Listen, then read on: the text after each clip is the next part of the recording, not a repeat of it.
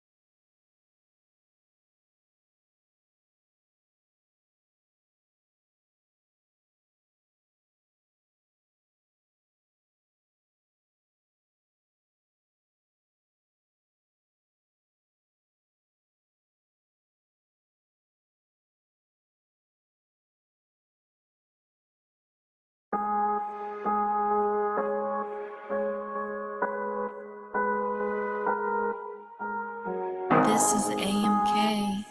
We grinding global.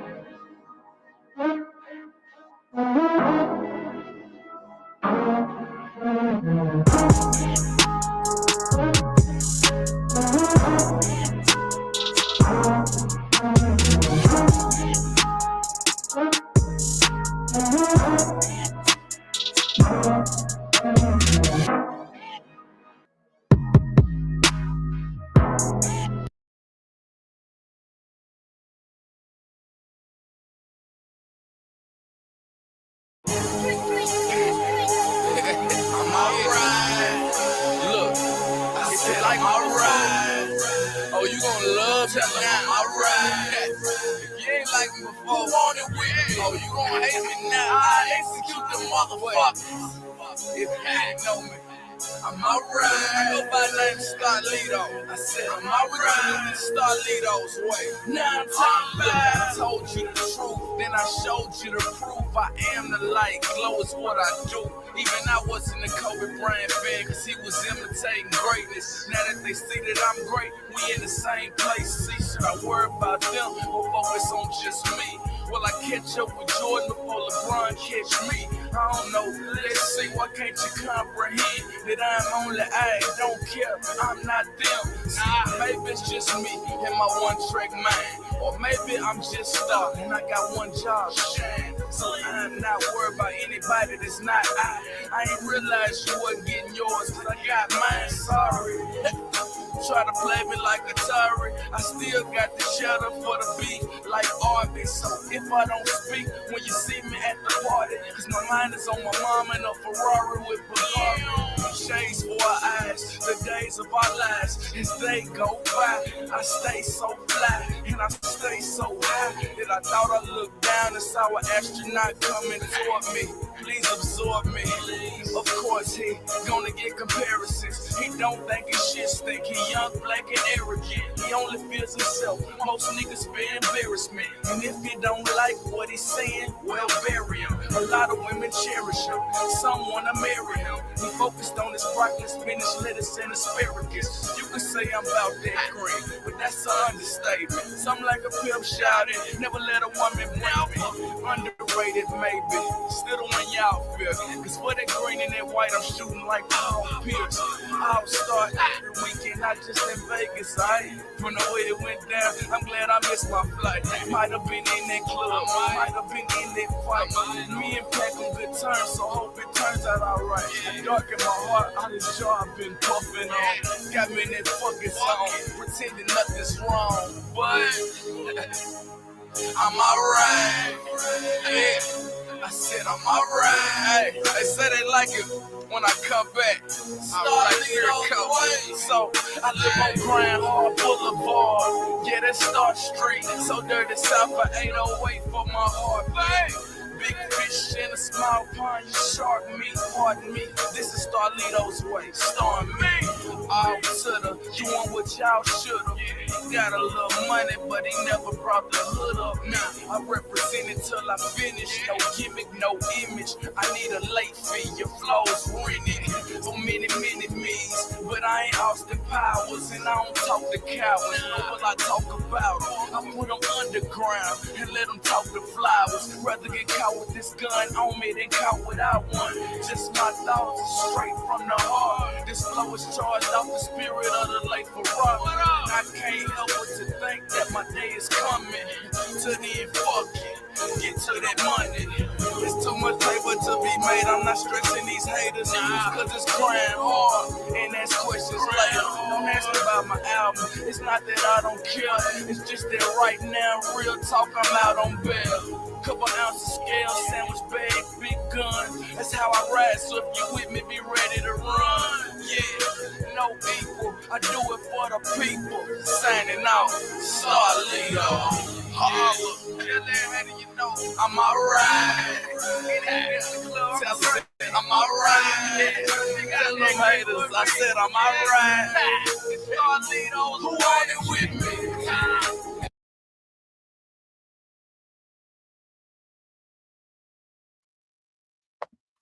What's going on, chat? Can you hear me? Mic 1, mic 2. Can y'all hear me just fine?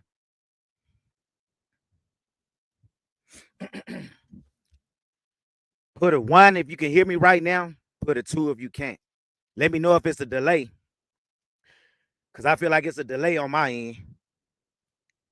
How I'm sounding? I'm sounding clear?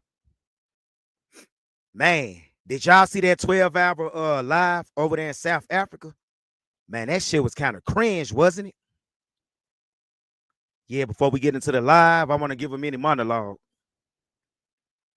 This will be the first supper I'm cooking for you guys tonight, so I hope y'all appreciate it. Yep, I'm gonna start coming on camera more this year too, but until then, gotta slim down, gotta lose some more weight. Pretty sure y'all don't want to see a Alaskan grizzly bear talking to y'all on these lives or whatever. So I got to slim down a little bit more. Can't have y'all cooking me in the chat like how y'all cook your boy over there in South Africa. God damn.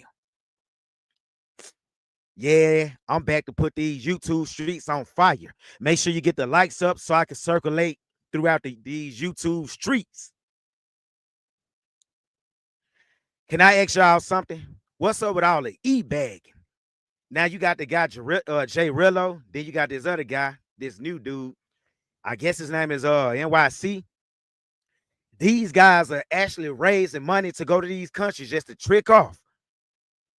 Now y'all know what's going to happen, right? Too many other guys gonna see these guys making money.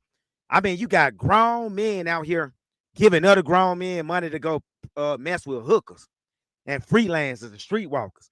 Where the hell they do that at? If you would have told me back in 95 I was gonna see some shit like this in 2025, I would have thought you was out of your damn mind. Grown men giving other men money to go buy hookers in the DR, South Africa, Colombia, Thailand. What the hell, man? I mean, is this shit really real? Am I dreaming? Somebody wake me up because this gotta be a sick dream. But you know what, though? I just been sitting back watching the clown show, collecting data. And I got a little data tonight that we gonna discuss. Oh, hey, and I want to ask y'all something.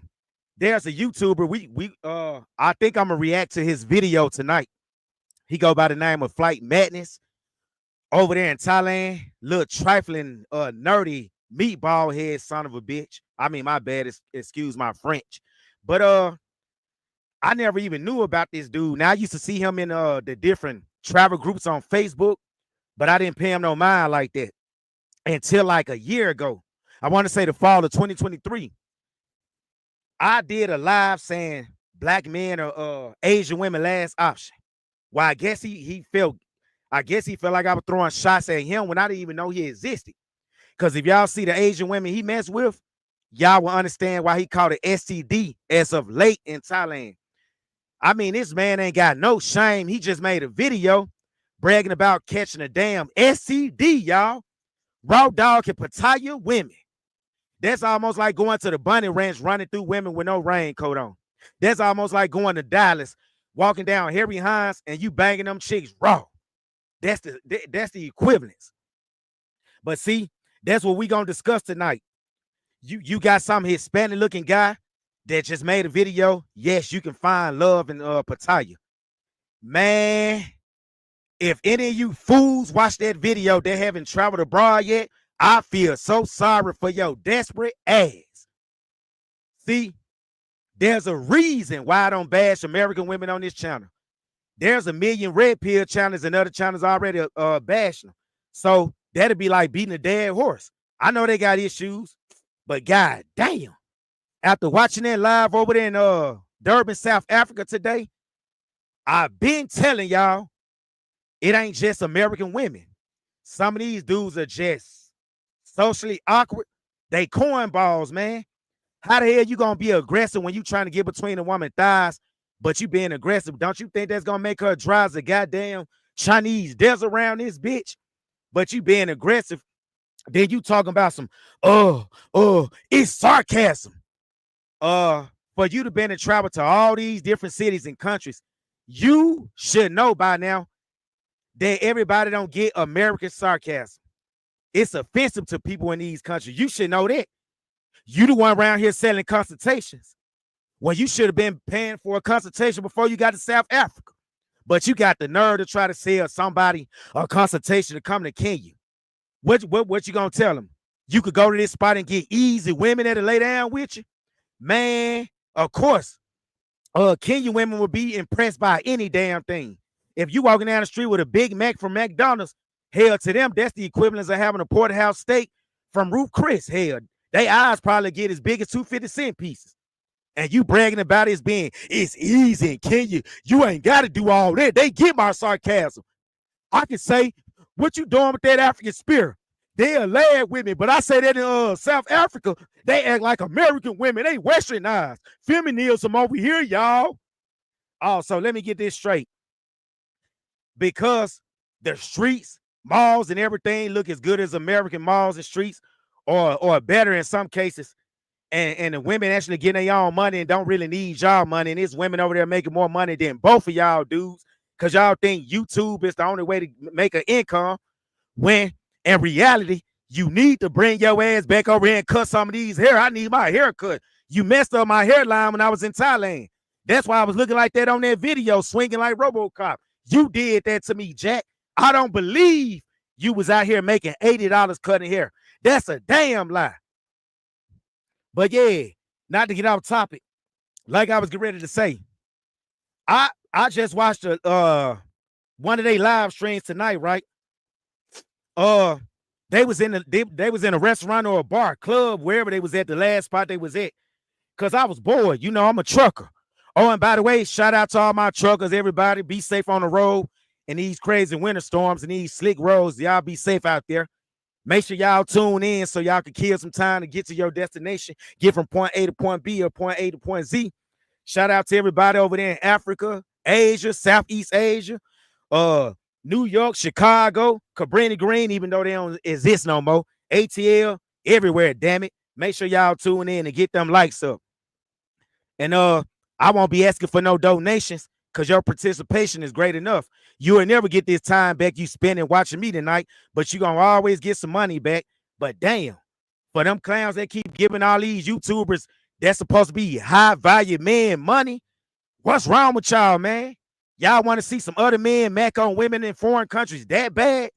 Like, what's up with that shit? Man, I'm not going to lie, I got too much pride to be bagging on the internet. But damn, shit. Y'all probably gonna make me sell my 18 wheelers and start doing that shit too. But I ain't doing that though. I can't do it. I just can't do it. Yeah, so I was watching the last South African live stream, right? And him and Kid Greatness, they was sitting up in this restaurant. Now, I'm gonna give you boy Kid Greatness a little bit credit. He seemed like he got a little bit more confidence when it comes to like conversing with these women overseas.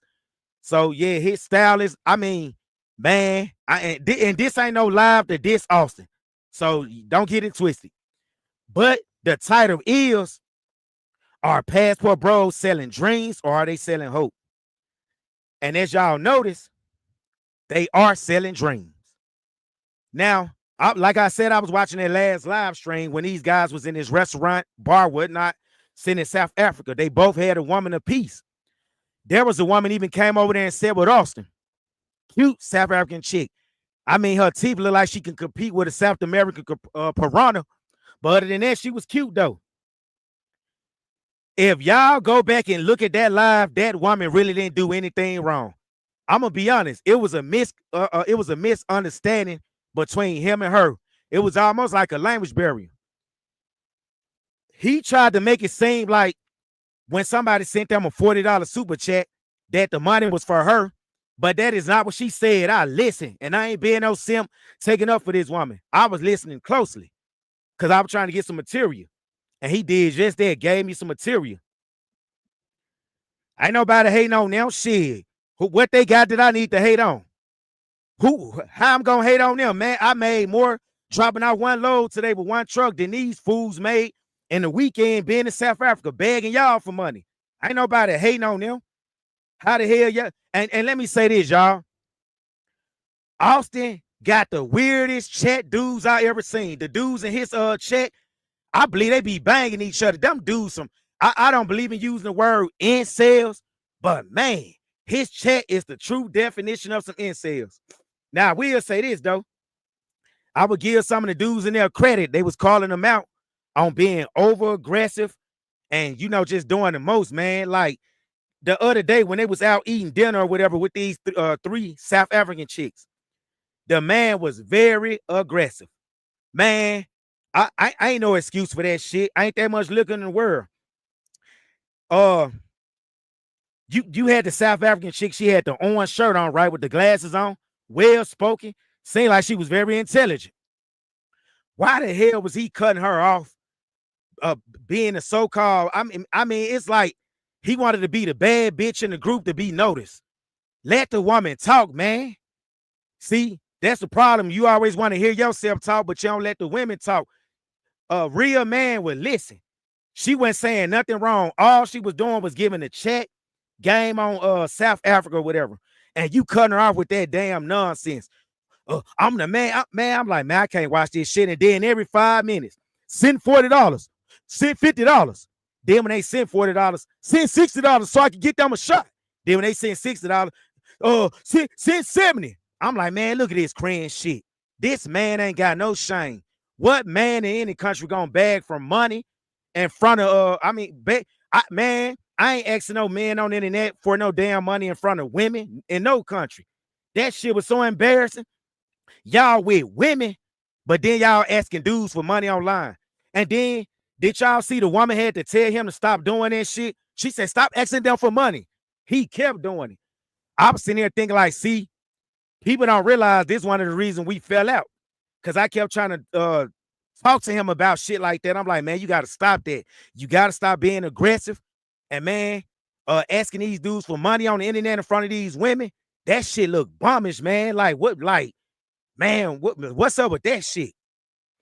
So you said you was a high value man and you making all this money off consultations and YouTube, but there's like 1,000,001 reasons you shouldn't be asking no other people for money on the internet in front of these women. How you know these women went what y'all call slave queens or send y'all up to get robbed? They looking like, oh man, look at all the money these Americans get. We gonna have some South African gangsters waiting outside for them. They getting money like this on the internet. Yeah, we gonna get these fools. They some suckers. Y'all didn't think about none of that, but you supposed to be street smart. Then when somebody asks you about it or criticize you, what you say? Man, I've been to 62 countries. What you gonna tell me? Well, you ain't did a research on them. One of them motherfuckers. You just traveling. And then when you get to one and you can't get no ass the first night, I'm ready to leave, man. This shit like America. Like I said, this ain't no diss to them, but I'm really dissing all you clowns that watch these dudes and look up to them and think they was happening. Man, listen, if you ain't really getting no action over here in the damn States, you damn sure ain't gonna get no action over in no other country without paying. And that's for real. Like they used to say, they had a saying, if you couldn't make it in New York City, you can't make it nowhere. Well, it's the same with the United States. If you can't make it over here without tricking, well, you better believe when you travel abroad, your ass gonna be tricking. For real. Then they want to say, oh, well, shit, I just paid a bitch to leave. Well, I don't want to fuck with nobody like you because that's counterproductive. Now, I ain't say I had nothing against tricking, but as y'all starting to realize, a lot of these successful YouTubers that's in these relationships and shit, yeah, she's submissive, fit, friendly. Y'all now realizing them ain't number hoes. Cause most men in Austin chat would be like, Austin is a fine nigga. He work out, he young, he got waves. Why he having problem overseas? But Traversity and them not. Because they were 304s, duh. Of course. So all that aggressiveness, man, seem like that's the route he probably gonna have to take too, huh? Like I said, ain't nobody hating on these dudes. What the hell I'm hating for? Shit, I can go to South Africa tomorrow and show them how it's supposed to be done. Or OG, I'll show them how it's supposed to be done.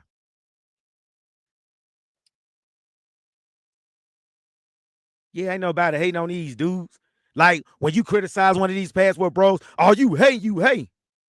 That's the very reason why I don't bash American women on this channel. And that ain't to say I'm on their side, but the world is finally seeing who was the problem the whole time.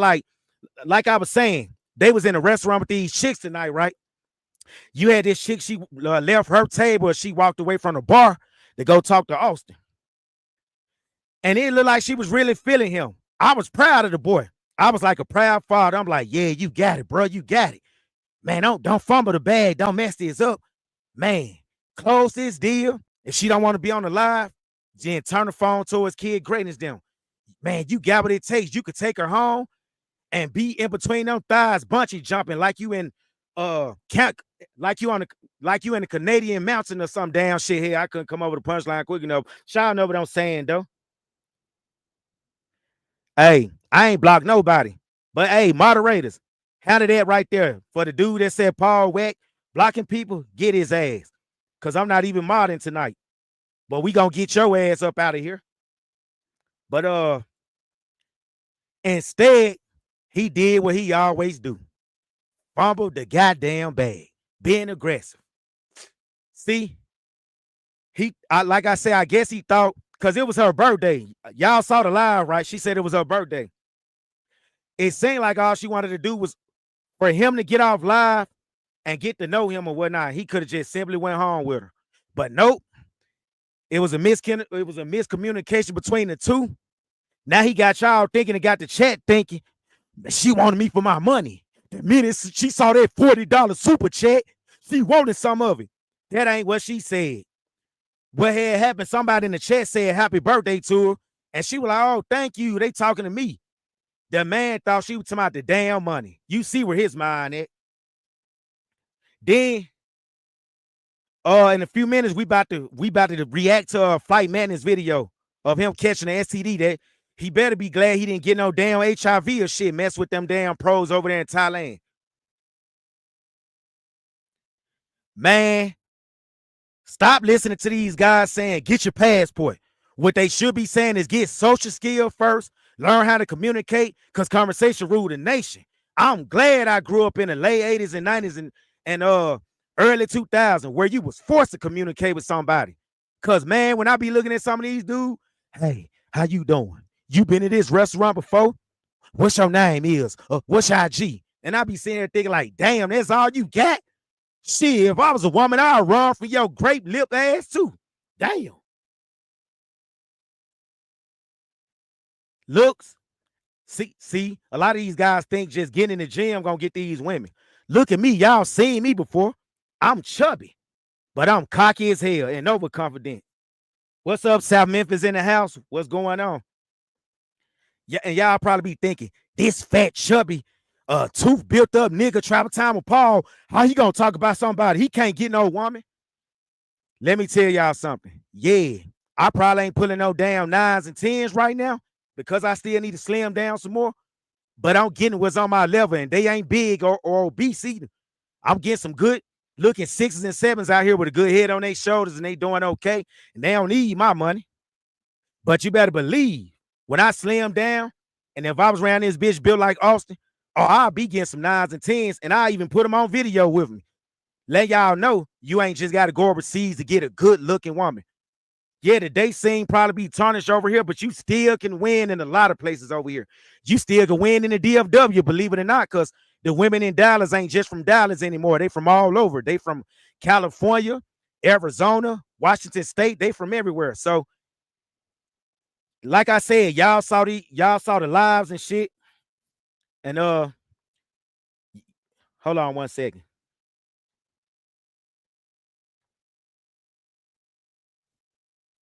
Y'all saw the live and y'all see it ain't just American women. It's them damn social skills. These guys ain't got no conversation. No conversation at all. And let me ask y'all something else too, y'all. That man said last night that he wasn't looking for a traditional woman. I told y'all a long time ago, a lot of these passport bros ain't looking for no traditional woman. They full of shit. It ain't my business what they looking for. But when you get on the internet and put the business out there, I got a right to react to it. See, none of y'all was talking about the pros in these countries. Y'all was only talking about the none of y'all was talking about the cons. Y'all was only talking about the pros, the great shit. Just like this dude over there in Kenya now. All of a sudden they overselling Kenya, which is I think bullshit. Y'all remember me and this dude used to be cool. I was talking to him every day when he lived in Kenya the first time. Do not let this man fool y'all like Kenya is some damn paradise. Because you better believe the same stories I talk about, guys getting messed over in Thailand, they doing that shit in Kenya too, especially Nairobi. Y'all wonder why it's so easy to get with smash women in Nairobi? Because a lot of them are what they call in Africa slave queens. Yep. Number slave queen. It's easy, and it don't take a lot of effort to talk to them. All you got to do is look halfway decent and have a little money or whatever, shit, you can get them. But you can't do that in South Africa. It's gonna take more than just going to the gym, looking good and all that. You gotta know how to communicate. And what I saw the last few days since you've been over there, man, I knew you, man. I actually feel bad, y'all. Man, one of y'all OGs that's sending this man all his money. Y'all need to pay for some damn money for him to get some social skills or go talk to somebody that can help him conversate with these women better. It don't make no sense to send these guys a lot of damn money just so y'all can watch a failure of, they going to these different countries. Man, I holler at 5 women. I'm leaving the whole country. Fuck that. This shit like America. I don't want to be here no more. See, they think game is just lying to a woman. That ain't game. Game is knowing how to, like me, man. You just got to have great social skills, bro.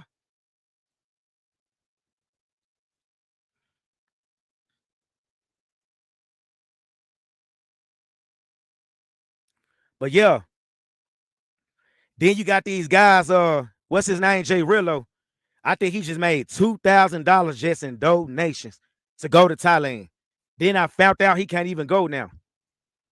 Man, they say a sucker's born every 5 minutes. I'm starting to believe that shit. God damn.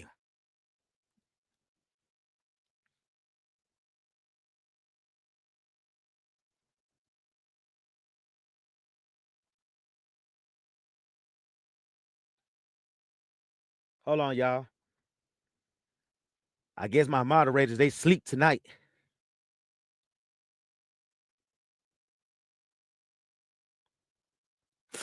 Oh, and let me say something, y'all. At least we know the passport bros ain't gonna be flocking to South Africa in droves. We know that now, don't we? Y'all know why? Because ever since these guys that's been in South Africa been going live, all you've been seeing is, yeah, I'm taking South Africa off the list. I can stay in America for this madness. Man, your experience probably will be a whole lot different than what these guys are going through. First of all, I think if Kid Greatness was by himself, he probably would have had way more success. It seemed like every time he got a chick and looked like he was having some success, Austin would be on some shit like, man, you ready to go? You know she ain't gonna call you, right? Her friend pull her hand. I'm like, man, let that man go with that chick. Like, just because you ain't having no success, stop cop blocking, dude. That's what it felt like, didn't it? Now, this is why you shouldn't travel just for women. It's a prime example. Because women, now, of course, you gonna want to mess with some women when you get to these places. Some of y'all, especially the youngsters that's got a high sex drive. But if you go over there with a very high expectation when you get to these places, because these YouTubers been selling y'all dreams all these years, you gonna be disappointed. Then you gonna be making videos, man, feminists over here. Don't come here, y'all. It's westernized. Johannesburg got millions of people. This is why, like, when you go to a place with millions of people, you shouldn't book a trip just for 10 days. Then they didn't even stay to 10 days. They left after 2 or 3 days. And people was in the comment section was like, but ain't y'all gonna show us the nightlife, the landscape, like things to do in South Africa? Y'all just went over there for women?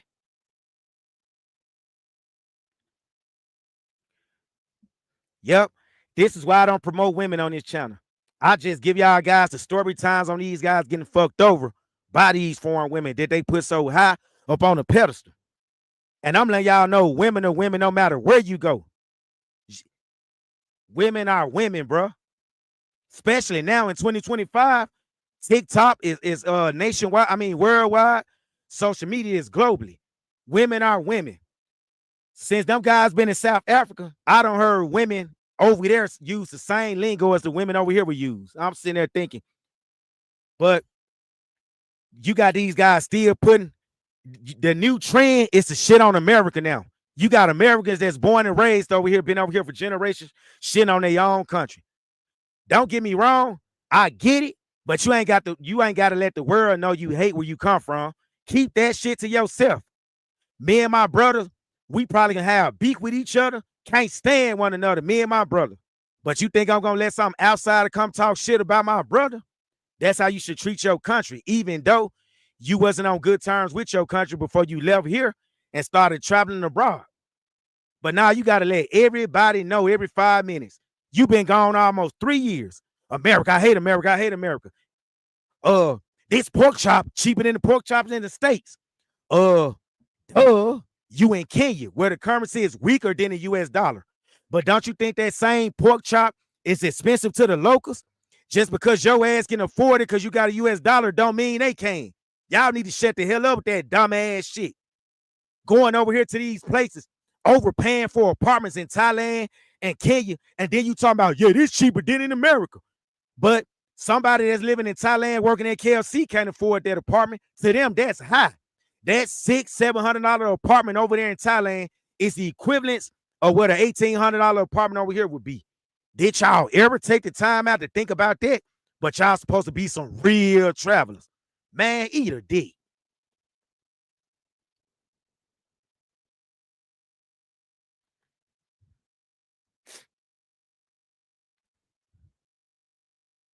But then they'll tell y'all, man, travel time with Paul, he hate because he can't travel. Man, I done been out of the country a few times since I've been back over here. But I ain't got to record everything like I told you. Some of the places I know, the spot hasn't been blown up yet. And it's not my job to blow them. If I found paradise and I so-called want to go to a country and I don't want to be around other Americans, then why the hell would I get on the internet? Hey, y'all, hey, you can run through 9 women a day. The food cheap here. Come over here. Dumb motherfucker, you realize if you keep saying that, it ain't gonna be cheap forever. You do realize you pricing yourself out of Nairobi when you keep talking about it's cheap here, cheap here. Then more people from Europe and America get to coming over there buying up shit, Airbnb shit. Your ass already barely making it off YouTube. Now you gonna be complaining about how the cost of living is in Kenya a few years from now. Y'all don't know how to keep shit to yourself. Boy, I sure missed the 90s when we ain't had this internet shit, when you could just travel and you ain't have to deal with this type of shit right here. Hey, y'all, I was supposed to went back to Thailand a month ago. I was supposed to be returned back to Thailand. Y'all know why I didn't go back? Every day when I look on YouTube, it's a brand new dude over there in Thailand. Brand new YouTubers I ain't never heard of before. This is why you should move to Bangkok. This is why you should move to Pattaya. And I'm sitting here thinking like, damn, dog. Like, man, Thailand is cooked. I don't think the cost of living would be as cheap as it is for it's, man, that shit is cooked, bro. So yeah, I think I'm gonna find me another destination to go to for real. Then they want to talk about Pookies. Most of the YouTubers y'all watching are the real Pookies. This man was acting like a Pookie. Wow, why the hell you so aggressive with the damn woman, bro? Why was that even necessary? Now I can see if you was over here in the States, that'd probably turn one of these women over here in the States on. But damn, bro, you couldn't read the room. That chick you were talking to tonight, you was being aggressive with her. And she even had to tell you being mean. That was unnecessary, bro. God damn, you act like you ain't had no peace leave in months. When according to you, you've been getting laid ever since you've been over in Nairobi. But you acting like somebody that's been on monk mode for 5 years, the way you been acting. I can't get laid over here in Johannesburg. I'm getting up out of here.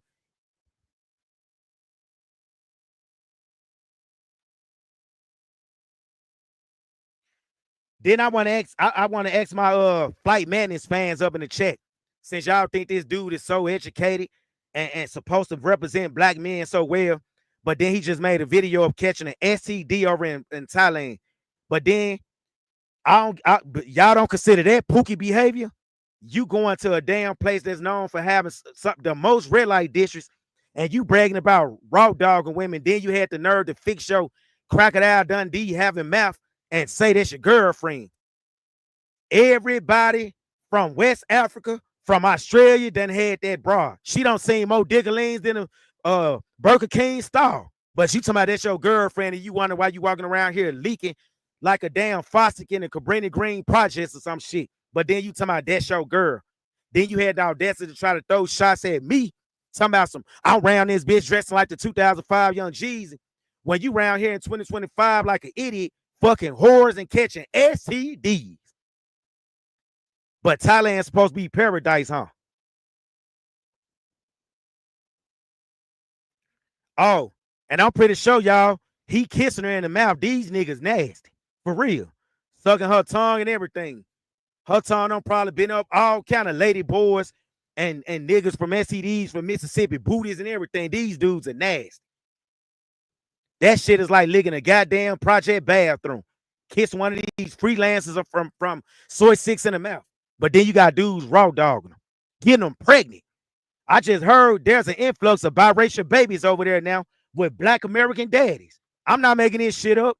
For those who's been to Pattaya as of late, you could confirm it in the comment section. Y'all raw dogging hoes, man. For real. Some damn hoes.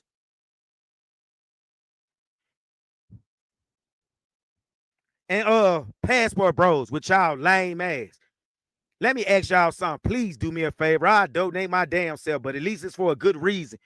Stop comparing foreign sex workers to normal American women. Stop doing that shit.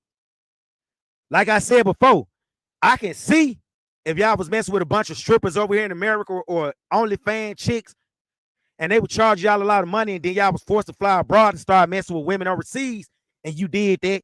But you comparing everyday working chicks that's got a job that's working in corporate America with foreign sex workers. Going over here to these places. Yeah, I could never got nothing like this in America. Yes, you could, but she probably gonna cost you more money. The money you spending on that chick in Thailand, that American chick probably gonna cost that in just one night. So you can rent that Thai prostitute for $500 a month, but the same chick over here probably would have wanted that in one night though. That's why you ran your ass over there straight to the red light district. You skipped Bangkok, Chiang Mai. You skipped all the good places where the so-called traditional women at and went straight to a red light district. Now your dick looking like a goddamn burnt barbecue piece around this bitch from Papa John's. Nigga, dicks around here looking like a damn 1995 Nestle Crunch.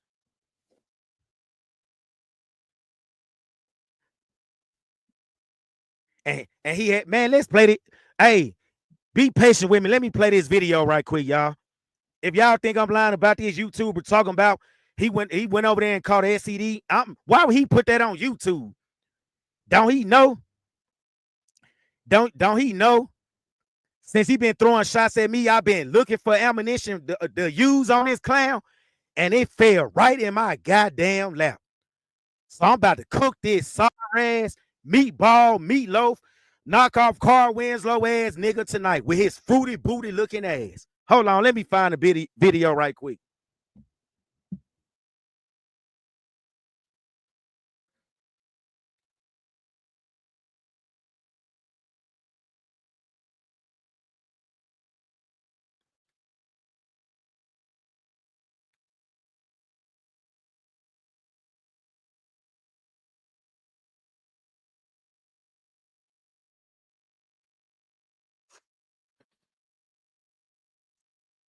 Should I tell her me pills? All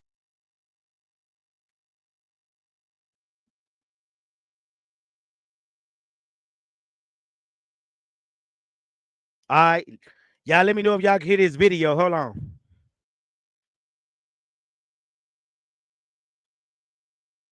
And that's, you think you can fix it? Using the bathroom, man, it's burning. It's burning. I'm like, I saw blood. There was blood in my, like, come on, guys. Let's not try to act like it hasn't happened to a lot of us. Put a one if you can hear the video. Hey, my fellow travelers. Welcome aboard the Flight Madness. It's your captain, Danny Flight here, your favorite American who lives in Asia. As some of you may know, I've been living in China for over... Could y'all hear it? Y'all can hear it? I had to pause it to make sure y'all can hear the video.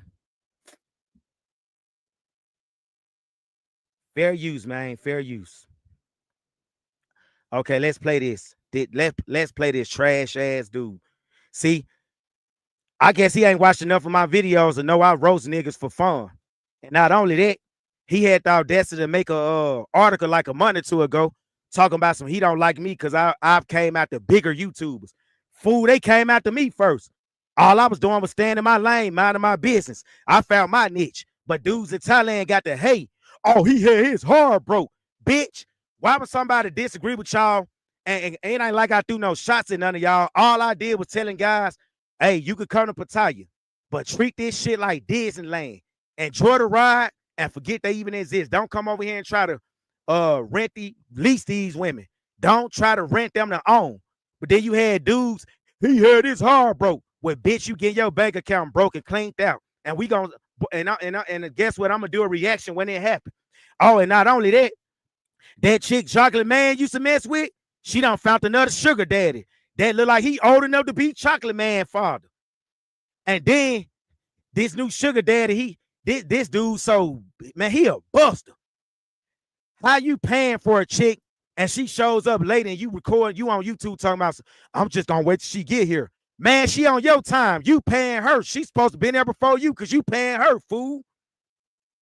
And I noticed since she haven't been in a video with Chocolate Man as of late, his views done went down like a big bitch in quicksand in the Arizona desert or something. These dudes use these women for views. All I got to do is get my fat ass up on the damn camera and y'all come and watch me. I ain't never got to show women. But imagine if I did have an attractive woman in the video with me. I bet y'all get more views than these dudes get. But yeah, let's play this clown. Fair use. Oh, and Flight Madness. Man, keep my name up out your mouth. Don't come for me again, dude, because I didn't even know you existed, you corny ass clown. You's a weirdo and you lame. I see why you got to go to Chinese and mess with these dog-eating women over there. Leave me alone, man. You a second-handed cocker spaniel kisser, man. You over there kissing this bride of Chucky Chinese, that looking broad. This woman look like a damn artificial blow-up dog that just so happen to talk and speak a little English. Leave me alone, man. Damn. Don't let me lose weight. I'll come to China and show you how it's supposed to be done. And I can't even speak the language. Oh, bitch ass nigga. 10 years, been doing online English teaching. It allows me to travel. And that's the reason I am in Pattaya. I'm in Pattaya right now. I've been in Pattaya for a short while now. It's been a pretty nice stay. And I got some bad news, guys. The health isn't looking too good these days.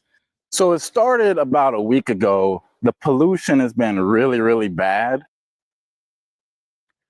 Well, at least this butterbean head ass dude telling the truth about that. They don't talk about that though, how bad the pollution is over there. They don't speak on that at all. But I give him some credit. He seemed like an honest guy. Dumb enough to put this on YouTube that he caught some gonorrhea or whatever the hell he caught. Nasty ass dude.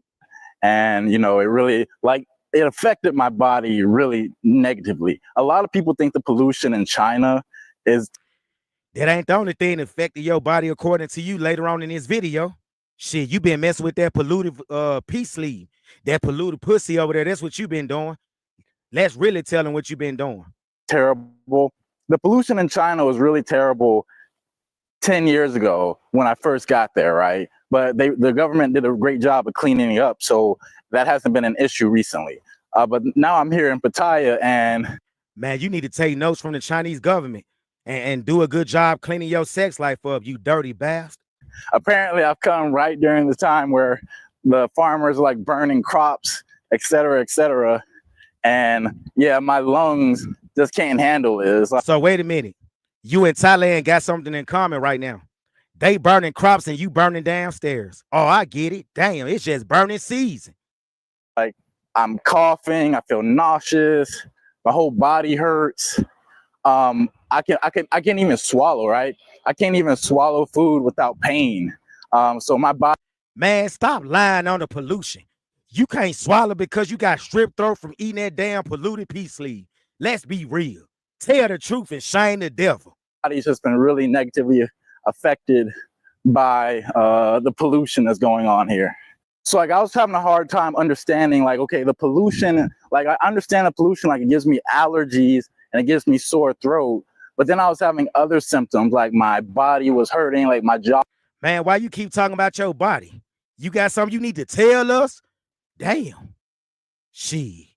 Man. I was hurting, like when I was trying to eat, and I was like, this kind of seems like a little extreme just for like some bad air quality, right? Like, why am I getting super sick? And you know, my body was hurting, and recently, like, I just realized, like, hey, like, I'm using the bathroom, right? I'm using the bathroom, and it's burning. I'm like, you know, I just started noticing, like, dang, it's burning. Why is it burning? Like, I just noticed it last night, right? I noticed it was burning last night. My body was hurting the whole past week, so I didn't really take note of any like discomfort. Like when I was using the bathroom, I just thought, oh, maybe it's because I'm sick, or you know, the sickness is really negatively affecting me. Y'all hear this shit? Man, you can't make this shit up, bro. You can't make this shit up at all. But yeah, I'm gonna go to the clinic today and get tested. You know, your boy Danny. I've been in Pattaya enjoying some raw dog good times, and you know, maybe I told y'all. See, y'all think I be just making shit up. Man, he mad because he can't travel. He lying on Flight Manners. Flight Manners ain't saying nothing like that. You just hating. Well, y'all just heard it from the horse's mouth, where he looked more like an armadillo. But yeah, y'all just heard it from his own mouth, though. Yep. Y'all heard the Thunder Cat? This nigga got Thunder Dick right about now. Oh, trifling ass. Nasty niggas, nasty. And this is what happened to fools that think they can go to a damn city that's known for like hooking, tricking, sucking dicks and turning tricks, and make an honest woman out of these women. This clown right here.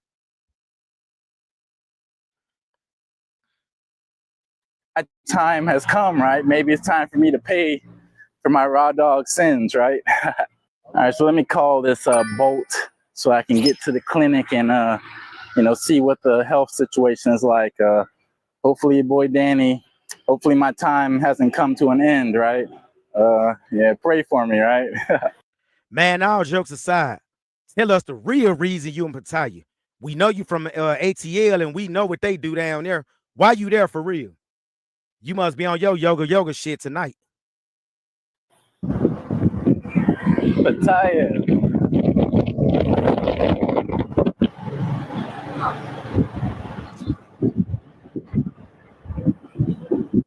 All right, thank you.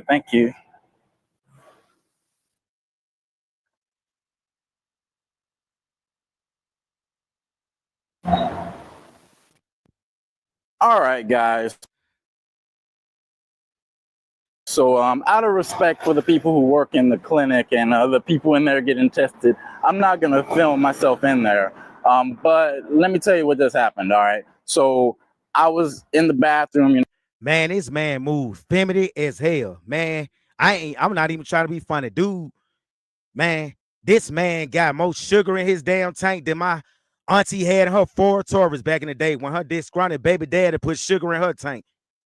This man sweeter than a 8-pound gallon of great Kool-Aid from Mississippi, bro. This dude seems so feminine. You know, they give you like a little cup, right? They give you a little cup and you gotta shoot, you gotta, you know, piss into the cup, right? And, you know, it was hurting, like it was, you know, it was burning. And also, I saw blood. There was blood in my, you know, urine. I was like, this never happened to me before. Like, I've never seen blood. Hey, y'all, I got some questions for anybody that's been burnt before. What kind of STD can you catch when you go piss? You pissing out blood? That don't sound like no damn gonorrhea. That sound like something else right there. I'm for real. I'm concerned about this kid. Damn. Shit. What could he possibly have for real besides like chlamydia or gonorrhea? Damn. You know something? I don't even think that was blood. I think that was all that red, sweet, sugary Kool-Aid he was pissing out. Blood in my stuff before, like so they gave me, I told the people who work there, like, hey, like, you know, it burns and I just saw blood. And they said they're going to give me the results back. It'll take like an hour or so. And then they gave me a clinic that I should go to get, you know, just because it might not be like an STD or something. It could just be like a a urinary tract infection or something. Because yeah, so Hell basically, I'm no. gonna go to that clinic, Shit. and It's more than yeah, just that. I'll keep you guys updated. All right, guys, I got some good news for you, man. What's Your the good boy news, brother? Danny is clean. I don't have any STDs.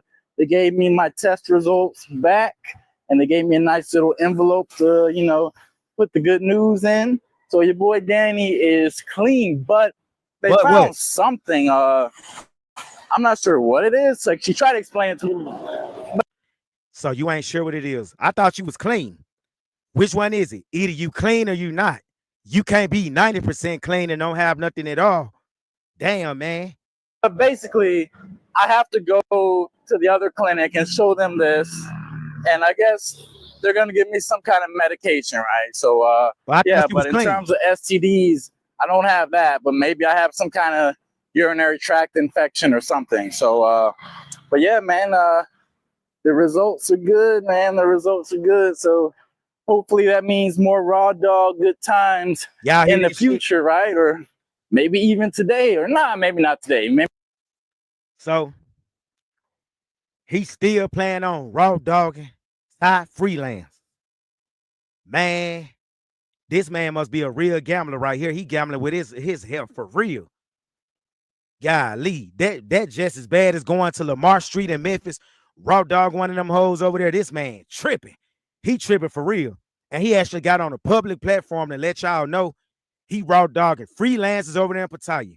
But then you have these fat ass gorilla looking dudes, the owner of Kicking Chicken. He'll tell y'all, don't listen to Travel Time with Paul. You can find good women that ain't over here tricking or selling peace sleeve in Pattaya. Man, let me tell y'all something. The chance of that shit is happening, you got a better chance on winning the next Powerball over here. Because you better believe real Thai women that's not into like that lifestyle of freelancing, if they do date foreigners and they don't live in Pattaya, they gonna look at you with disgust because they think like, what the hell are you doing there? Do you know how many women I was told I'm in Pattaya and they looked at me with the side eye like, what the hell you doing there? To mess with freelancers? That's why y'all quit. Y'all need to stop listening to these American dudes who wasn't born and raised there. Either they naive, they lying, or they really just don't know no better for them to keep telling y'all this bullshit that you can go to Pattaya and really find a normal chick there. They got dudes like these raw dogging on women now. This nasty nigga pissing out Heinz ketchup in Thailand, but trying to blame it on something else. Nah, man, you just a nasty brother. I hope you ain't over there around the Hershey Highway, or you gonna be pissing out more than just Heinz ketchup. But let's play the rest of this bullshit. Maybe I need to take some pills first, and then we can start back on the raw dog good times in Pattaya again. But let me go get some pills, right? Let me go take care of business so that I can then take care of business later on, Thank you. All right, guys. So I am gonna go to the clinic, but one thing I want Yeah, to they do all feeling is dreams. I need to get like an air purifier. Like the pollution's really killing me. So I feel like I need to get like. We heard enough of this sick shit. Hold on. Get this dude off the screen. Now, put a 1 in the chat for those who's been to Pattaya, Thailand. Put a 1. Yeah, dude, man. He ain't got to worry about me making a video about him again. Damn. I'm done. Shit. This fool under self-destruction. Like they say, without the right instruction, you're going to be under self-destruction. And these YouTubers out here selling y'all dreams, giving y'all bad instruction. Well, I haven't been in Nairobi, Kenya yet, but I know a bunch of women that I've been conversing with over there. One of the guys who used to do my shorts 2 years ago, he's from Kenya. And I'm here to tell y'all, even he told me if you want to meet a normal woman in Kenya, you got to go to like some of the universities, the library. You got to catch them like in the daytime in like a mall or a regular store and shit. So now for the guys who's been in Pattaya, Thailand, can you or can you not find a normal chick in Pattaya, Thailand? Yes or no? Be honest. Cause I'm here to tell y'all, even the women that's working at the damn malls at night, they freelance. If they mess with Americans, you can't do that, man. I would have more respect for these dudes if they just told the truth and let guys know what you can come over there and do. Don't get on the internet lying. Why you lying? Like, but before Sasur down in the DR got blew up, guys was telling that lie about the DR. Man, the women gonna treat you like this. They gonna treat you like a queen. I mean, king. Now we know the truth. That ain't what's happening down there. It's straight up Hookersville. And don't think my channel is to diss dudes who's going to Pattaya the trick. I'm dissing the dudes who's over there selling lies, talking about you could just come over there and go to Walker Street. Chocolate Man been saying all these years how Fa was submissive, how Fa was traditional, how she was all that bullshit, and we found out that was a lie. Y'all could look at that woman and tell when none tradition about her at all. All them tattoos, all that fake ass baby talking sounded like a little 12-year-old little girl and shit. Now she with another sugar daddy. Now she with somebody that's old enough to be her mama father. Shit crazy.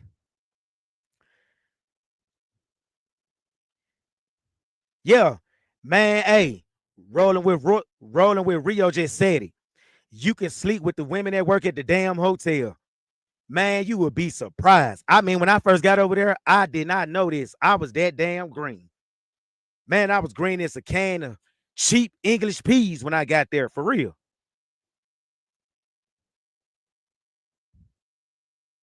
And anytime you could look like half of these dudes look and get so-called Thai dimes at 20 years younger than you know they paying before they land. That shit ain't free. Yep. The boat drivers, man, you could get the female boat drivers and everything.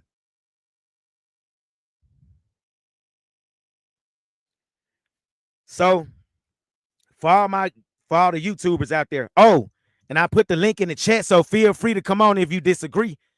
If you disagree or if you want to just give your thoughts on the topic, come on, man. The chat is open or whatever. Come on, so I can light your ass up if you disagree with me.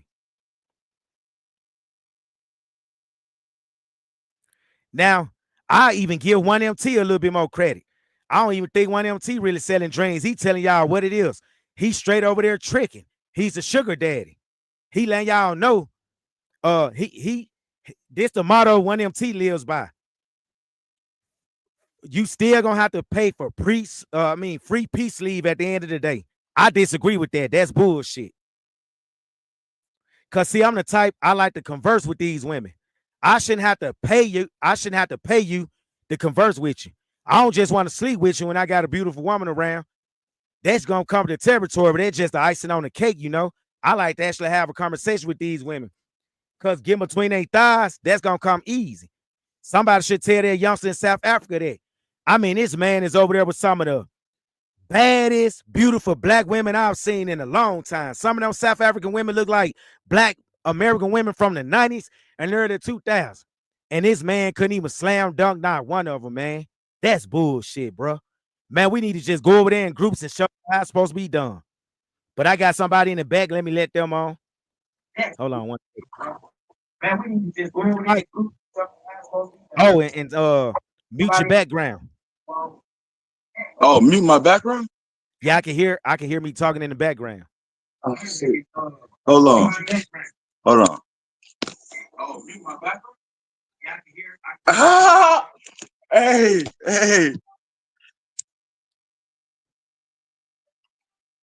Yo, what's going on? What you got on the topic? Yo. You hear me? Yeah, I can hear you now. What's going on? Yeah, my bad. I said, why you hating on Austin and KG, man? I feel like they showing people, they showing the dudes like what's out there, and they showing you like firsthand experience as an American. Now your experience ain't gonna be just like theirs because you know they act how they act, but they still giving you, you know, an experience. Me criticizing them, how's that hating? Like, they really not showing y'all much. Let me ask you this: this Hey, man walking nigga. up to a woman, hey, what's your name? And Hey, because nigga, he I'm don't on feel like talking, time with Paul right now, nigga. but now I gotta disagree with you on that because like you just can't go to a Hey, damn and city your right where. moderators, why they always blocking niggas in the Hold on, comments? let me talk. Hold on, let me finish. You Hey, asked me a Art the question, now let Wheel, me you a answer. lame. Hey man, either you gonna let Bro, me talk or you gonna have to get off. You hear me? Can you hear me? yeah, I can hear you. Go ahead. My bad, bro. Yeah. Let me. You asked me a question now. Let me answer now. How is it? Hey, giving constructive criticism, man. That's not hating at all.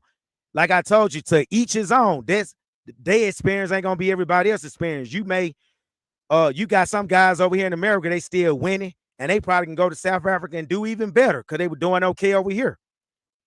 You see, Kid Greatness don't really look like he was having a lot of problems with the women. He was look like he was having a little bit more success.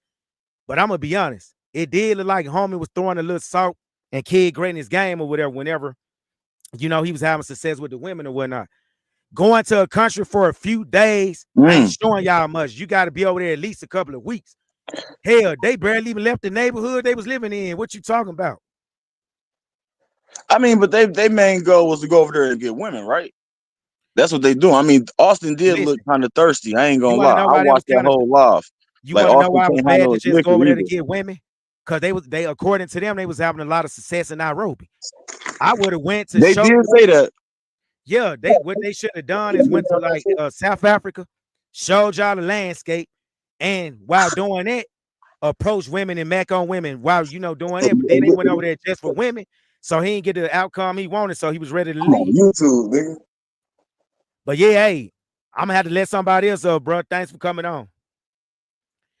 Yeah, like I said, I got the chat. I mean, I got the damn link in the chat. Feel free to come on or whatever. Let me know if you disagree with me. Let me know if you think I'm hating on these passport bros or whatnot. I don't think I'm hating, man. I'm just giving it to y'all raw and uncut. Let y'all know, travel, enjoy these places, but don't get your expectations high, thinking because you got an American passport that these women just gonna fall on their knees and give you the red carpet treatment. The only women that's gonna do that in these places are pros, 304s, prostitutes. So yeah, feel free to come on. Hold on, let me put the link in the chat again.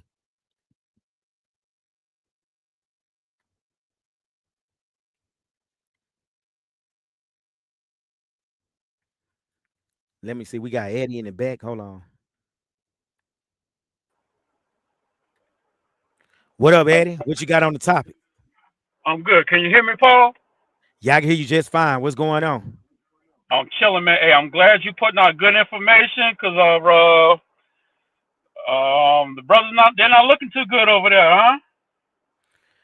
Man, this is why I did this live because I get tired of guys selling dreams. I'm gonna tell y'all, I'm gonna let y'all know what it is. Like women are women everywhere, just to a lesser degree in other countries due to like the culture and their upbringing. But man, since everybody got an iPhone and an Android, they watching TikTok, they watching everything that go on in these so-called Western countries. So when these guys can't get their way in these places, they hollering about, oh, it's westernized here. Honestly, I think if dudes stop acting aggressive and he learn how to talk to these women, he'll have more success. But this shit is crazy. I agree 100%. And I think you said it before. If you got to have some game where you at first, and then you go to another country because we know when we go to other countries, there's different customs, there's different ways you got to approach a situation. So you do good where you at first, master Yep. that, then you go abroad, and then see what's up there. Yep. What's good, Hey, Paul? what's going on, M Green? What you got on the top? Hey man, this your boy rolling with Rio, man. I'm gonna just say this. Like you said, everything I'm 100% with you. My thing is social skills first. If you don't have social skills here in America, you ain't gonna have them nowhere else. If you don't know how to talk to a woman abroad, I don't care what language, learn some of the language. Even if you don't know the language, it pays to go and listen and try to figure out things. And like I said, I don't watch all the YouTubers. I'm a new YouTuber myself, you know what I'm saying? But I don't claim to be a passport bro. I travel, I chef, I DJ, I do a whole lot of stuff on my stuff. So when I travel and go places, I learn some of the culture, get the experience, take in, you know what I'm saying, some knowledge and learn something. Yeah, you get to spend some time with the ladies and all that good stuff. That's all fine and dandy, but your whole experience shouldn't be just about women. You know, and at the end of the day, if you don't know how to talk to them here, you ain't gonna know how to talk to them nowhere. So regardless, I travel everywhere. You know what I mean? And I don't have no problems. I'm a big dude. You check my page out, and I still get it in and be cool with everybody. Yep. Bankers in Bangkok, chicks over there, chicks in Pattaya, chicks in Phuket. My whole point is just being cordial and cool. Like you said, you win with communication, not the fuckboy shit. I agree. How you pronounce your name? Notivico content. Yeah, what you got on the topic, brother? Bros, I definitely feel you on that. On how it is because I worked at a seasonal place where people come to work at the national parks and they come over from Thailand, and I noticed how real people from the Dominican Republic, from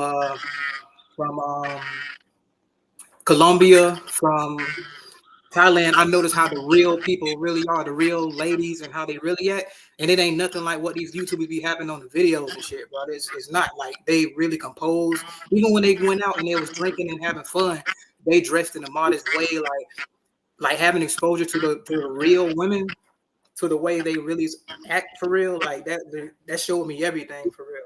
Cause I ain't gonna lie, they had me going with this passport bro thing at first. Yeah. They get you cool. Yep. They reel you in with that shit. Yep. It had me for a little bit, for real. Can I say What something was to your that point? Can I say Yeah, something to go that ahead. point? What you saying? Well, and like he's saying too, that's really real. Because when I was in Phuket, I met some real ones that still bow and Sawadi Ka and cross their hands like prayer. Those real ones. I started talking to a couple of real ones. I got a couple of real ones in my Rolodex. But the whole point is, man, you get the 304s, they hungry. You know how many massage chicks coming at you after you go get that massage and stuff? You can't fall in love with them chicks. Like you said, it's a playground in Pattaya. You go over there, you already know. Keep it as Disneyland and keep it pushing. Other than that, like I said, Paul, I was over there and jumped in Pattaya and was in a couple of hotels. Man, saw some baddies at the register and stuff. Hollered at them. I took them out to eat and all that. Next thing you know, I thought the conversation was good. You know what I'm saying? Working out everything. You know, going out, you know, a little bit eating. Next thing you know, smash session. You know what I'm saying? After that smash session, chick held her hand out. I was like, That wow, shit threw you off guard, didn't it? man, did it. But you, Did but it. you But know, It's but you know the thing wild. that really get me the most though, like the guys that really be going across the seas, right? They don't really be looking for the really traditional woman, and they don't even know what it really takes to get the traditional woman. it's How the hell you hard. gonna It's take The someone hard. that's over normal, there the normal upper The and you regular class can't even one is communicate hard. with them? environment. Yeah, Yeah, those the women. You regular got to be living ones. over there full Yeah, time. Like for like I, I real. got I got a good traditional one. You ain't getting nothing out of that. You know, not for a little bit. I'm breaking the code a little bit, but the whole point is the traditional one, she ain't gonna give in like that. Cause like she know what Americans want. She know what we want. She know we try and smash real quick. She already know the MO. She ain't trying to give it like that either. And she bad. Couple of them Yeah. bad. Greetings to the panel. What's Oh going on? yeah. What you Glad to got? be Greetings to here. and Paul. Thanks for having me up. You welcome, bro. I joined one of your lives like several months ago, and I got connected to you by watching this travel space, and I love your point of view. But I am boots on the ground in Pattaya, in Jomtien. Yeah. And I want to say in defense of the kingdom and of Pattaya, Jomtien area. You know, I'm right off of Rampo and Beach and Second Road. So, Paul, I know you know where that is. Yeah, I'm familiar with that area. Yeah.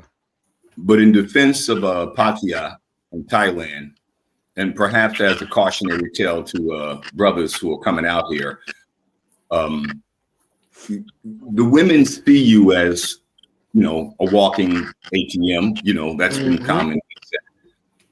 And they know why you're here. They are in no way delusioned by the fact that you are traveling to Monger. But Pattaya in and of itself is a beautiful place. And I mentioned this in the chat. Yes. If you're coming for women, not so much. Mm-hmm. So I've got boots on the ground. I've been here going on 2 years now. And I'd never been here before. And I've never traveled for sex or anything. Mm-hmm. But it is a beautiful place. And these are smart people. And this is their land. And they know what's going on. Mm-hmm. And they see you coming from a mile away.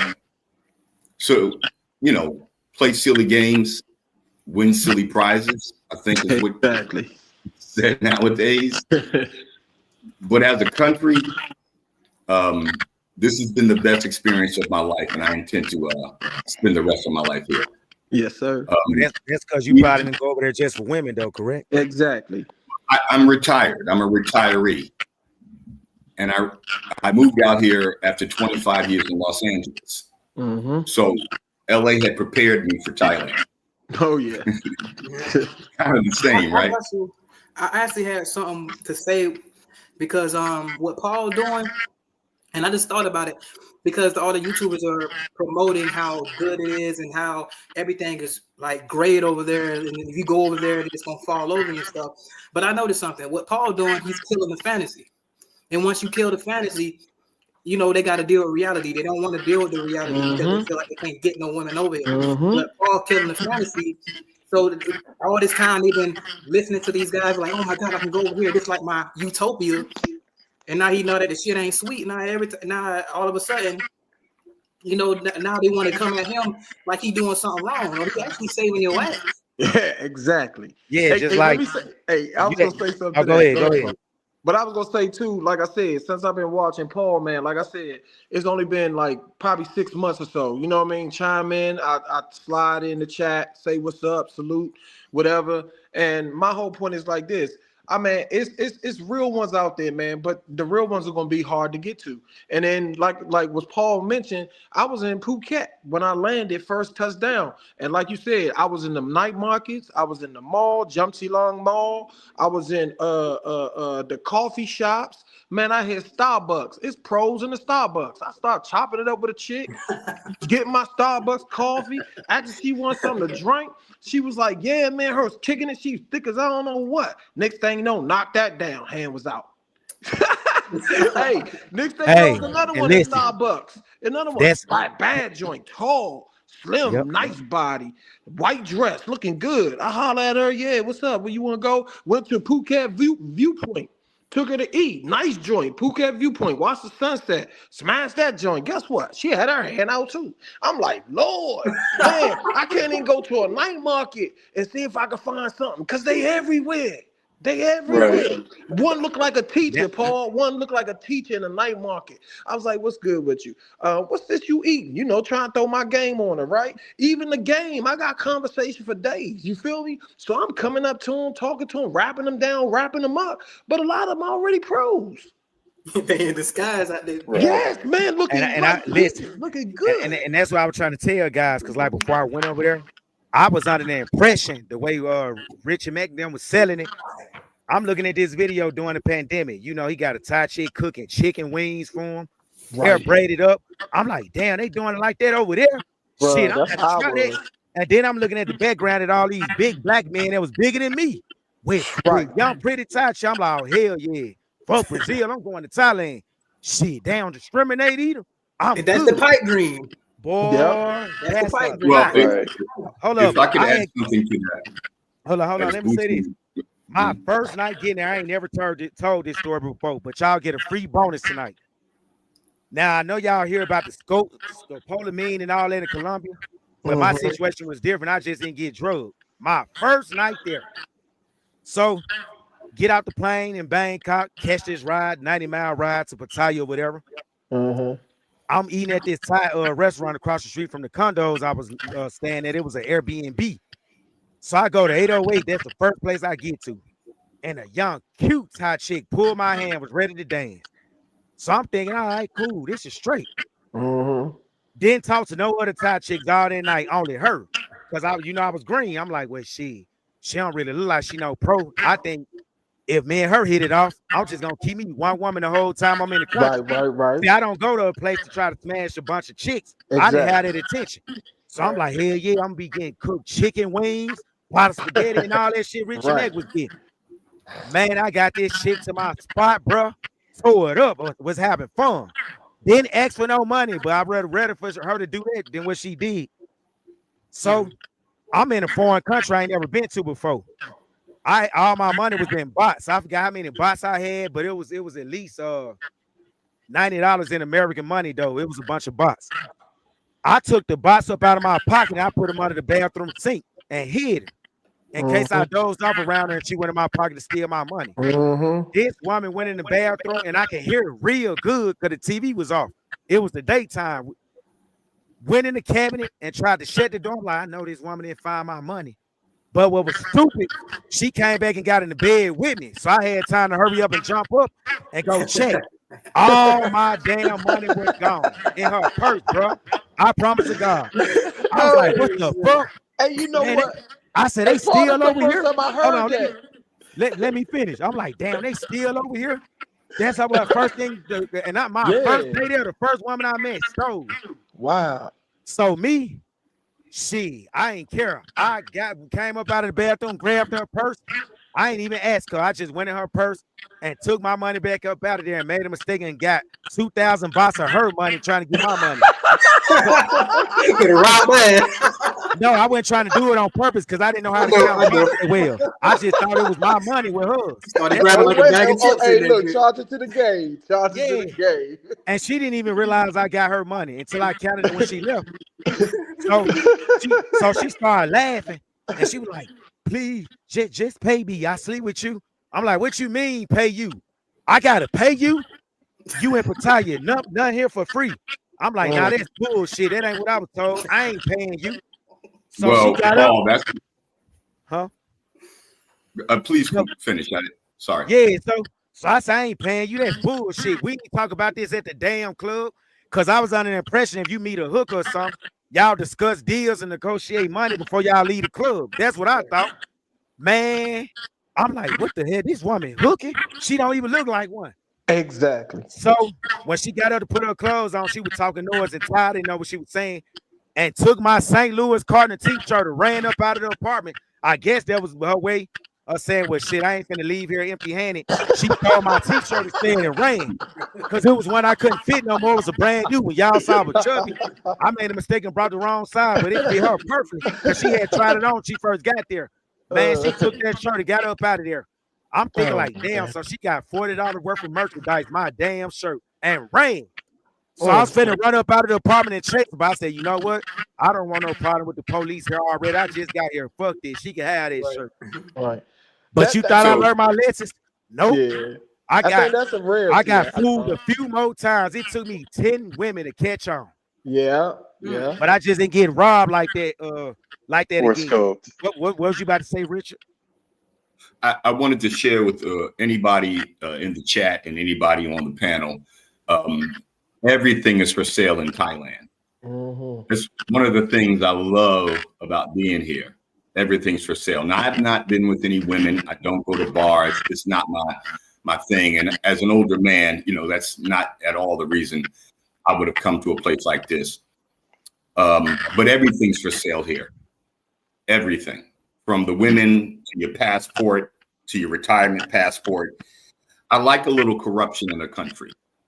You know, America's corruption is a little more shadowed, but out here, it's very clear, my brothers, everything has a cost.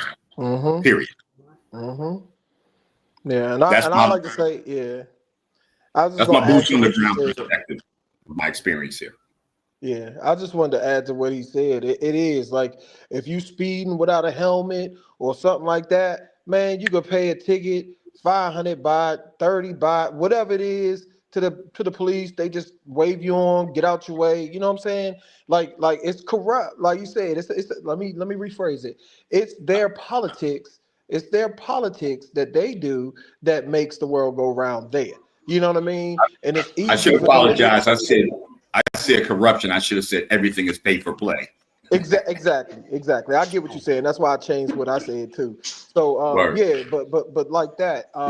It's like everything is crazy. If they don't have a really good job, and they working in a restaurant, they working in a hotel, they doing something.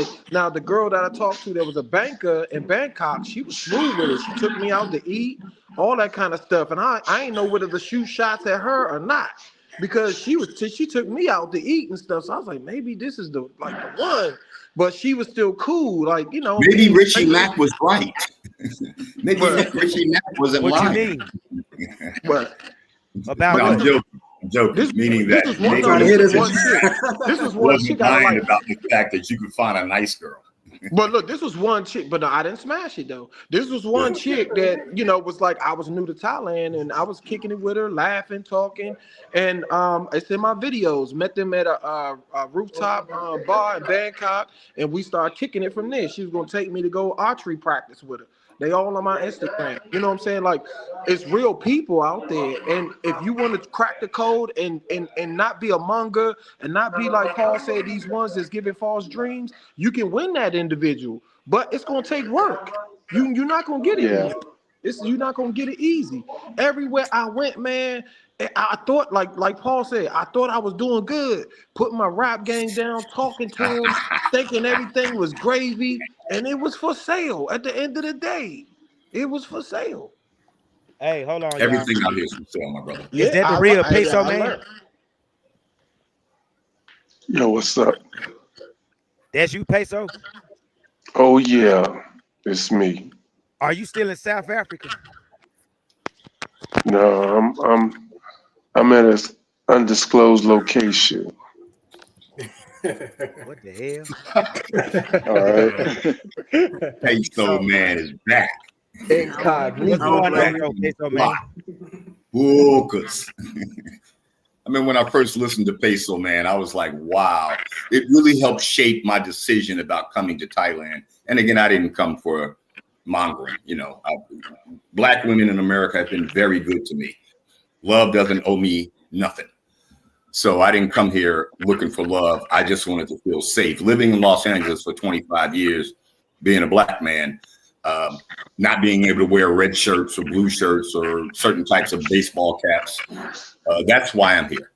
Right. The idea, I wanted to say this earlier too, the idea that you would come here, if you stay here long enough and look at some of the cute girls who walk down the street with some of these fat, ugly guys, of all races, I look at that and think to myself, like, as a player, I would not want to go after him.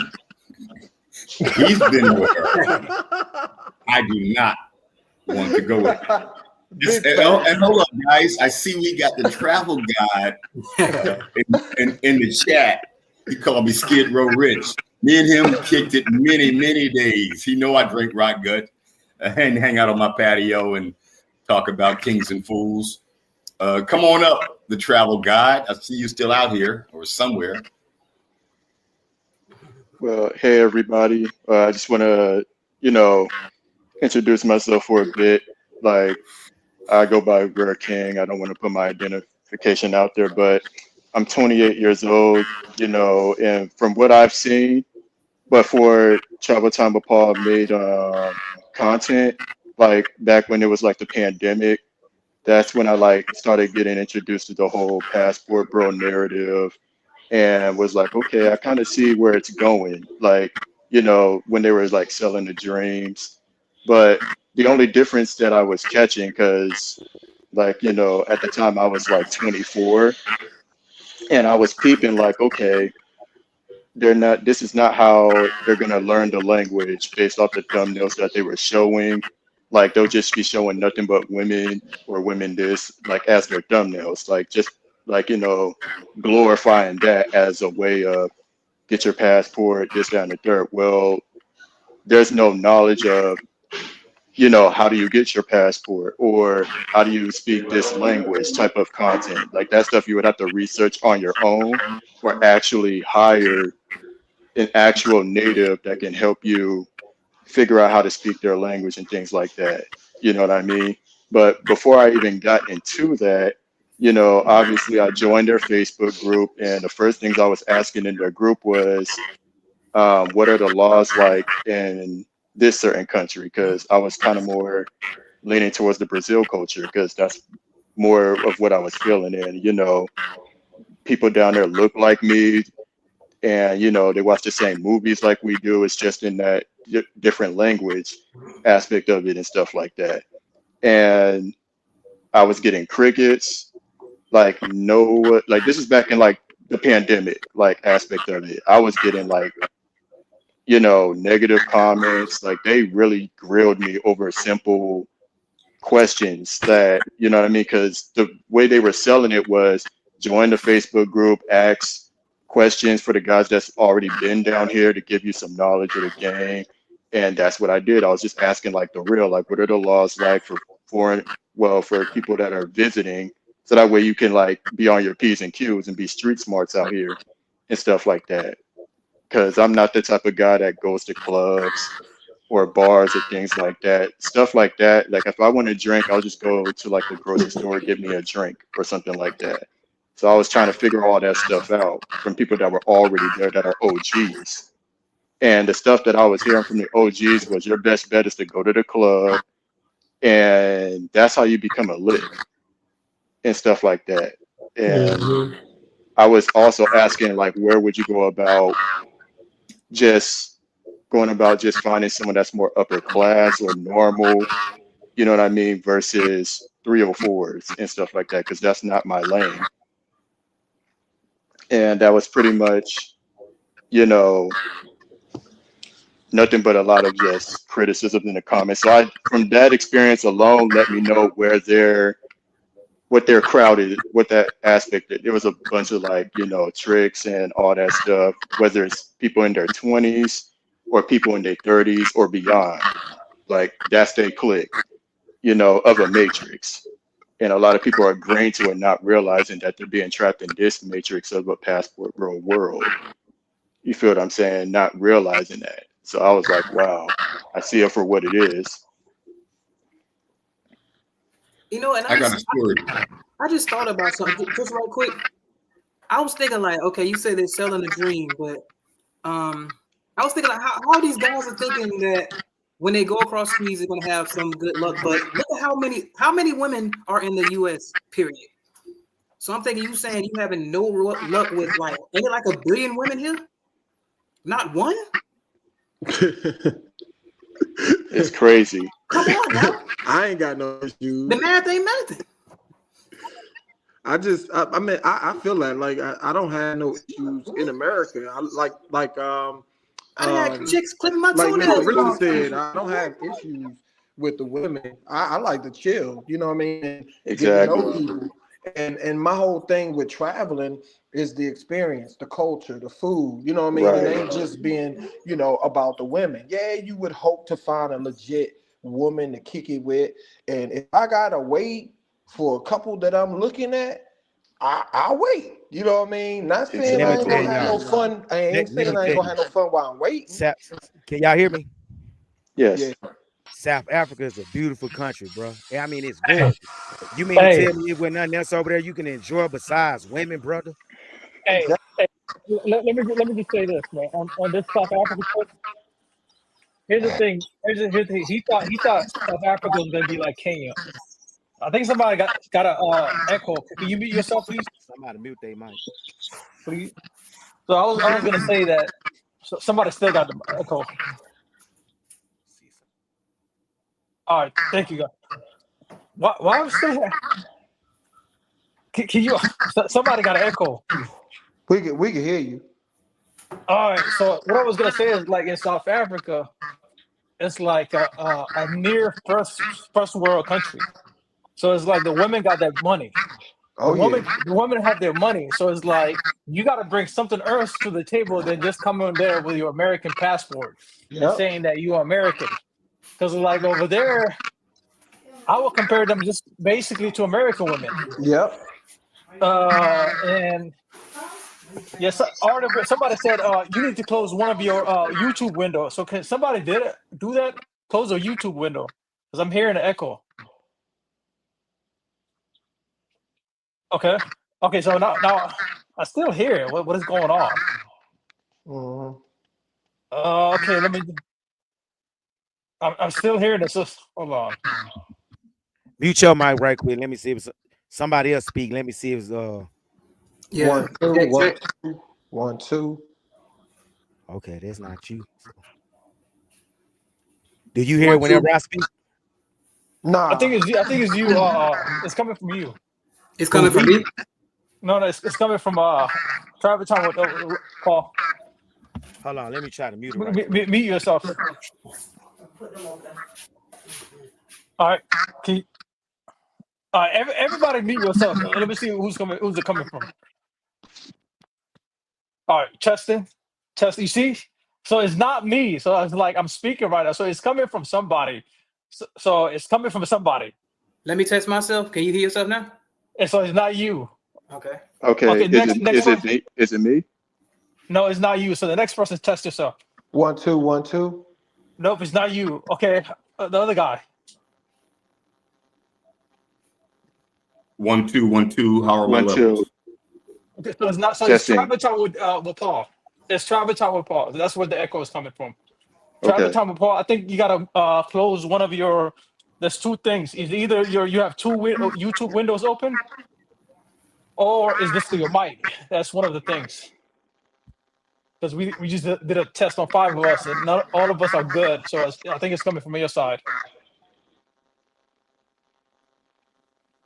But what I was saying is like Austin Holloman. Here's the thing: what he was expecting, and I cringed, man. It's like I cringed certain times. I was like, oh Lord, man, this dude is like literally. It was so certain. They did like 10 at one point. They did like 5 straight approaches, and they were getting shot down. What happened to Buck Trout? Wait, where'd he go? The hell? Do y'all still hear that echo noise in the back? I hear it from you. Yeah, kind of. Yeah, just a tad. Yeah, I hear a little bit. The hell Hey, going on? Travel like Talk a with little Paul. bit. Is it me? Nah, they saying it's me. Hold on.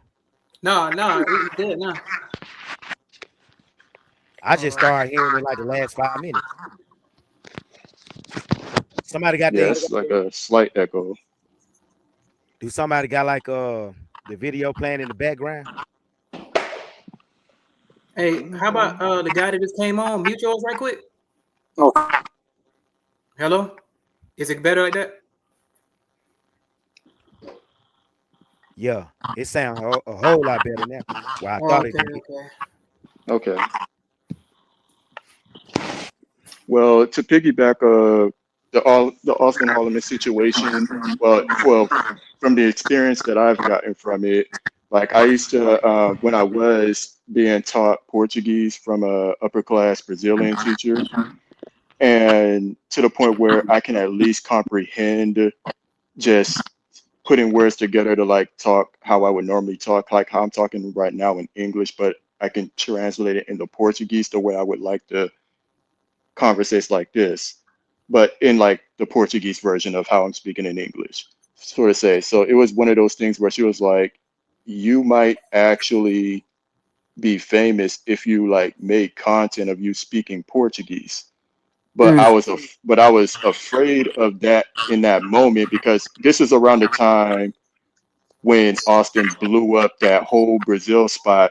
oh, Like, yeah, like he made the news on the Brazil timeline, like That the was a news. crazy time right there. yeah, Right. I remember So that. Yeah. exactly. So I was letting her know, like, yo, with all of this heat being blown up, like if I was to make content right now in the heat of the moment of this, you know what I mean? It was just not a good look. So I wanted to just wait till it died down at that time.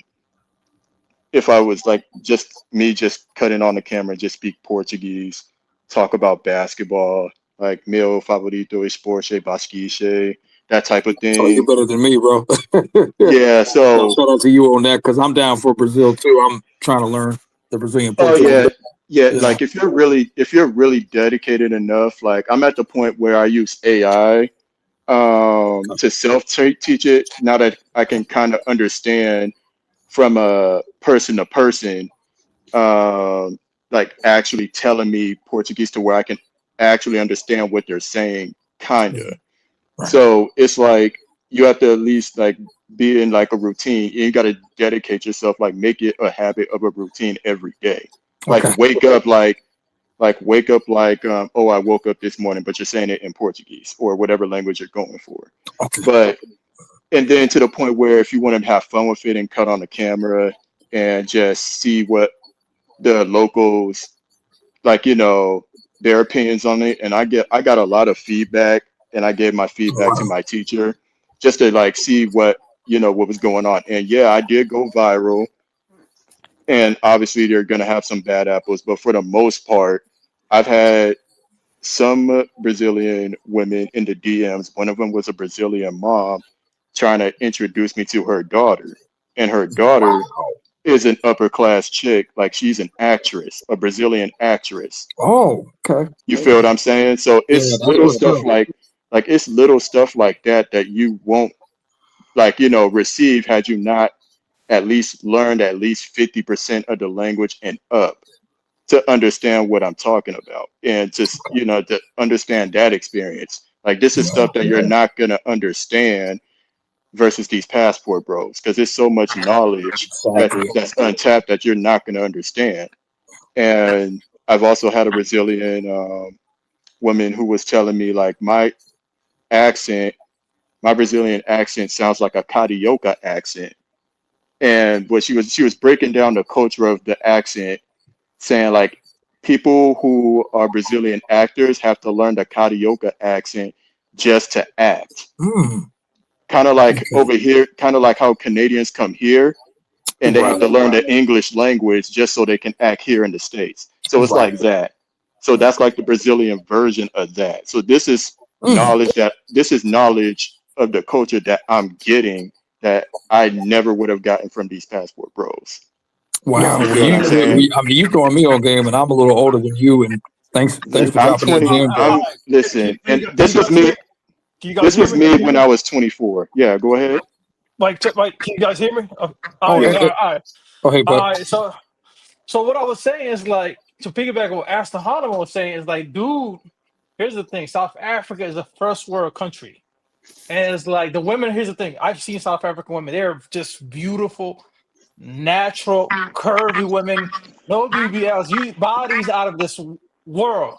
Mm. And the thing is, like, they thought South Africa was gonna be like Kenya, because Aston Hanneman, for sure, he's getting treated like celebrity in Kenya.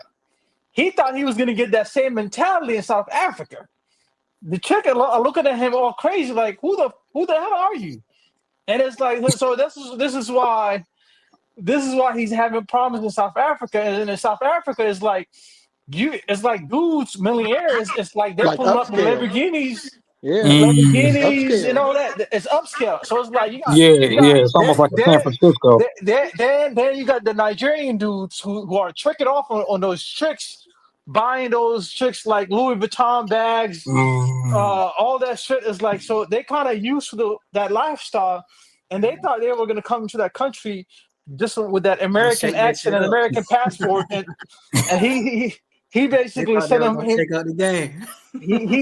He sent himself for a failure. And then he's like, "What the hell is going on?" And that kind of hurted his ego. You talk about Austin Harmon got humbled because he went from being feeling like a celebrity in Kenya to being shot down like multiple consecutive times, and that's when you realize. So now they're getting ready to get the hell out of South Africa and go to Namibia. And I warned him. I warned him. I was like, "Yo, Namibia is going to be just like South Africa, because Namibia is also developed. They got money. They got that oil money.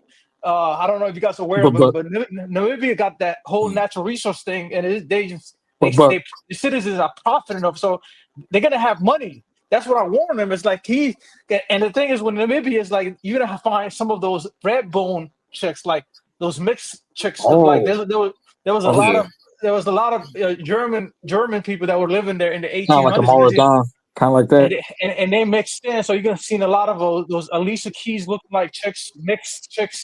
Yeah. So similar to Brazil. Yeah, so they Oh yeah. same for Angola. They think that they're gonna pull up with the same mentality in Angola. The thing is, Angola is also the same as South Africa, and it's gonna be different because Hey, like Angola is like the Brazil but of South Africa. You see? Right. I'm hey, trying to but think So it's like what's like the game plan with this? Like, cause you gonna keep no, moving it's to every other place every time you get rejected. Like, what's the game plan? listen, is it, listen. At the he said, time "What's for the game me, Like, when plan?" he like got what? kicked out, These like at niggas the moving time for me, everywhere. oh, go ahead. Oh, I, at the time for me, like when he got kicked out of Brazil, like I was kind of happy because at the same time it kind of like died yeah, down. yeah, You feel what I'm saying? So in a way, for me, yeah. I it's remember. a good thing because Wait a minute now. passport bros are not gonna. Hold up. You better not say that. They're gonna call you a hater. Yeah, man, I What? don't care. I don't care about Oh, all that. Like as far as the whole passport bro movement, because if any, no, because the smart thing, if like I'm intelligent enough to screen out personality, because I study behavior.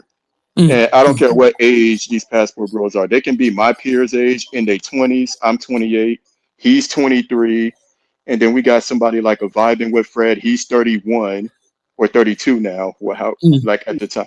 But them type of guys, they all have that same behavior personality of tricking Oh, and Yeah. selling this Yeah, narrative. So I already yeah, see it's through the that though. BS. What's embarrassing to me, like black men already got a bad stigma of being dirty Exactly. and Right. only thank thinking you. with they. I'm talking about just right over here, and only thinking with they small head downstairs.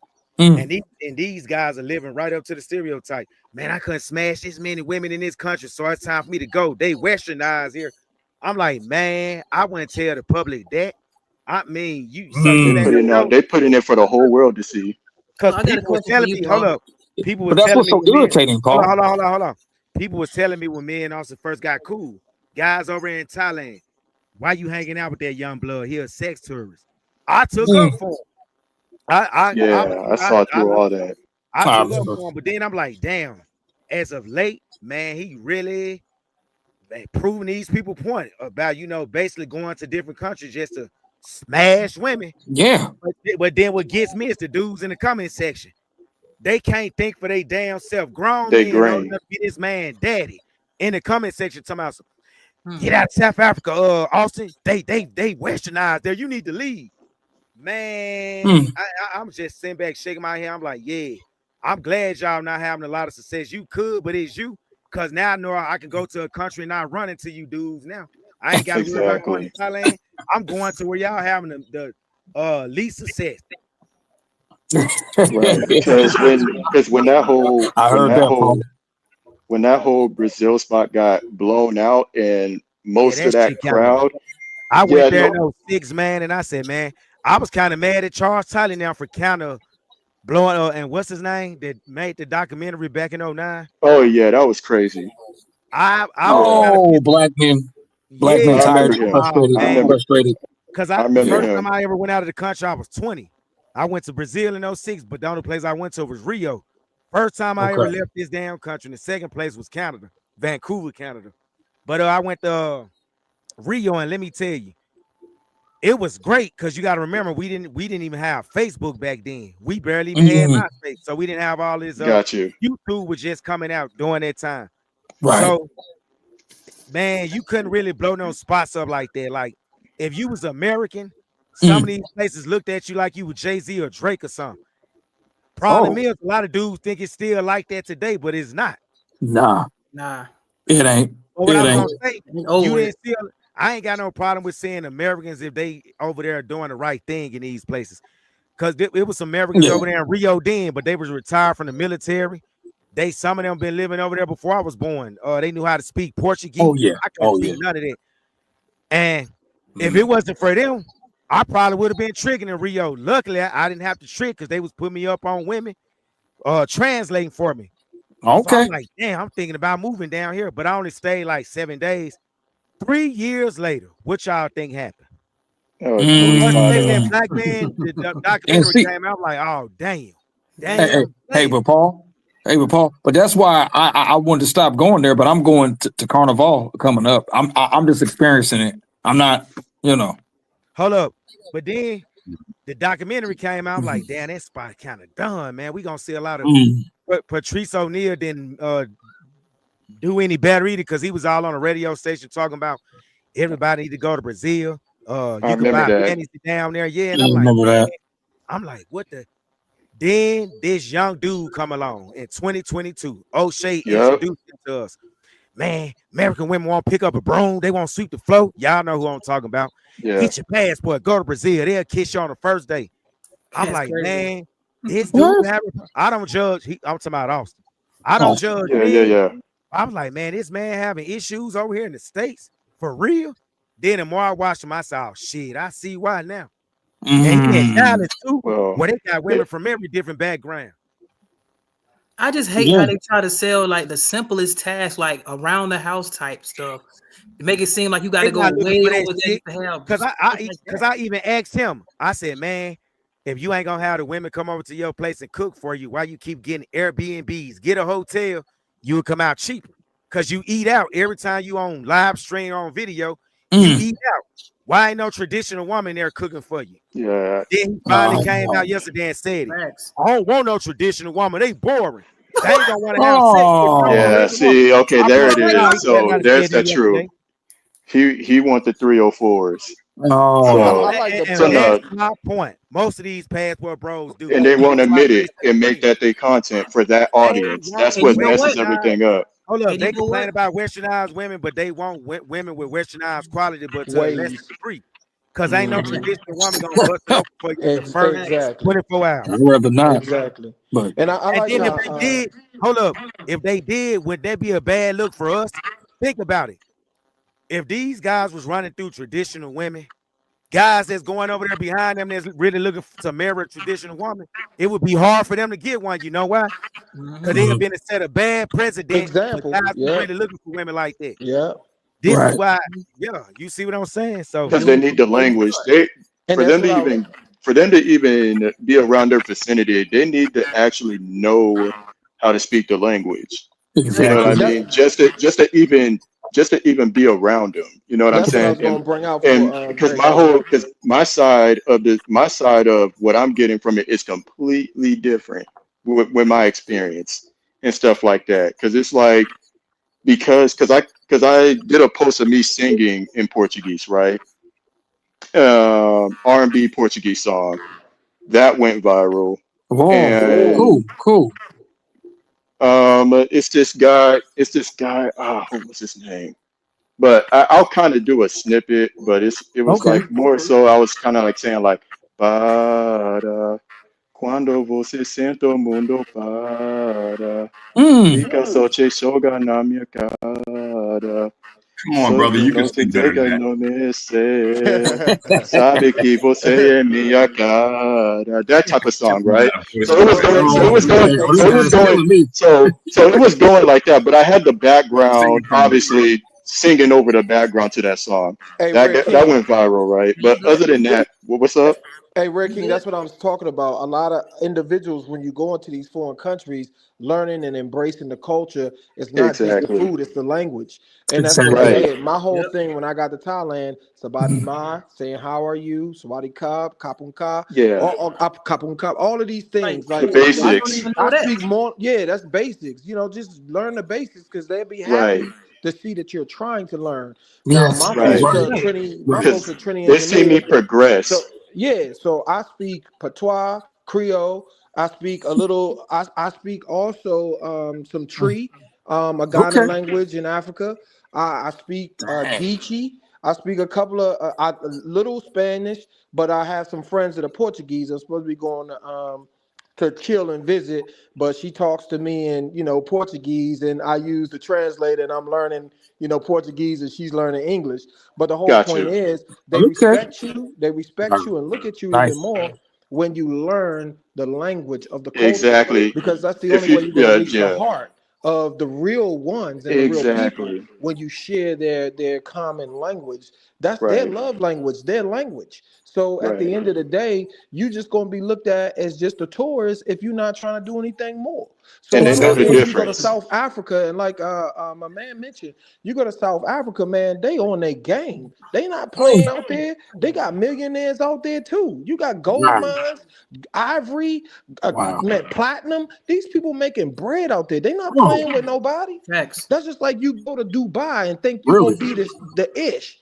Dubai getting it. You think you're gonna go to Doha and think you getting it? These oil owners that's from Israel. These people own bread. You think you're gonna go over there and outshine them? Come on, man. The whole point is learn the language, learn the people, learn the culture, have Exactly. fun. Don't be a I mongrel. agree. Go over there I and have agree. fun. I got more cut just being me and chilling at coffee place. Come on, bro. Just I ain't had doing to go you. to no club. Okay. I ain't had to go to no bar. It's Right. just spitting a couple of words in their culture, their language, and next thing you know, we laughing kiki ha ha. And at the end of the Right. day, you got a Exactly. Rolodex of numbers. And it's Yeah. crazy. Thank you. So Some of these, in my case, it's DMs compared to numbers because I'm on social media with it, Exactly. Yeah, and but you know what I'm so it's the saying. same similar. You Yeah. know, Yeah. Yeah. yeah, So DMs, WhatsApp. Hey, asking me, can you teach me English? Like I'm getting all that. hey, Rare King. Exactly. That's what I'm What's saying. up? Yeah, What's I up, wanted man? to ask you. So you can do that with them. You know, you can. I mean, you know. Well, I'm at the point where I can understand. Like I don't need a translator. Like when you go on Instagram, right? And you hit the translation button, but for me, I can literally just read it and understand what they're saying without hitting the translation button. But So obviously, for a I'll guy still like me that's trying to do that, I mean, I can if I could just practice every day or do 30 minutes or whatever. do about 20. Okay, start off with 20 minutes for beginners, and then I would say go hard at it. Pause for like 2 weeks straight, and then progress it. Like make it 30 minutes. And what I would do if you're going to do the solo route and not hire a upper class Brazilian teacher like I did, get there's this website called yourteacherai.com. Pay the cheapest subscription, $25 a month, and just ask, like select it to the Brazilian teacher, the AI Brazilian teacher, and you can ask whatever you want. You like say like what you just said, like, oh, how do you say this, or just normal everyday conversation, like, oh, how do I say, oh, I woke up at this time, and then try to like write down your daily routine and ask it that, and then practice saying how to speak it like that, because it's going to give you the results of how to say it, and they give you a verbal way of how to say it, and you're also going to see the text written out on how to actually say it the right way. Yeah. What is it again? Your Teacher AI. Your Teacher AI. Okay, I got it. Yourteacher.ai. Okay. So I had Okay. a story I wanted to share. and I All know right. that So people that's going over there and they've been the passport bros. It's some guys that's been over there in Thailand for years. Can't even say sabadi krap, chu notivika krap, yenditarai ruja krap, sabadi Exactly. yang bang, kunchue chande mai. They can't say none of this shit. Exactly. They can't speak. Can't even communicate with them even a little bit. You've been over there for years, don't know none of the song, bro. Oh my God. Bro, I like only been there for a month and 2 weeks. And there you go. I know at least 50 words, or at least 20, at least 30 words. Right. There were things like oi, but I said in conhecer lá, meu nome é Rare King, tudo bem, that type of thing. You know what I mean? They can't say stuff like that. But you know what really killed the fantasy? Because when they sold the dream, right? But they get over there and they say they want the traditional woman, and going back to what Paul was saying about like why they want to settle for the 304s. Somebody said that. I'm not sure if it was Paul in particular, but I remember like they want to settle for the pros now because it takes too much work. In order, you got to stay there. You got to learn the culture. You got to learn the That's what I language. That's said. too much work. Right. That's too much It's work. You got to put in So work. now they want to Believe me. go back to the 304s. And go back to Let me tell you, bro. Like this one I got, her family owned the hotel. So Appreciate it. So you think I'm gonna waste my time with a 304 when this one look good and her folks own something? You feel me? So it's gonna take time for you to crack the code, and part of that code being cracked is the language. So if you can go ahead and work on laying the foundation to show them that you're putting in effort and trying, bro, they ain't gonna give you the time of day. No way. When I tell you she bow and say sawadika and bow and cross her hands like she praying, that's traditional. She not Definitely. leaving that. She not leaving Oh, that and for shout out to all nobody. of you. Yeah, she not leaving Yeah, that for thank you, Water nobody. Will. Yeah. Wait, put that back up on the screen. Hey, Um, can I yeah, step in, but Jen? yeah. And, Okay, ask okay. you? Okay. I don't know if you guys are familiar with this content creator called Frankie Light. Mm. He does like he speaks Mandarin. I watched his content. This is Oh the yeah, I link. see him. This is who put me. Well, I got put onto his content. Like when he introduced this website here, he has two videos on how he breaks it down, so that way you can get a visual of for that video. That's the young You know what I black guy, mean? right? The young Yeah, black guy. exactly. Yeah. He Yeah. around my age. He speak real Um, good. Yeah. exactly. So yeah, so I would say watch that video so that way you know what I'm talking about, and then you can just go crazy with that. I saw how he broke it down when he was speaking Mandarin in a restaurant when he was eating. They was like, "You speak Yeah, Mandarin?" And then they asked him yeah, as a family to come and eat with them. And then he was talking to them. They were enjoying him. They offered him food. He didn't have to pay for yeah, anything. That just go to show you once you yeah. He break got the those language discount, or barriers. it was on the house. Exactly. Once you break those language barriers, man, you like family. Mm-hmm. Okay.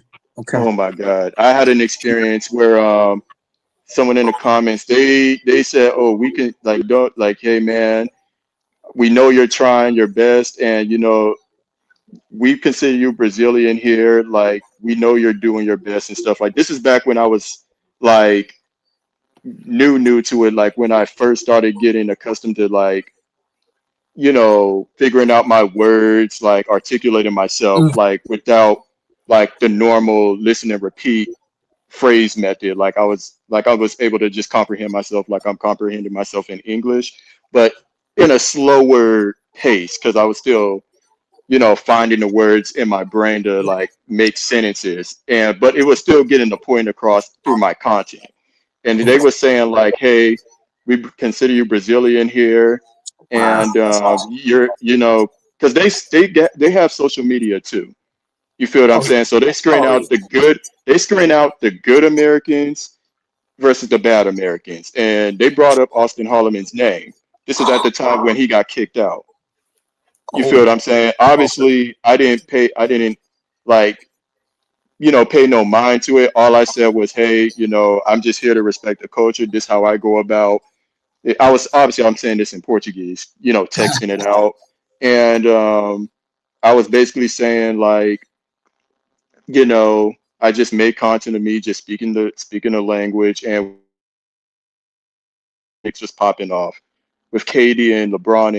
We was just talking about like how the Brazil team might do against Team USA, might be a good series. We're saying all this stuff in Portuguese. It's little stuff like that, like you know what I mean. And they were just very like excited to like or a breath of fresh air to come across an American who Yeah. actually respects their Yep. culture through the language. And Mhm. they were saying like you're not one of these guys that stereotypes our culture and being like more than just soccer and women and all that stuff. Like you're actually Exactly. like singing in Portuguese. You're talking about everything that we watch that's from America. I said all this stuff in Portuguese, like, hey, like we watch the same things, like you got served, this, that, and the third, like they watch the same things we do. And I'm saying, and I was telling them like, you know what I mean? The only difference is like we did not get educated about Brazil here in our country. Like they don't teach this Hey, stuff in our schools. Red King, And yeah, give you one more minute, then we're gonna go to somebody else. okay. Uh, Oh no, that's all I really had to say. But that's just the whole aspect of this world that you know they don't talk about as that whole passport bro movement thing. Mhm. Like it's gonna eventually crash down and go downhill, and it's gonna be like a thing of a past at this point. The way that they going. You want listen, a So you want an I'm gonna tell Arabic y'all chick? something else too. A lot of people don't know this, but there's already groups over there in South Africa that know who Austin is, and I was trying to tell him that a year ago. Once they found you had a lot of women talking about they was hoping he would never travel to their country because what a lot of people don't realize that Brazilian that their article In Brazil, that shit is global. Yep. Like It one of was the women he was global. messing with from Rwanda, He the was chick he up. had on the video when he was in Kenya, she brought it up to him. She found out about it. Mm. The chick from Rwanda that he met in want to say Kenya or flew to Kenya. And guess what? Two That's a African bad look girls. on us. Two African girls were bashing. I think this what you talking about too. Two African girls from there. They got some they on YouTube. They was bashing pretty much him. I don't know if they said his name directly, but they showed clips, and I think it was talking about him.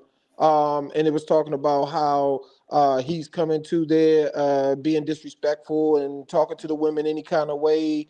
And it was two different women, two African women. So, like you said, this stuff is global, and that stuff can hurt you. You know what I mean? That passport bro situation. That's what I say. I'm not a passport bro. People have given the name a whole bad name, and now Just it's like we like get a whole joke. categorized. Yeah, We I'm get Yeah. just a labeled. black They man that like loves try to to lump travel. us together. Yeah, I'm just a black man that love to travel. And at the end of the day, like you said, if you want something and you want the cultural woman that you're looking for, like you said, you got to learn some of the language. Just like learning a little Arabic. You want an Indian woman, learn a little Arabic. Learn to say thank you, you're welcome, hello. Learn some of that stuff too. Cause hey, man, at the end of the day, I use it all. So I ain't never gonna be starving. You know what I'm saying? At There the we end of the go. day, you gotta be a cultural person. I love the rainbow. I ain't saying Paul's not that kind of rainbow, but I love different varieties of people. You know what I mean? I come from a mixed background. So at the end of the day, people look at me and think I'm 35. I'm 50 years old. For anybody who want to know, I'm 50. You know what I'm saying? Damn, My that's old. swagger ain't Damn, 50, you old. but my Damn. game is 50. Hey, but that's what I'm saying. I don't play with nobody. Look at my YouTube. I'm 50 years old, bro. And I'm still getting 26 years old coming at me from DC to New York to whatever. So I don't have no problem in America. I love black women. But do I want something different in my life? Yeah. That's just That's it. what's up. That's the best way to be able to have. It shouldn't be escapism when you leave, like as in, oh, I'm trying to find something. Because you go with that mindset. That's the main thing you're looking for. Right. Who don't want to pay $650 of rent when they paying $1,300 a month? You feel me? I mean, Right. that's a Montaigne, no-brainer. man, And I live in Dingo. California. It's Hold on. crazy. Thanks for the super chat, brother. He said, please work on yourself, mind, game, and money. You never want to lose women chasing money, but you're always he said you'll never lose you'll never lose money, you'll never lose women chasing money, but you always lose money chasing women. I'm 38, married dude here a year. Man, you almost 40. So he been married to an American Arab woman for 12 years. You can do it too. That's what's up. Hey, Yeah. Paul, can I jump in real quick for the panelists? I give out subs like a candy on Halloween. So in green, what's your channel? Do you have a channel? It's rolling with Rio. Yeah. Rolling with Rio. Okay, bet. I'm a go sub to you. Paul or you, if your sub could or your mod could put up some channels. You know, I got $1 million worth of subs to send your way, one at a time. So Man, sound good to me. Yeah. I appreciate that, Paul. Appreciate y'all on the panel, man. Because Appreciate I all of talk y'all. about self-improvement content, and I talk about that on my channel, like because it's just I don't have a problem with guys going across seas if that's something that they want, or I just don't want it to be because they're running away from something. It's always I don't want it to be Right. in that mind frame. I want you to be in the mind frame. I just want to explore. I'm good here, but I can just go and take whatever I want to go. Just go and it's fun that way. Because if you running in for like, oh dang, I need to find something over here, or I'm not having a good time over here, then it's going to be stressful all the time because you always looking for something that you ain't gonna find. Exactly. And Mr. Richard, I Yeah. appreciate that too. Like I said, I'm retired federal, you know what I mean? And I You're just good. retired at 50. Medical basically, but I retired early, you feel me? Lucky So I'm gonna bastard. take advantage. Yeah. I'm gonna take You advantage lucky of that. bastard. Right. But before that, you know what I mean, I was always, doing parties. I DJ, I'm a chef. I do a whole lot of stuff. You know what I mean? I'm in the safety heavy. Now I'm in the safety culture, safety field. My Man, whole one-stop shop out there, bitch. that's what I'm saying. So my YouTube page is about cooking. Everywhere I go, I'm looking for experiencing the culture as far as the food as well, because I chef up. If you look on there, you'll see my rice and pea. You'll see my curry goat. You'll see just everything. You know what I mean? You'll see All right, me so M having some Thai Green, dishes. You know what I I mean? got to Different stop you stuff. there because one of my biggest challenges in coming to Thailand is the food. Exactly. Because Oh, really? yeah, Uh-huh.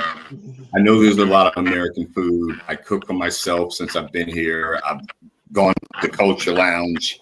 I've done all of that. But please don't talk about food, man, because I just want some grits right now.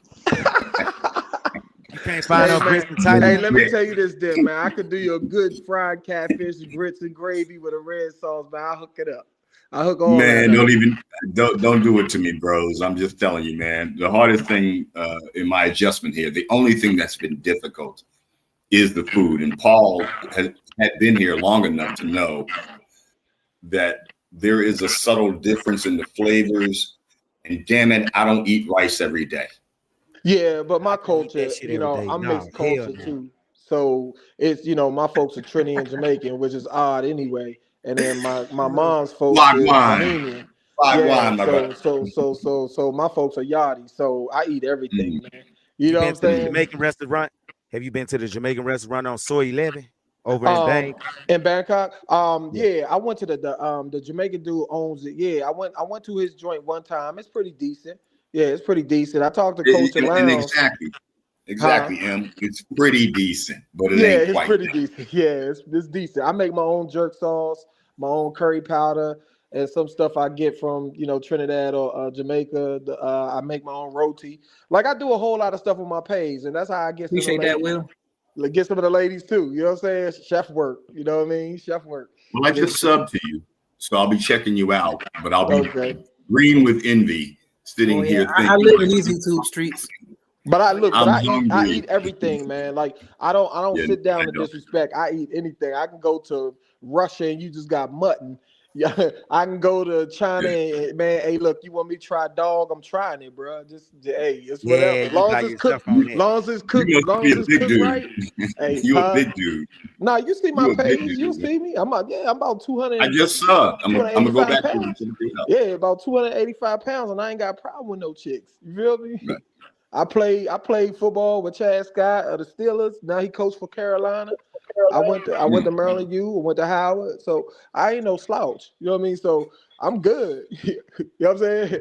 I And ain't that's the worried main about thing, being passport. comfortable in your skin. That's the main Yeah, thing and I right ain't worried about passport bro fights.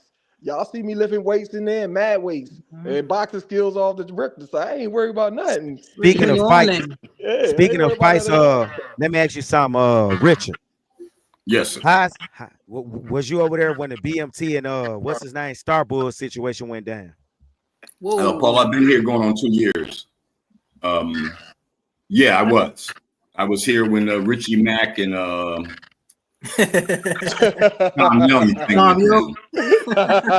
Yeah, But I'm gonna Hey, keep it when real Paul with you, when Paul Paul. played that joint, I was dead. I was Hilarious. dying. I'm gonna keep it real with you, Paul. Richie lives right up the block from me.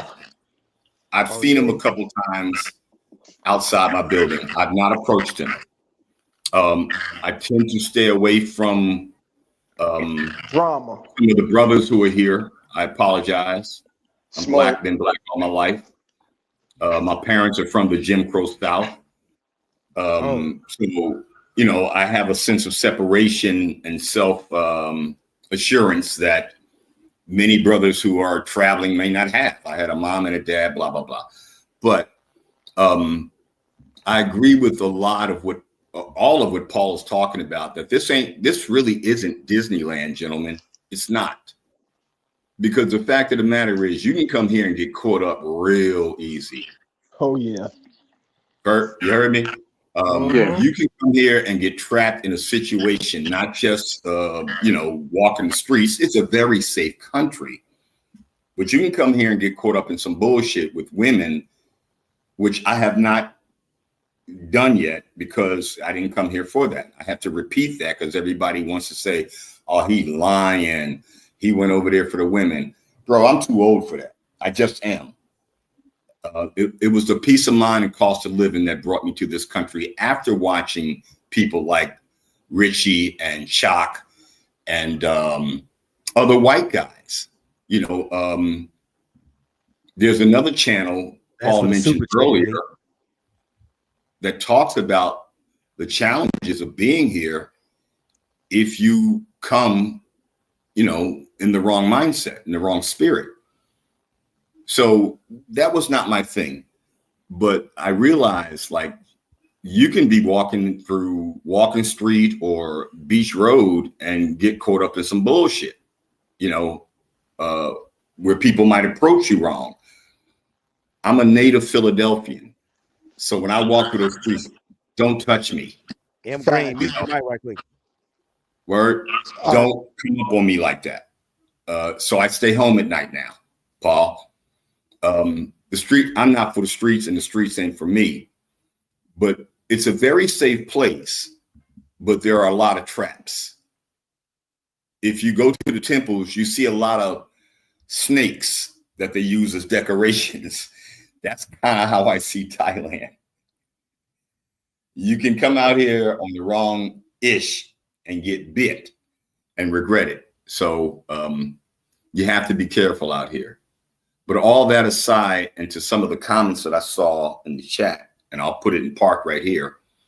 This is a beautiful place if you've got the right mindset. If you're running from loneliness, if you're running from the fact that you can't find a woman in America, there is nothing in Thailand.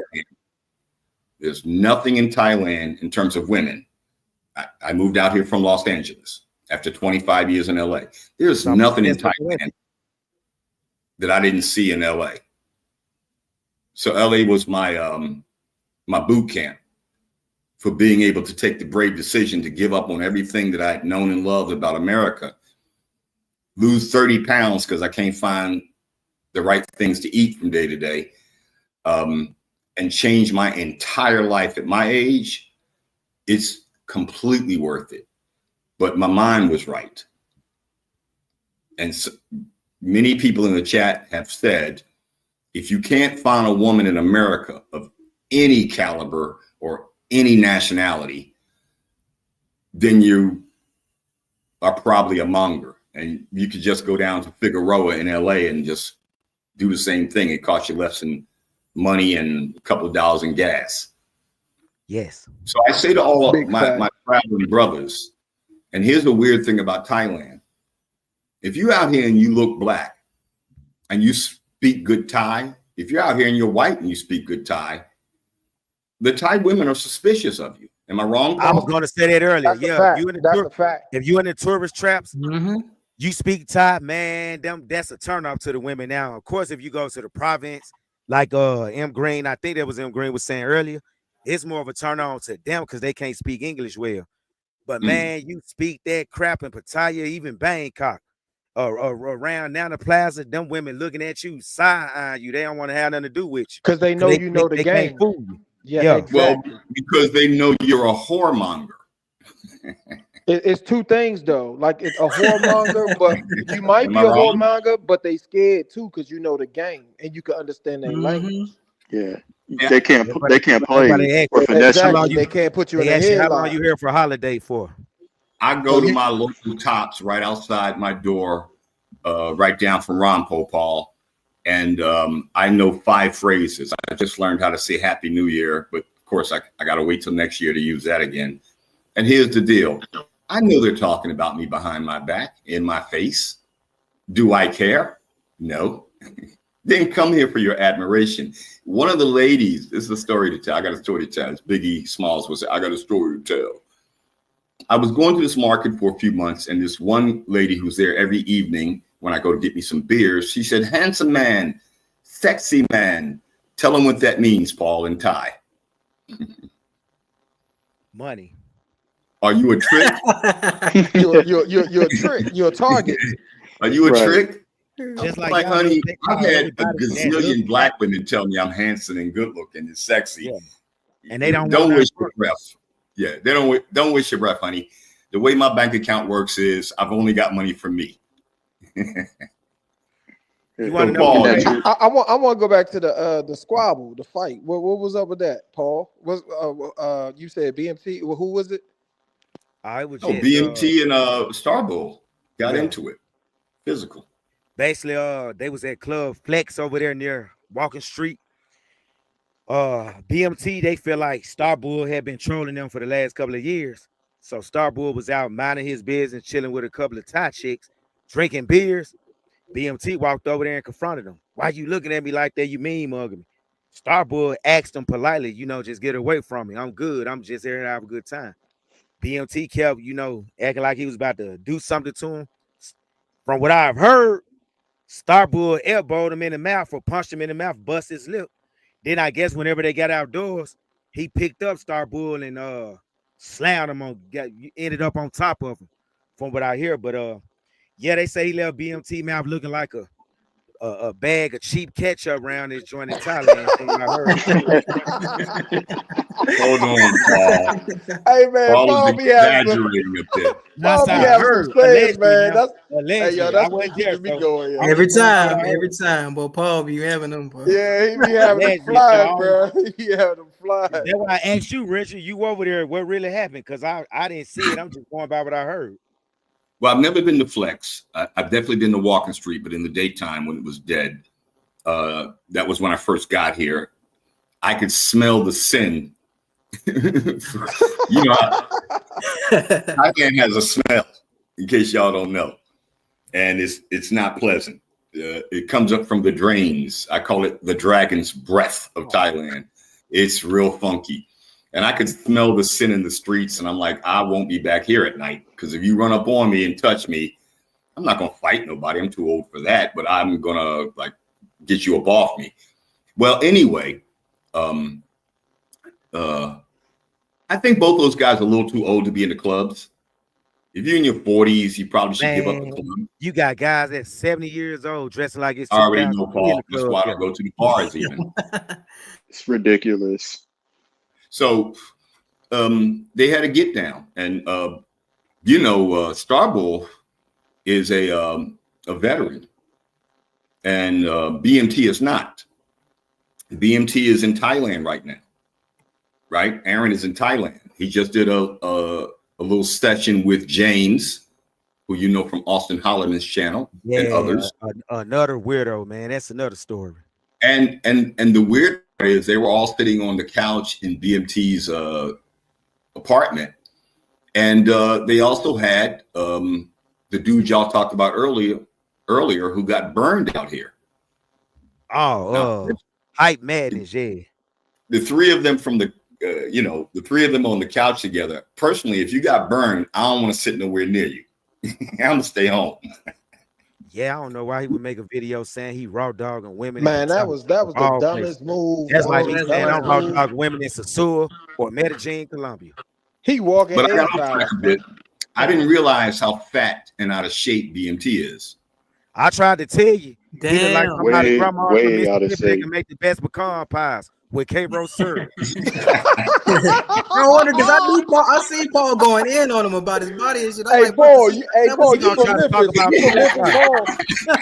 Hey, Paul, you from Memphis? I'm gonna need that recipe, brother. Hey, Paul, you from Memphis? Where you from, Paul? You can get it now. What you say? Hey, where you from? Memphis, Paul? Yeah. That's what I'm talking about, man. Yeah, they're the my funniest homegirls niggas I I used to ever mess met in my with from Memphis, man. Hey. She be having a slick tongue. She be saying, And that's the only place they're selling K-Rose syrup anymore. Pecan pies with K-Rose syrup. Yeah, when I went to college, the Memphis guys was the funniest guys. Hey, bro, for real, realist. Hey, real ones too. All my folks, they real. Yeah, all my folks I know. I'm supposed to be going to Memphis in a couple months, probably. Oh, that's what's up. Get you some of that. I got some homies who graduated Fisk and taught me the value of Fisk as an HBCU. I didn't know that. I didn't know about the Fisk Jubilees, an incredible singing band out of Richard. You got to get back on topic, man. You were talking about grandma. All right. So anyway, I'm sorry. I got sidetracked. My bad. I got sidetracked. These conversations get very elastic, like a rubber band. But anyway, so James is retired military. I'm sorry, Starbowl is retired military, and he, you know, now you right about James. His hairline retired, but go ahead. Don't get me off track again, Paul. And they had a tussle, and you know, I didn't realize how big and out of shape homeboy was, Aaron. But he, you know, was able to wrestle Starbowl down and get him up off him, and that was the end of that. Just like Tom Young and Richie Mack, that was the end of that. The thing about Thailand is, if you get into it out here, they're not going to lock you up like they do in America. They're not putting everybody. Nah, they're in jail gonna let you look like a dummy and let you sort it out on your own. Yeah, as long as you don't go after nobody Thai, you good. Yeah, as long as you don't hurt no Thai person in the you know, they gonna whoop your ass. And they all gonna whoop you. Ain't gonna be one. Will get jumped. You will get jumped. Hey, bro, when I was in Phuket, they jumped this white boy. These girls jumped this white boy in Phuket. They told him They stay weren't out. girls; they were lady boys. No. These ones were actually girls. These were actually girls. Some Thai chicks beating up a white boy from California. They hit him in the eye. He was on the ground yelling. They did that voice sounder. I was there. I think I was there at that time because I seen them clock this dude and they kept telling him, shut up, stay out of it, shut up. And I was like, dang, dude about to get it. Next thing you know, them girls were stomping him. The girls stole him, bop, and then the other girls just jumped on him. Yeah. So I was like, man, Paul, that's all I know about the fight. I saw it like the rest of y'all did because I don't be in them streets out here. I'm a retiree and I like to sit around and watch you guys on YouTube. I'm going to put it in part, but I want to just make sure no do Vico music, no do content. Which one is it? Because I'm trying to sub to all of you guys. It's Noto Vico content. It's Noto content though for sure. Noto content, Noto Vico content. Yeah, it's self-improvement content for the most part. Noto content. I got you. I'm subbing to you right now. I want to support everybody on the panel. That's real. And then M Green, I hate you up, and Rare King, I'm gonna look you up, and I'll put it in park right now. No, I don't do YouTube, but I do Instagram content. Yeah, it's rolling with Rio. That I just gotta change my email. I just subscribe to Travel Time with Paul because he just keeps it real, and yeah, at some point I do want to hop up on here and say my 2 cents, whenever he did go live, and this is today. So I'm look. It's more than 2 cents. You keep it a buck, homie. I appreciate it, man. Even though I'm still in my 20s, I just got to give it the real. As far as my peers on, you're only making us look bad out here for people that's in our 20s. You're only 20. In your 20s, you making Austin look real bad, homie. Well, I'm older than him, so I'm kind of like a big homie versus him. Man, I'm 28. Like 2 years older than him. He'll be 26 next month. Wow, that's crazy. But I got one question for Paul, if y'all don't mind me asking. Paul, I was wondering, when was the first time, like what was the first straw, like the final straw that made you see that they're just selling a dream? Like what made you what was the deciding thing that you saw in particular? What was crazy is I had went to Thailand after the pandemic because most places I wasn't supposed to go to Thailand. I was either gonna go to Brazil or the Philippines. And the only reason I didn't go to those places because you still needed the vaccine passport to show proof at the time that you got that. I shouldn't have said that on YouTube, but y'all know what I mean. You needed to show proof that you got the shot to go to most of these countries at that time. Where one of the reasons I went to Thailand, because they had just uplifted air so you can travel to the country. Plus, I'm looking at the fact that all these big YouTubers look like deep freezers walking around with young hot Thai chicks. I'm like, man, I know I can win. And I'm young. I'm chubby too, but I know I'm gonna do well when I get there. Right. But the fast forward is when I got there because I had met Richie Mack twice in person, maybe 2 or 3 times. He even shot on my channel out when I was first getting started. But to answer your question is think I was over there. It was my 2nd month over there in the country. And I went to the Marju Bar.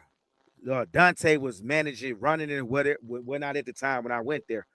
Whenever you black and you new to the country, he introduced you to everybody else that's in the bar. Well, I had met Yoga for the first time. And they asked me, what you think about Thailand so far? You think it's better than the States? I told them the truth. I said, man, to be honest with you, I don't dated more attractive women in the States, and I ain't never had to just come out of my pocket, just only if I was paying for dinner, but that was about it. But man, I ain't never had this many women ask me for some damn money to send back home to eat some because they buffalo just died until I got over here. Dang, that's crazy. I'm gonna be honest. I'm not even making this up. The shit was starting to get depressed, and I almost was about to leave because I'm like, so every interaction I have with women over here in this city, because I was on Limpati at the time. I got an uncle that's living over there. That's one of the reasons I went there, because I was gonna go to Bangkok. Because one thing Austin did keep it real about when he first went there, he said it. All the YouTubers, you see them with the women, they were prostitutes. So that was one of the reasons I was going to avoid Pattaya. But my uncle insisted that I come there. He said, you will have fun here. Just he didn't go into details. I had to get there and learn the hard way. And he even got mad when I started complaining. So the guys asked me, what you think about Thailand? And I said, man, I wish these YouTubers would tell the truth. Let guys know. Yeah, because I'm like, they only making it look better than what it really is. Then that's when because I'm going to tell y'all something else that caught me off guard. I didn't even know who Traversity was. I had been seeing him on Facebook, but I didn't know he had a YouTube channel. All I remember is I was at 808 and I see him with some nice built Thai chick. And I said, man, you win. And I sounded just like a square. I'm like, you doing well. But then that night I went to the Marshall bar and they asked me, what you think about it so far? And I told them the truth. I said, I wish they would tell the cons too. They just making it seem like this paradise. Man, it ain't. I done heard about 2 dudes taking their life because they went broke. Australian guy and the guy from the UK. They took their retirement money and they moved over there and they joined what you call the Flyers Club. I'm like, why ain't nobody talking about that right there? They only making it seem Talk about the Flyers Club, Paul. What's the Flyers? Basically, you got a lot of these guys come over here. They get broke. They can't get back. It's a lot of reasons. And they end up jumping up out of their condo or up out of the high rise, you know, deleting they jump off the balcony to their death. Let's keep it a buck. Yeah, so and that goes on quite often. But yeah, like Wall Street in Thailand, they just crack. Yeah, and at that point they jump. So I said a little less so, a little less like Wall Street because it happens more frequently here. Wall Street was a one-off. Yeah, just a couple. So a light bulb went off in my head. I said, man, if I ever be a YouTuber, I can, you know, be the guy that tell you know, I guess you could say the negative side of what goes on over here because there was nobody doing it. I mean, once I got to seeing, and this what threw me off, Traversity girl. I said, man, you should marry her. You win it because I ain't know him that well. Another dude from over here from the States heard me tell him that. He pulled me to the side. He said, nigga, where you from? I said, Memphis. Man, it's you Southern dudes really are green. Bro, we used to run a train on her. And Traversity decided to take off the market. I was paying to screw her every weekend. I said, hell no. He said she had a video all throughout the internet. I said, man, I need to see proof. Man, I saw that shit and I was like, what the fuck? Wow. Then I looked at Traversity and looked at her. I said, so he's selling dreams too, then, huh? I was like, man, what the hell? Somebody said she was a 304. Then I asked the dude, I said, does he know this video is out? Because he kissing her right now. He said, man, he know that. Because she used to be on Walker Street all the time. And you know what they do on Walker Street. So I'm sitting there thinking like, so good thing I ain't no desperate dude because I got over here and kind of caught on quick, even though it took me 10 chicks. So I kind of looked at it and I started feeling dumb. I'm like, so I just told this man he winning with this big booty Thai chick. And the whole time he got a adult worker that's on video with a white dude cream pieing her. I'm not making this up. Wow. I just looked at the fucking front discussing. I started thinking. You said raw? Oh, yeah, the video is up. Wow. I ain't gonna give out the name, but it's up there. So I looked at the floor and I'm like, yeah, you know what? I said, when I start my YouTube channel, Lucky. I said, when I start my YouTube channel, I said, man, I'm just gonna tell the truth because this shit is crazy. And it's like, in that city, Pattaya, that's why you shouldn't go there for women. You should go there and do what rich are doing. Enjoy the cheap cost of living. Because if you go there just for women, but don't come here unless you're over 60. Yeah, because if you go to Pattaya just for women, I'm telling you now, you gonna go broke. And all these guys out here talking about some, you could get laid free in Pattaya. Let me tell y'all, let me explain, let me break that down. Yes, when they knew I was green and when I just got there, I was getting a lot for free, but I didn't know they was pros. This is when I started realizing. I was at the Tiger Park over there where you live at, Richard. It's the Tiger Park over there where you can go see the Tigers. Me and my homeboy from DC, we went over there to go see the Tigers, and I was waiting on my motorbike to come pick me up. Beautiful, thick Thai chick in her early 40s, but looked good for her age with blonde hair. Looked me up and down. This when they were still wearing masks, the face mask for COVID. Looked me up and down like, what the hell she looking at me for like that? I thought she was prejudiced. So she came back outside and spoke to me. She said, do I know you from somewhere? I said, nah, I'm new to the country. She said, well, take my number down. She gave me a business card. I'm sitting there thinking like, man, I got a woman there on her own business. I looked up, I hit the lottery. She had her own hair salon place and she had her own taxi cab company. My dumb ass doing what Austin was doing, talking too much. She came and picked me up later on that evening. I put the girl that was living with me out because I thought I was going to screw this chick. I'm like, I got me a grown woman. Where she picked me up and we went to the Sky Gallery. You know that little restaurant over there by the chocolate factory. I think that's what it's called. You can sit there and you can watch the sunset overlooking the water over there in Pattaya. Let me tell y'all listen to this story and learn from my mistake if you new to going. Don't run your mouth. Get to let these women tell on themselves. I'm talking to her. I said, man, I'm glad I've met you. I've been meeting a lot of freelancers here. I'm glad you ain't one. I finally met a real woman. Give us a moment of pause there. Man, on my mama grave. That's how stupid I was about the coach there in Pattaya. I said, man, you got your own business. You doing well. But then I sat there for a moment and it was quiet and she wouldn't respond. I'm like, well, that's awkward. Why she ain't saying nothing? Then we get out the car, out of the parking garage. We go sit down. I'm still talking. I said, so you ain't seeing nobody right now, are you? Nah. I'm like, so you single? She said, yeah. I said, well, yeah, shit, I want to get to know you, keep you around, because I ain't come over here for that whoremongering shit. I'm good on it. Well, I do it from time to time. I said, what? She said, yeah. I said, wait a minute, why you do that when you got two business? I was like, man, please tell me she playing with me. Upper class. Man, I sure did. I said, please tell me you joking. This woman started showing me 10 other guys who was currently sending her money.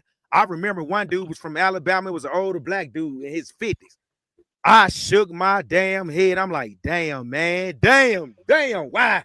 Why? That's the worst. Then I'm like, damn, should I just start tricking, man? Is that since that's all I keep running across? Right. I even thought about it for real. Right.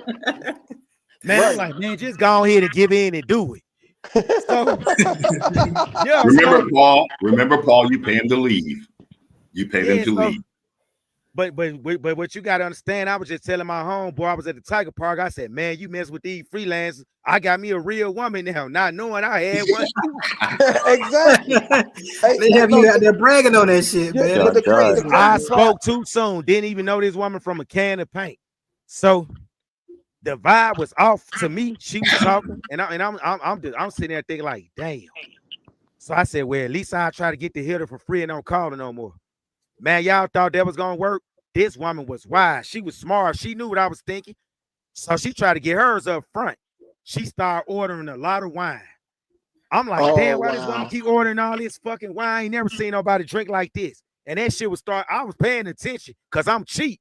So I'm looking out the corner of my eyes. So I kind of asked, I said, you must gonna pay for that. I was scared that. I said, man, like Julius. Right. This food ain't really expensive, but I'm probably gonna come out 4,000 baht here. And then if I'm dumb enough to pay for this, I'm gonna be thinking logical after I leave. Like, damn, I could have just went to Soy 6 here for 3,500. That's how I would have been thinking. So, you could just give dinner. Just give dinner. Yeah, so she kept getting this wine. We was there for hours. I'm like, well, she is cool to talk to. That bill ended up being 5,500. I'm not even playing. The bill.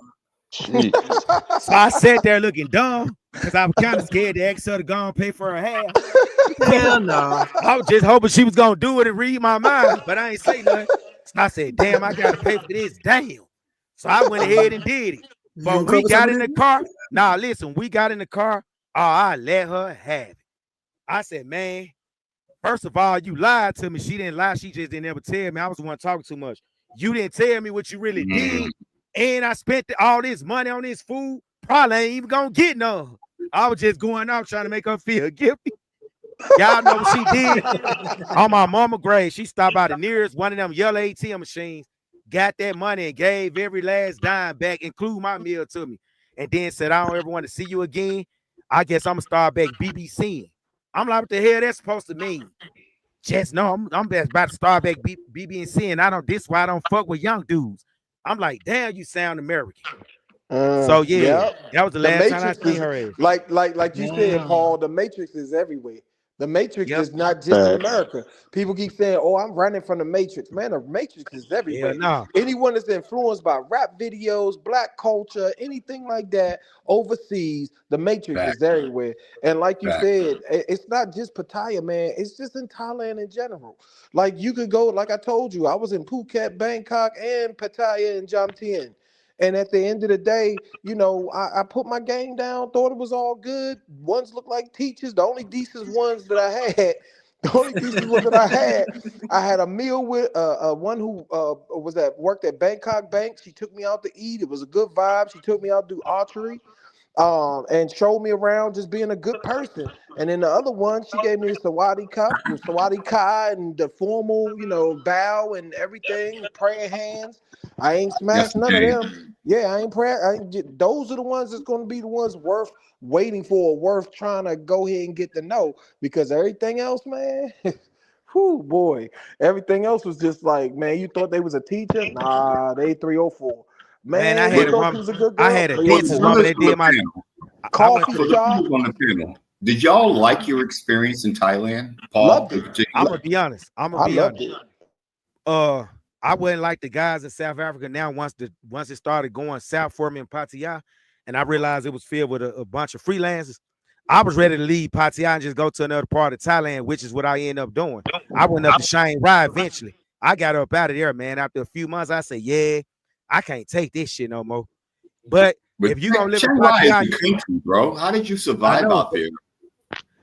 Man, hey, it was this woman I had met that had her own spot in one of the villages out there.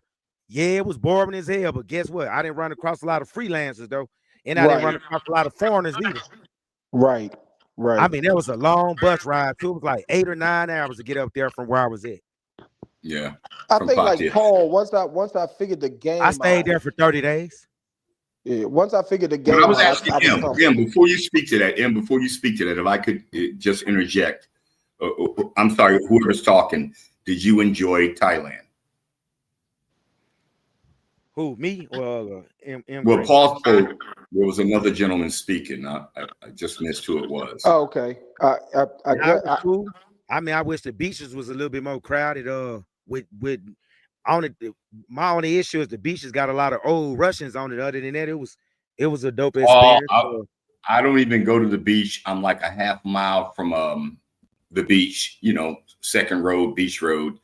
I went down there like about a month ago, and all I saw were white whales. Y'all got it right. I'm always working on Young beaches are overrated over there. They look nice, but man, all I saw were the ugliest white bodies I've seen ever, and I've been in LA for 25 years. And a whole bunch of women around them, huh? They won't talk about that. You're that fat, and you're willing to wear a Speedo. Oh man, come on. To be honest with you, this is how I look at Thailand. 2 things you can do if you want to live over there because of the cheap cost of living. Like you want to live in the Pattaya area, it's best that you import a woman down there to stay with you. Do not try to get one of the women that's there locally that's coming to work in them bars or massage parlors and try to take them serious. If you want a wife to enjoy that cheap cost of living with you there, get her from another country or just another part of Thailand. All right, so Paul, I'll respond to that. That's interesting. I've got a girlfriend that I've known for 50 years, and she and I talk and share loving messages, a sister out of Philly, and I'm trying to get her out here. Love it. She gonna love that for real. There's a sister in my building, a real cutie, like, younger than me, but a real cutie. And she's an American woman, retired military. She's out here with her son and his fiance. They're adults. And we see each other periodically on the elevators. Don't say that, Richard. Don't say that. That's blasphemy for passport, bro. I know. You're moving an American chick? Yeah. Now, if you got your good American woman, it probably wouldn't be a bad idea for her to live over there with you, honestly. Be better than wait. Say that again. I said you got your good. Oh, you talking about me or him, Paul? Well, I'm kind of like looking at her like, well, maybe there's something between us. Are y'all advising me otherwise? No, I'm talking about. Come over there and visit and see how the chemistry is. Oh, okay. If I were to bring my friend here, my old girlfriend here. First the neighbor. Oh, you talking about me? Yeah, bring the neighbor. First bring the neighbor. First the neighbor. You're absolutely right. I'm kind of like, wow, you're really kind of cute. Grown woman, retired military. I don't know. I don't get into it that deep. I didn't come here looking for love. I just I didn't. And you might have found something though. Might have found something. Love is where you find it, in the words of the Whispers. So she's not from Philly. I don't know where she's from. She's just someone I see on the elevator. That's one sister. But I got a homegirl in Philly who wants to come out here. And I encourage her to do so. It's an arduous trip. It's not easy. She's my age, in her 60s. And so it's not going to be easy. So bring a friend with you, and then we can all go hang out and enjoy the culture of Thailand, like I have since I've been here. But the Thai women, they see what y'all are doing on the internet. They already know why dudes are coming out here. There's actually a website, a Facebook group amongst Thai women who share the men they've slept with out here. Yep. They got one that's called Line. I can believe it. Hey, can I say something on that? I got busted, caught up in a situation like that, and Phuket. And this is what I tell people from my experience: don't date in an area like that. Don't try to mess with a whole lot of situations in one area, because they gonna talk to their native folks, and they like family around them. I don't care if you mess with a massage girl. I don't care if you met somebody at the night market, coffee shop, whatever. And if you find out they're 304, whatever, they all got your number and want a piece of change. At the end of the day, they gonna talk to you, talk to their friends about it, and next thing you know, man, I have 2 chicks about to beef over a situation, you know what I mean? And it was all money based, obviously, because like I said, when I first found out that I thought they was cool, end up at the end, it was like a transaction. You ain't even say nothing, you know what I mean? At the end of the day, you had your hand out. I was like, what? So, they talk, like, especially, and I ain't want to mess my rep up with, old girl and her family that own the hotel. So you gotta be cool. If you really looking for something serious, don't try to look for something serious. And then she cool and you got a good one, but you go out there and run the streets, man, it come back to you, man. I almost messed up a couple times, but same as in the hood, though, homie. Same as in the hood. Yeah. Wherever you go, there you are. Period. And you're a black man, and the new in the area. Come on, man. They already looking at you. You're a target already.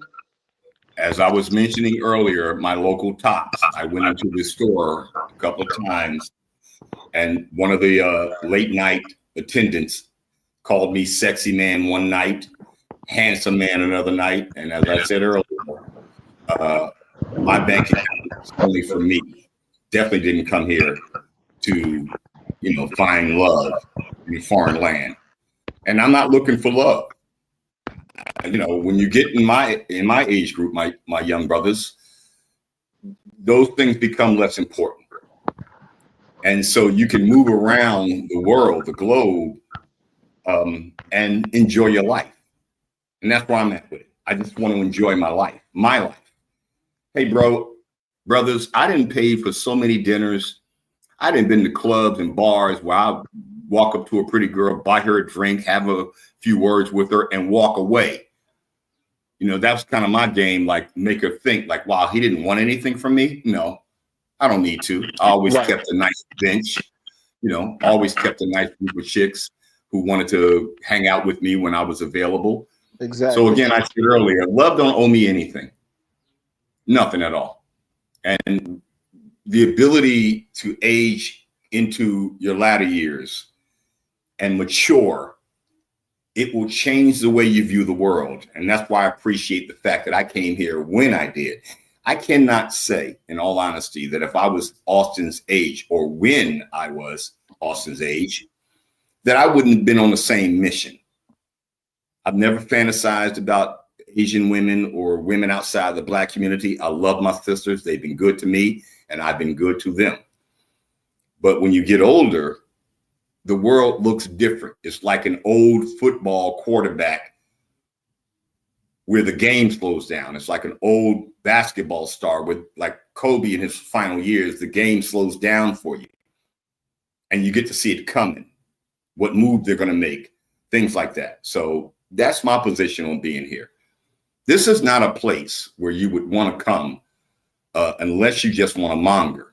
This is not a place you want to come to find love as a younger man or a retiree. And I already knew that, thanks to many of the videos that I've watched, and thanks to Paul. And travel time with Paul, Thai Talk with Dan, Steve Ross. You listen to these guys, you'll understand they really aren't. This place is not Disneyland. You can come out here and get real, pardon my language, Paul, fucked up if you're not careful.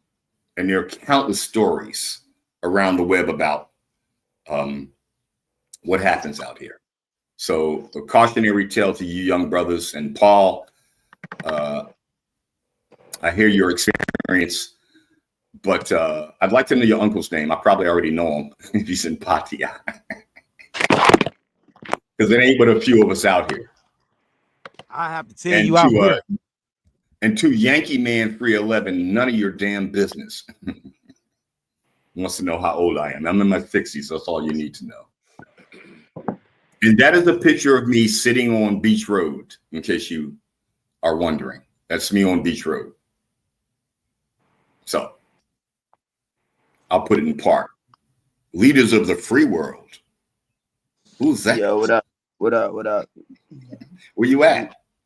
I'm in Bangkok right now. Say word? Yeah, I'm in Bangkok with it. Let me see. How's it treating you? Do you love Thailand? Oh yeah, man, it's beautiful. It's beautiful out here. I don't know if you can see, but I can't switch my camera around or whatever. But nah, I love it, dog. I love it. Once you zone out all the BS, you know what I'm saying? This place could be a very, very beautiful place.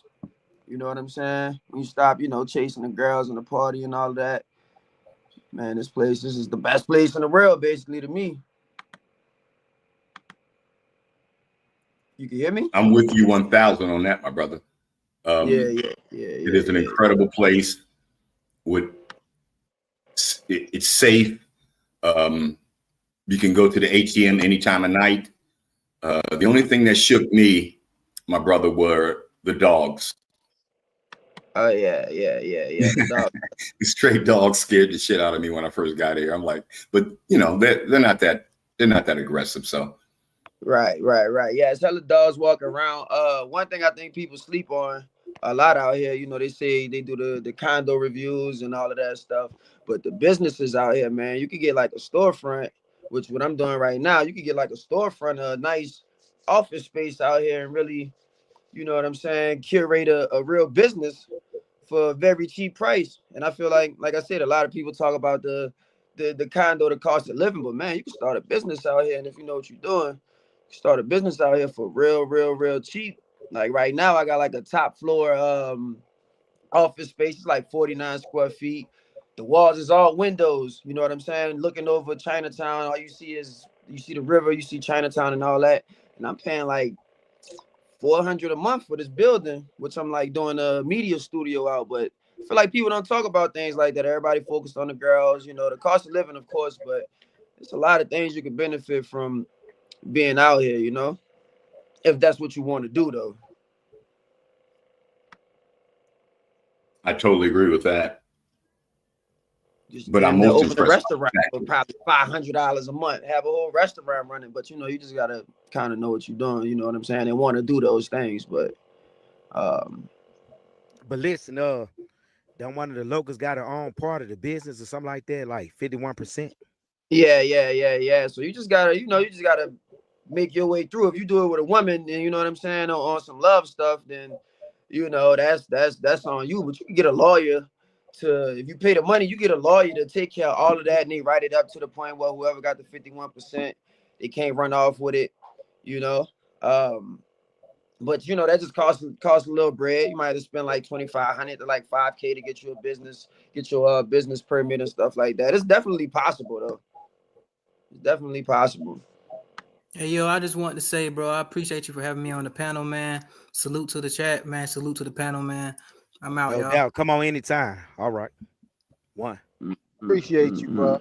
But hey, I ain't gonna lie, Paul, man. I used to watch your videos and be like, man, this dude hating. This dude over here hating, man. You know what I'm saying? He don't know what he's talking about. You feel me? Now, And I why was would like, y'all think I'm hating? yeah, I know. I'm like, this dude hating. Ain't nowhere in the world is just bad. You know what I'm saying, like that. And I came out here, and after like the very first night, dog, I was like, damn. Everything Paul said seemed like it was kind of true, you know. Especially with these girls, man. When you go out and all that, you go to the club and stuff, man. You gotta filter out a whole lot of things before you can even get you a good choice. You know, there's like 80% workers out here in the clubs. Then you know they got lady boys in there. Then they got girls who want to party all night. You know what I'm saying? You meet them out, and then you say, hey, let's hang out. They like, yo, let's go to the club. It's 3 a.m. They won't go out to the club. So it's like, dog, there's a lot of filters you gotta go through before you get you like a, you know, one of the women that they say that a lot of these dudes say that you come to Thailand to find. And I've been out here like 4 months, bro, and that dating shit ain't really been hitting like that. But I'm not tripping because I'm winning in, you know, 50 other departments. You know what I'm saying? I ain't move out here. I was good in the States anyways, but these dudes definitely fronting, saying it is like what it is if you're trying to find a wife and all of that shit, dog. It's definitely, this ain't the place for that, you know? Yeah, I keep telling guys, but they won't listen. Yeah. There's a video before I cut this live off that I'm gonna do a reaction to. Think the guy's Latino, I don't know where he's from, but he's from the States. He made a video saying you can find love in Pattaya. Then there was somebody in the comment section. It was like, but Trouble Time and Paul said you couldn't. Somebody responded to him, man, he had his heart broke. I got 2 chicks that got my name tatted on them right now. And I'm like, but what, man? So yeah, I'm gonna do a reaction to that video here in a minute. So, but Paul, on some honest talk, to keep it a buck, I mean, while you were out here and for whatever reasons you came, shouts to Unc, you did some mongering, right? Now, do I look like the type that monger? You don't sound like the type, Paul, but I'm only looking at your emoji, so I don't know for sure. Now, why would I answer something? I plead the fifth. Okay, there you go. Say less. Say less. I feel like having fun is different. You know what I'm saying? You having fun, you expect that, but you're not out there being a monger. You ain't out there mongering, but you. But I didn't go out there to monger. I was just put in a situation where it's like I told you, it'll be times like you'll be with a chick and you hit it, wake up the next morning, 1,000 body, you like, what the fuck? Right. So yeah, like nah. It wasn't like I went to Soy 6 and I'm saying, you know what? You was looking. Yeah. So and that's when I started making a video saying, man, if you're gonna go to Pattaya, you really just going there to market if you're gonna mess with the women. That's honestly not true, Paul. That's not true. Oh, not for retirees. Not true. Not okay, true. You live there full time. Yes, I'm here for life. I got life. I got the big L. I got the wheel, as we used to call it back. But let's be real. The only women in Pattaya that's not out there selling peace leave is the ones that's messing with their own men. Hey, Paul. So let's be real. I don't find Thai women that attractive. I see some bangers, some beauties, but few and far between. And you've been here, you've been to Pattaya. Yeah, they You average. tell me I'm wrong. They're not that fine. Now they average. Yeah. Actually, before the pandemic, there used to be a lot more attractive women there, but I don't know what happened after the pandemic. I guess they Well, all I can moved tell to you what Phuket. happened, Paul. They went online. They went OnlyFans.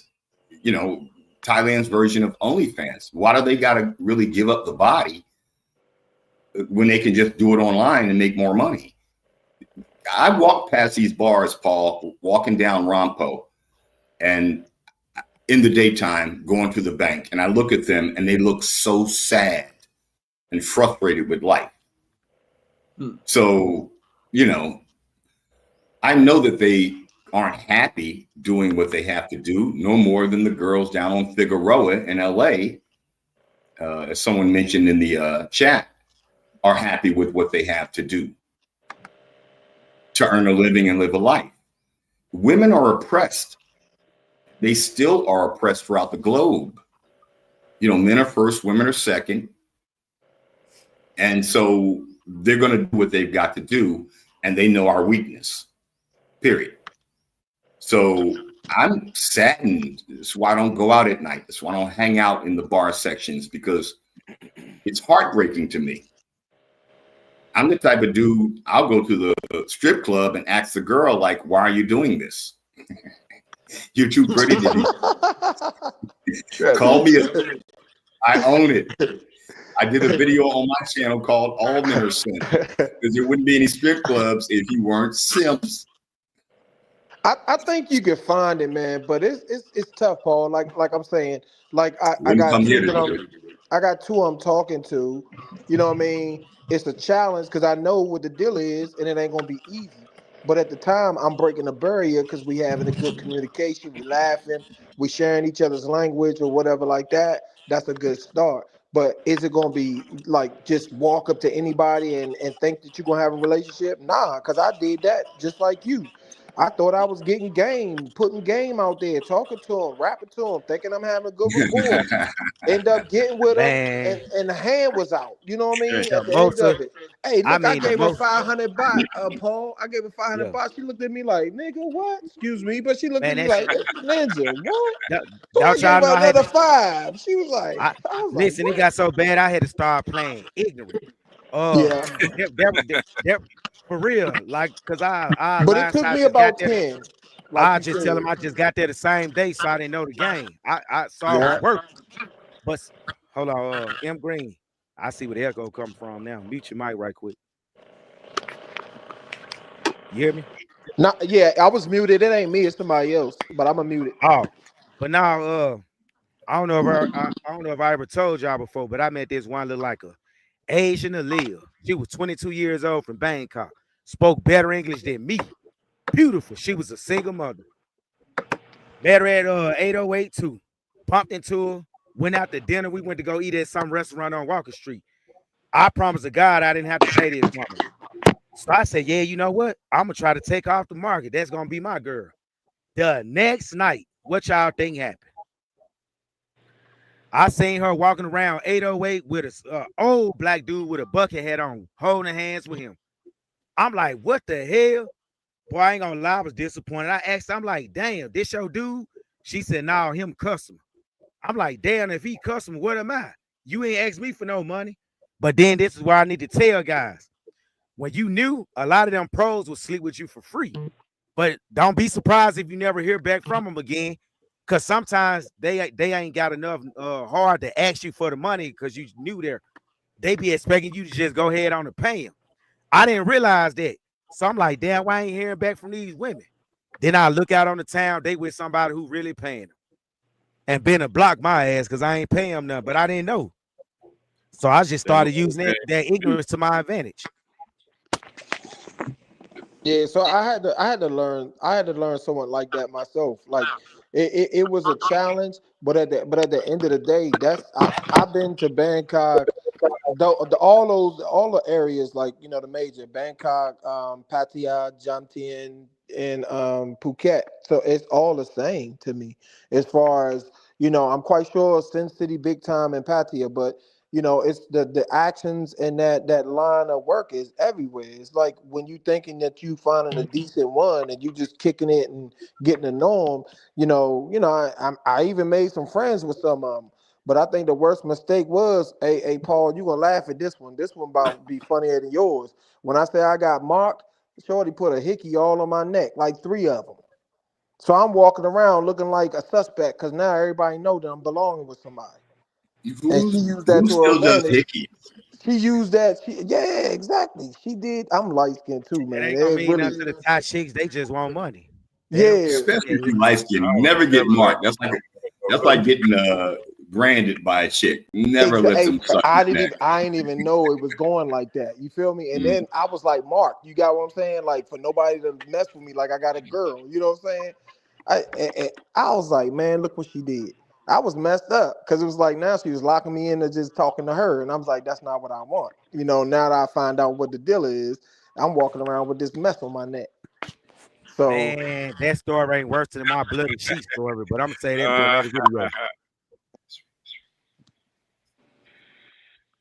Hey, but that stop. your chat is wild, Paul. Harden and FLA are going at me because they think I'm a soft guy. And I'll say something to you, young men. Being a soft guy got me more pussy than being a hard one. Real talk. Buying flowers, taking them to dinner, doing my simping. I Hey, don't need to Chet, do it. y'all got to remember he grew up in the R&B era where everybody was the Key Sweat and all Yeah, them. it was So love. It was yeah, more It love was all song. love music. Yeah. It was all love music. So So my Beverly and friend of Maze. 50 years, I send her love songs, and she sends me love songs back. What's wrong with love songs? Yeah, context Love. is everything. Yeah, come on, man. And, And I and think one of the communication. problems, Communication. I see in America, the news hits different over here, is that particularly in our community, the black community, there's been this narrative about there's a problem with black women, but it started with the problem with us, because kings lead, queens follow. Tell me I'm wrong. Facts. So in the end, it really is our problem. It's us. They don't want to hear that. I joined Zed's channel as a commentator to say to her, you don't really understand our dynamics, sister. You're from the motherland. You're never going to understand what goes on between us and our community, embedded in our community, what it's really like to be black in America. No country that you can identify with unless you do your DNA. No place to go back to, like the Mexican migrants who are being evicted. You don't have the authority to talk about what we should do in our community. So that's why I joined Zed's channel to give some pushback to her narrative about keep Africa passport bros free. I even suggested to them on one of their lives, like, why don't you just take the PPB part out of it? Keep Africa free. Change your brand, change your narrative. Let's talk about how we can encourage more young black men to travel. But of course, that fell on deaf ears, and I'm okay with that. Can I say something on a note that I really want to address too when I got to Thailand, is that the racial profiling didn't exist. It may Didn't exist.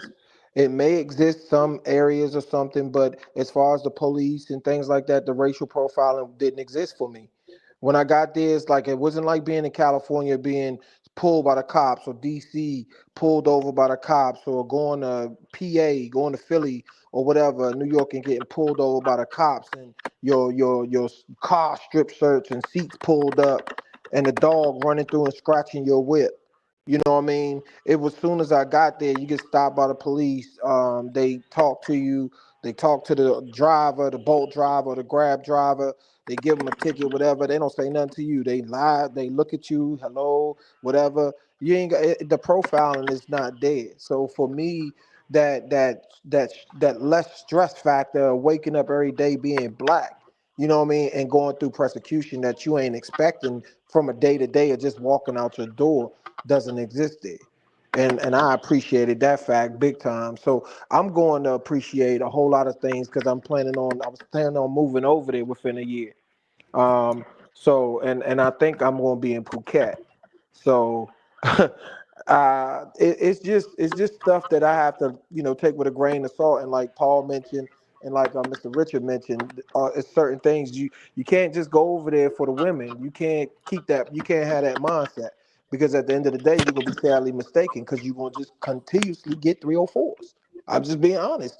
Like the ones you think that is so if they not vetted and they ain't in a situation to where that their family make money or they're doing well or whatever, man, the possibilities of them being on the market is great. And it's sad to say, but it's great.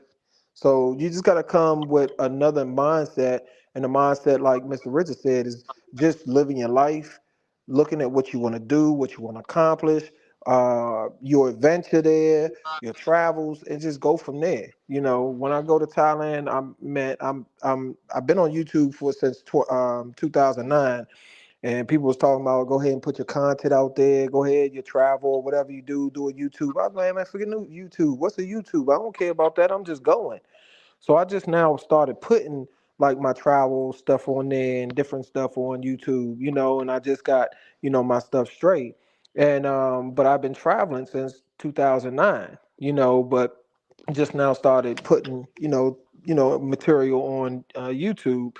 But the thing is like you said, a lot of black men get things misconstrued. There's been a real bad narrative with the title of Passport Bro, and me myself, I ain't feeling it, and that's why I support Paul's channel and everybody that actually wants to tell the real content. Like I said, I've really been there, so I know it's what Paul's saying. There ain't no fairy tale because I've been through some of the stuff too.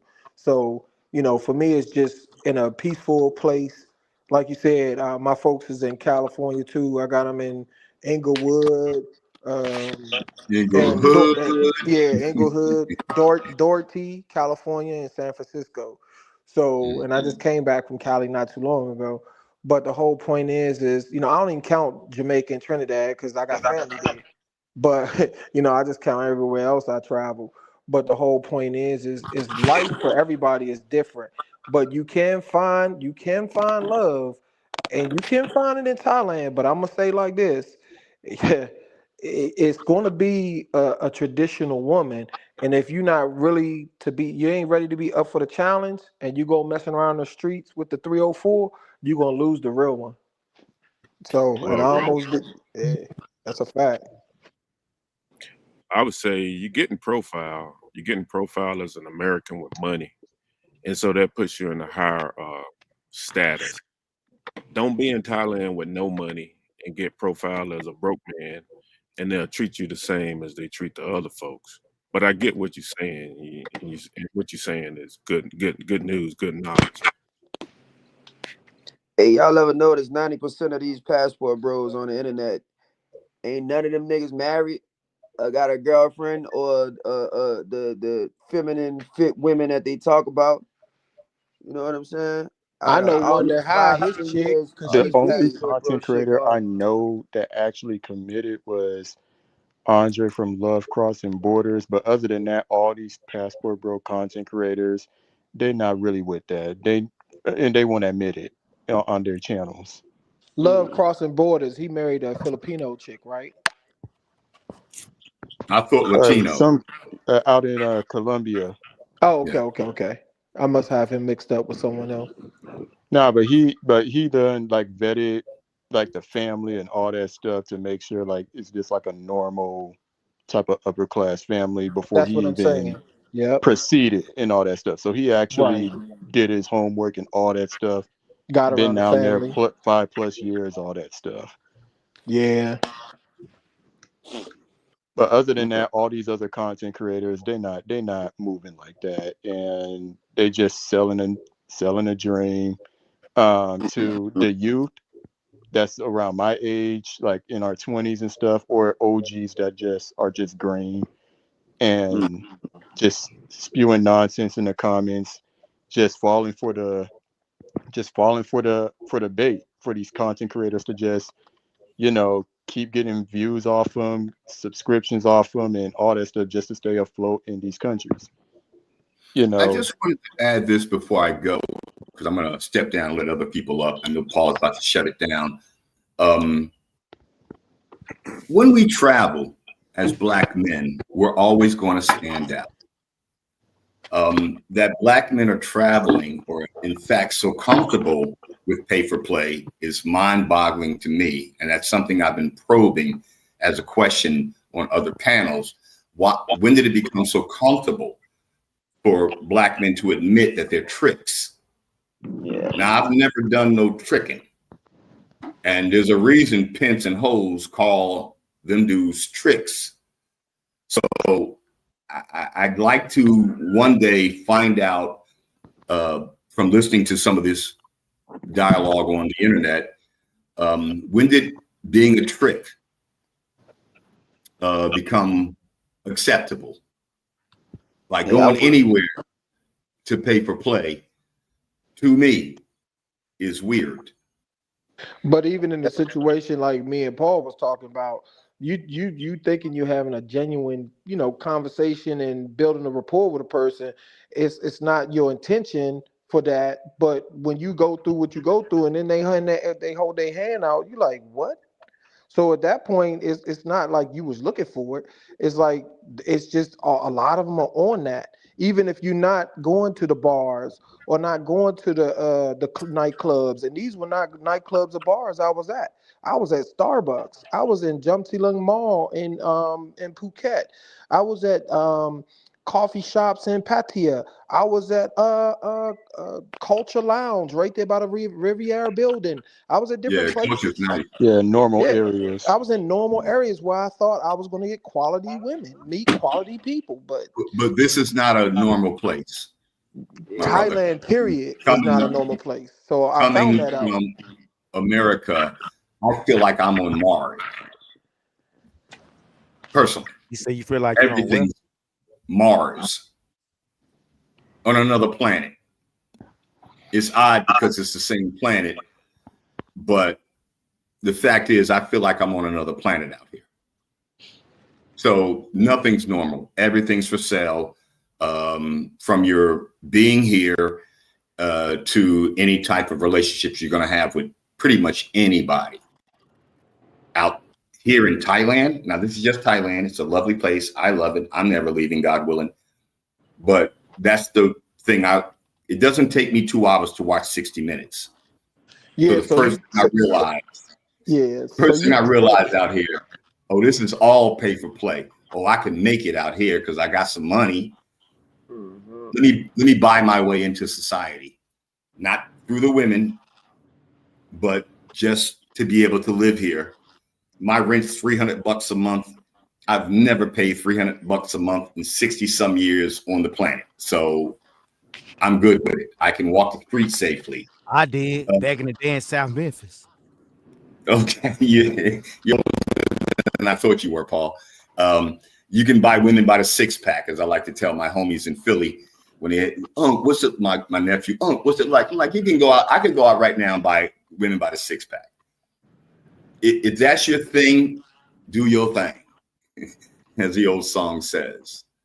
But in the end, got to be careful.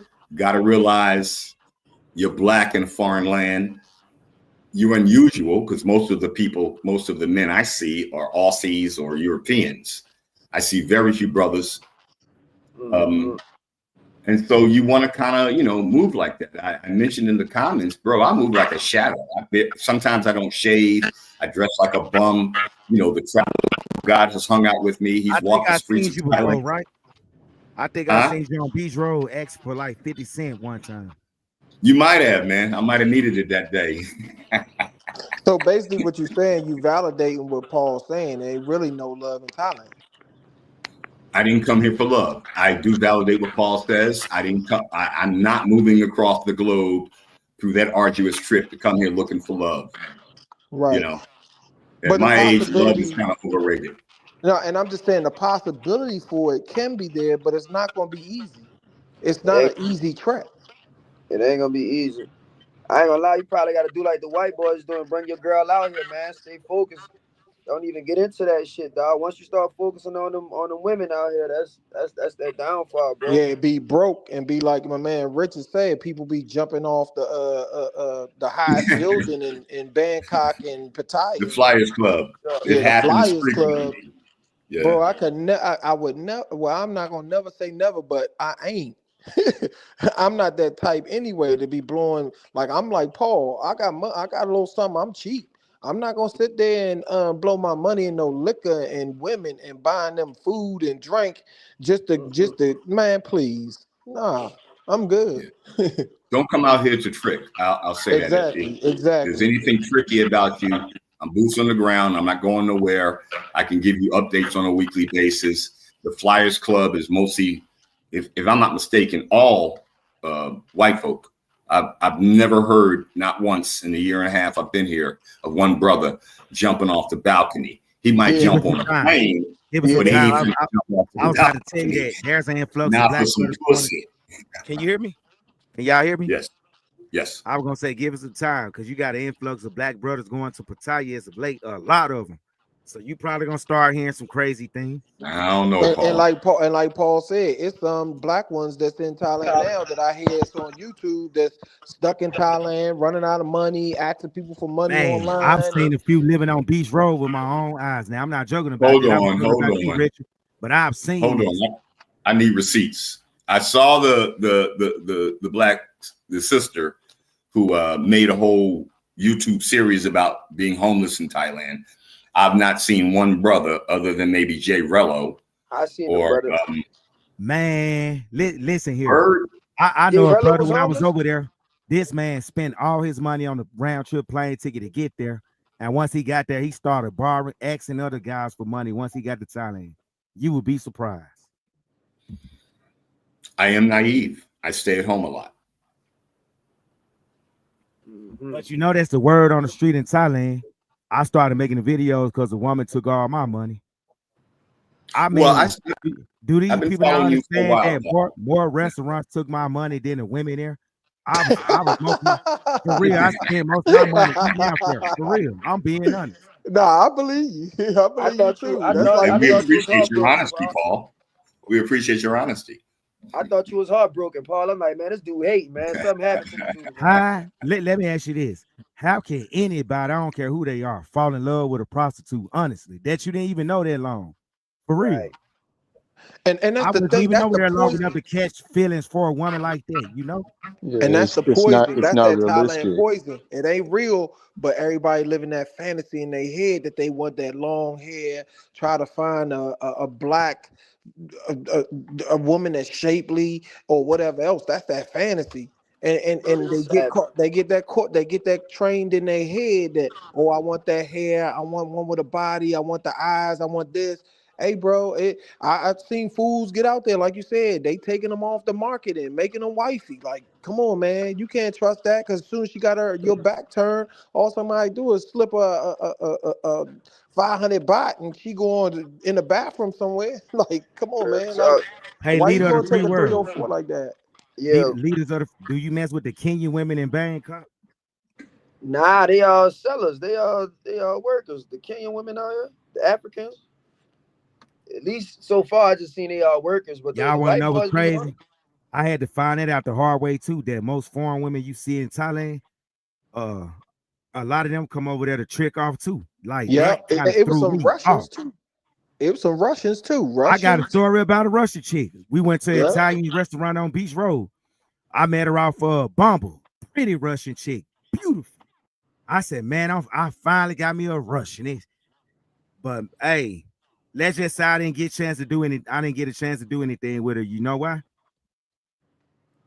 This Russian woman wanted $200 US dollars to go back home. Huh. I was like, Forget damn. all of that. I'm like, damn. Forget So you that. came all the way over here to Thailand just to do that? What you really here for? But then that's what I had to realize. You got a lot of them over there doing it too.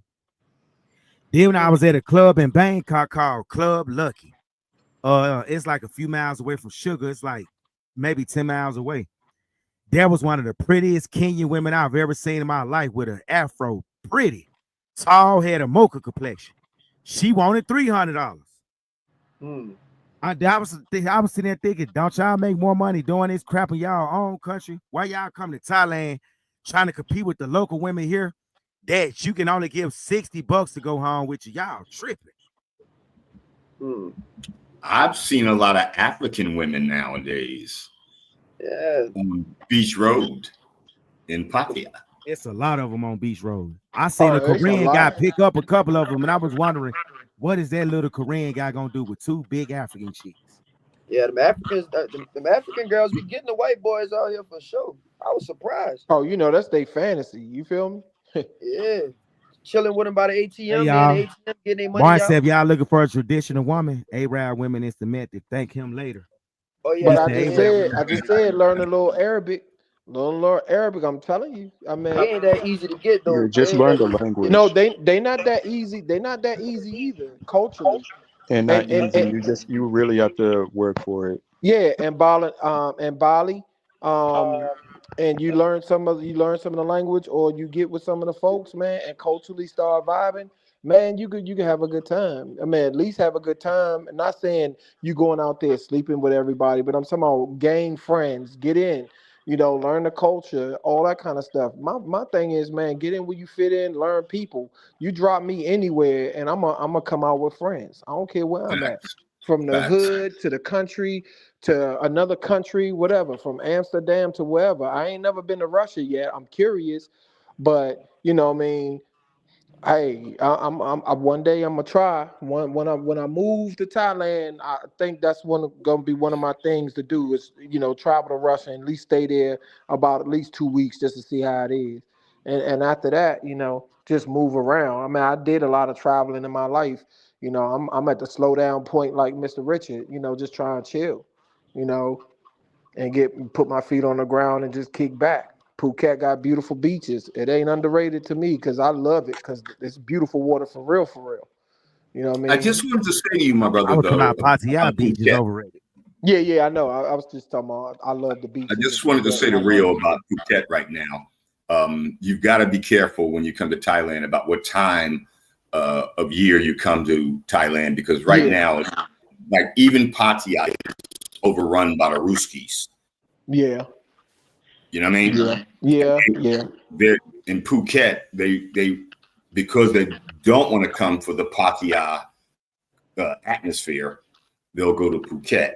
And now Phuket is overrun. Oversaturated. Yeah. It's a lot of Aussies there, a lot of Russian, and they even buying into the condo industry and everything there. So I've been noticing that. And when I first came, I came during rainy season, and it was a little cheaper, but it was still hot, and the rain didn't last that long. For me, I mean, once I got my feet on the ground, I was running. I ain't care if it was raining or not. You know what I mean? I was going places, going to the islands, and I wanted to go to the Big Buddha, but they had the mudslide there before I came. A week before I came, the 19 people died. A couple people lost their house, and they shut the Big Buddha down for a couple of months in commemoration to pay homage to those individuals that lost their life. And I don't know if it's open now. But yeah, it was pretty cool. But I got what you're saying though, because I seen a lot of the influx when I was there, and it was still rainy season, but it was still a good amount of people there, tourists and everything. It's pretty crazy in Phuket right now. A lot of complaints about Phuket being oversaturated, traffic, trash. And there's something weird about Europeans, man. They're kind of rude and boorish, and that they will trash the place and just think that the Thai people will accept it and clean up after them. It's kind of nasty work out here right now, but this is high season. And once I was basically going to move out and closer to Old Town, a little bit away from Phuket because I don't want to be in the heart of Phuket. You know what I mean? I want to be able to go there and chill sometimes or whatever, just whatever. But my main thing is just to be Rai or Old Town or something like that. So I've been doing my research for a little while, just trying to figure because I was going to move out John Tien or Nagam. Was it? I forgot the other name out in John Tien, but Non John or something like that. Yeah, not yeah, John non-John 10, yeah. But I'm just, trying to figure things out, and see, I'll see how I go. I'm still in debate, where. Yeah. Just come out here, my brother, bounce about. You'll find your slice of paradise. I have found as a 60-year-old living in America all my life, never having lived abroad, never even traveling that much. I've been to some countries, but not that much. I found my slice of paradise. And even though it's here in Jomtien Beach, there are certain parts of Thailand right now that's, pollution is a problem. I'm near the beach. I'm a half a mile. I don't have that issue. But come out. And is that because the burning in Chiang Mai? That it exactly. reaches, Chiang Mai, yeah. Chiang Rai, And that's Bangkok. one of the reasons why I wanted to be in Phuket too, because the air quality and it's so close to the Yeah. beach. Yeah, that's another reason too. And plus I love the beach, you know what I mean? And fishing and stuff like that. So, that's my vibe. If I can get deep sea fishing in or whatever like that, I'm the type of person like this, Paul. If I'm out there, I'm out there, or anyone on the panel, hey, you slide through and chill with me any day. Like at the end of the day, I don't roll like a Mongo or passport, bro. I'm just a person that love to enjoy life, have fun, and do what I do. That's it. Same as me, my brother. That's all I'm doing out here. Yes, sir. For James Jones, who asked the question, and I definitely don't want to dominate this, Paul. I apologize if I've got long-winded, man. To all of you brothers, I Nah, see you Tony good. here. I'm out here cooking some ramen noodles right now. Don't talk to me about food. I'm out here starving right now, Hey Paul. man, put Trying some to hot figure out dogs and food. some carrots and peas in that thing, man. Make that thing official.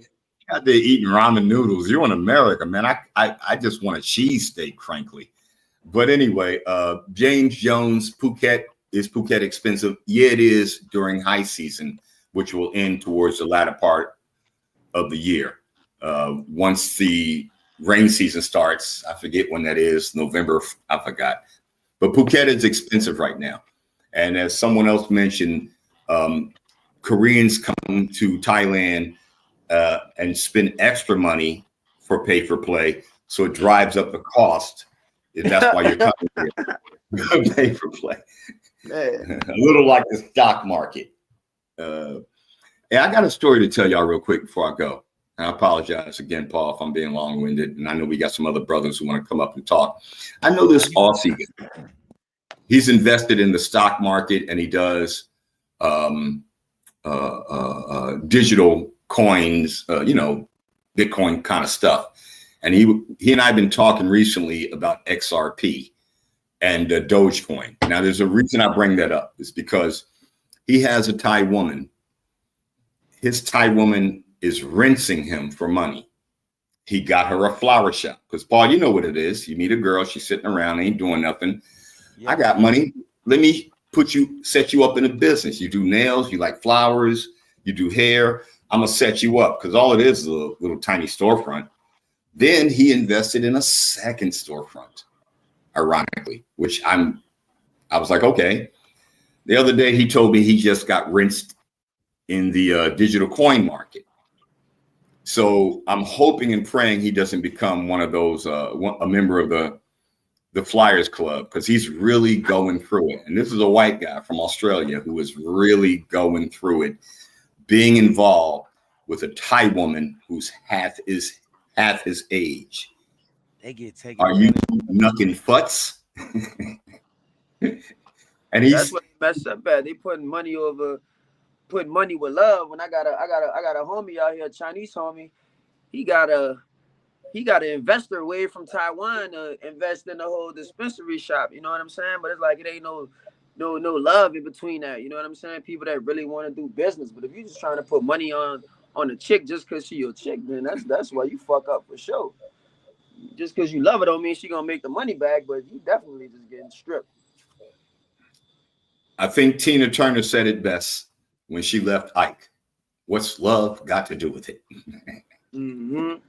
No matter how you move, as men, we look at love differently. That's why we can be mongers, because it really doesn't affect us as deeply as it does a woman when you mate with her or have relations with her. We should know and be more disciplined. That's why I asked the question earlier. Why are men so comfortable traveling for pay for play, and they put it on the internet and say, hey, I just bought some sex last night. I don't get that, but I'm old. But as men, we look at love, we should look at love differently. And if you travel and you're weak at heart with that, it can definitely lead to your demise. If you can't make it in America, Paul said this from the rip. If you can't find love in America, your heart is wide open for a disaster. Mm-hmm. Yeah. And 85.5% of the love that you think is love in Thailand ain't love, my homie. I would say 100%. Man, I miss my American girls. I ain't gonna lie. But the good thing is, some of them out there though too. Some American ones out there too. I ain't And gonna lie, I meet Americans less than I meet anybody out here, to be honest. I meet Americans. Not a lot of us, especially. Yeah. And then the crazy thing is, the only two fallouts I had out here was with Americans. You know what I'm saying? A black girl and a black guy doing bad business and shit like that. So, what were they doing? Huh? What were they doing? So I do like film work and stuff like that. So it's like, I'm running the YouTube for a chick. She ain't want to pay me. Both times it's like people don't want to pay me. I was working with that studio craft. I don't know if y'all heard of that craft web 3 shit. We're just working with people. They don't, when it's time to pay up, they disappear and shit like that. And that's just that. I don't want put people business out there. But the only fallouts I had out here was with Americans. Me as well, my brother. That's the sad part about it. That's the sad part about it. Black Americans. Yeah, that's the sad part about it. Me as well. Black Americans. So. Yeah. All right, fellas, I'm going to step down. Paul, I really appreciate you, man. Last time I was on your live last year, I actually put up a little post on my YouTube channel where I don't post much and said I had a call with Paul. I might do a part 2 of that, man. I really appreciate you, brothers. Man. Can you hear me? Yeah, come on anytime. I'll be back, man. I'm going to be here to support you and give you, boots on the ground commentary about Thailand and how strange and unusual it is to me. And again, I feel like I live on Mars right now, but I like it. I like it a lot. Let me ask you something. Since you've been over there for 2 years, have you noticed a change in the last couple of years? Has the cost of living went up or anything? The cost of living is, in terms of increase, it's by small measure. Like I found a place right up from Rompo for $300 a month. The baht value changes compared to the American dollar, but I'm still paying like $311. I couldn't even rent a tent in Skid Row for that kind of money. Shout out to the travel guide. He said I was a bum. And I am. I'm a bum in Thailand. Maybe I should change my tag, bum in Thailand. Other than that, I don't see much change in the way of commerce and the economy in terms of it being more expensive. Now, if you come out here now, my place, which is a 1-bedroom, a nice size 1-bedroom, is probably going to cost you $450. So yeah, that's going to change based on the season. And again, it all relates to the baht versus the dollar. But in terms of affordability, and for an old guy like me, it's the perfect place in the world to be. I've watched Austin and Africa and South America, and I've been to Japan. I kind of knew where I could really kind of settle down and live out the last quarter of my life, because that's where I'm at. I'm not sick. I'm not sickly. But this is the last quarter. So for me, this worked. And I'd never been here, and I didn't know anything about Thailand, didn't even know, I couldn't even identify it on the globe. I just started watching videos, and I'm like, okay. And then I went on Airbnb, and I'm like, okay. And finally got my passport. Bro, I left LA. I used to live in Palms, like about a couple of miles from Venice Beach. When I left LA, I got my passport on Tuesday. I was going by that Saturday of that same week. LA, if you think South America is dangerous, you think Brazil is dangerous, stay out of LA. LA, Yeah, that's facts. That is facts. Out here in California. I just moved from LA. Before I came out here, it wasn't really crazy like that. But you know, I don't fuck around. I be with the hipsters and shit. Well, when you say LA, you might be talking about Corona. You could be talking about somewhere in the valley. In West Hollywood. I was in West Hollywood. Well, yeah, you're in West Hollywood. Yeah, that's going to be different. FLA Trucker mentioned something about Inglewood. Like that. I used to hang in Inglewood when I first moved to LA in the mid-'80s. It's by the Forum where the Lakers used to play. It's by SoFi Stadium. Yeah. Yeah. But real talk, you know, I've lived in LA from the valley to the jungle. I know it well.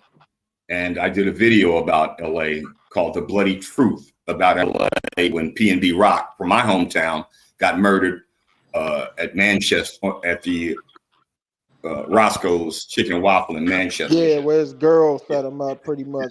And she didn't set him up.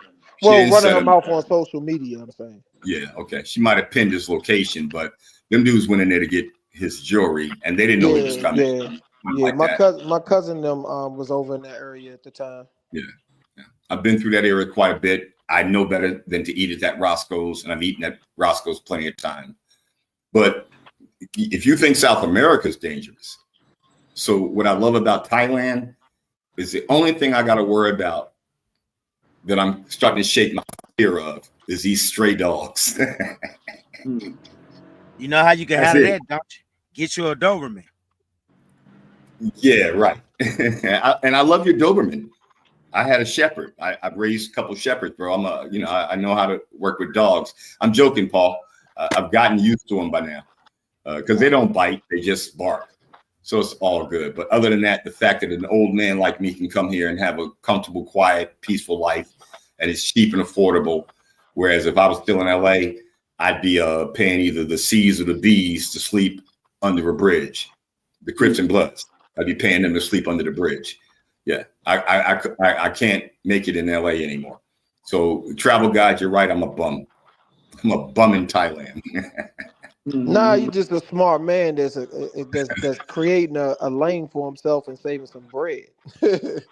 Yeah. I used to throw these bowls. I used to have hands, and I realized, yeah, give that up. Take your ass to Thailand, and you ain't got to worry about that no more. And that's why I'm here. So who inspires you to go to Thailand? Richie? I think Chocolate Man more than Richie, but you know, I stopped tuning into him because of a Fa.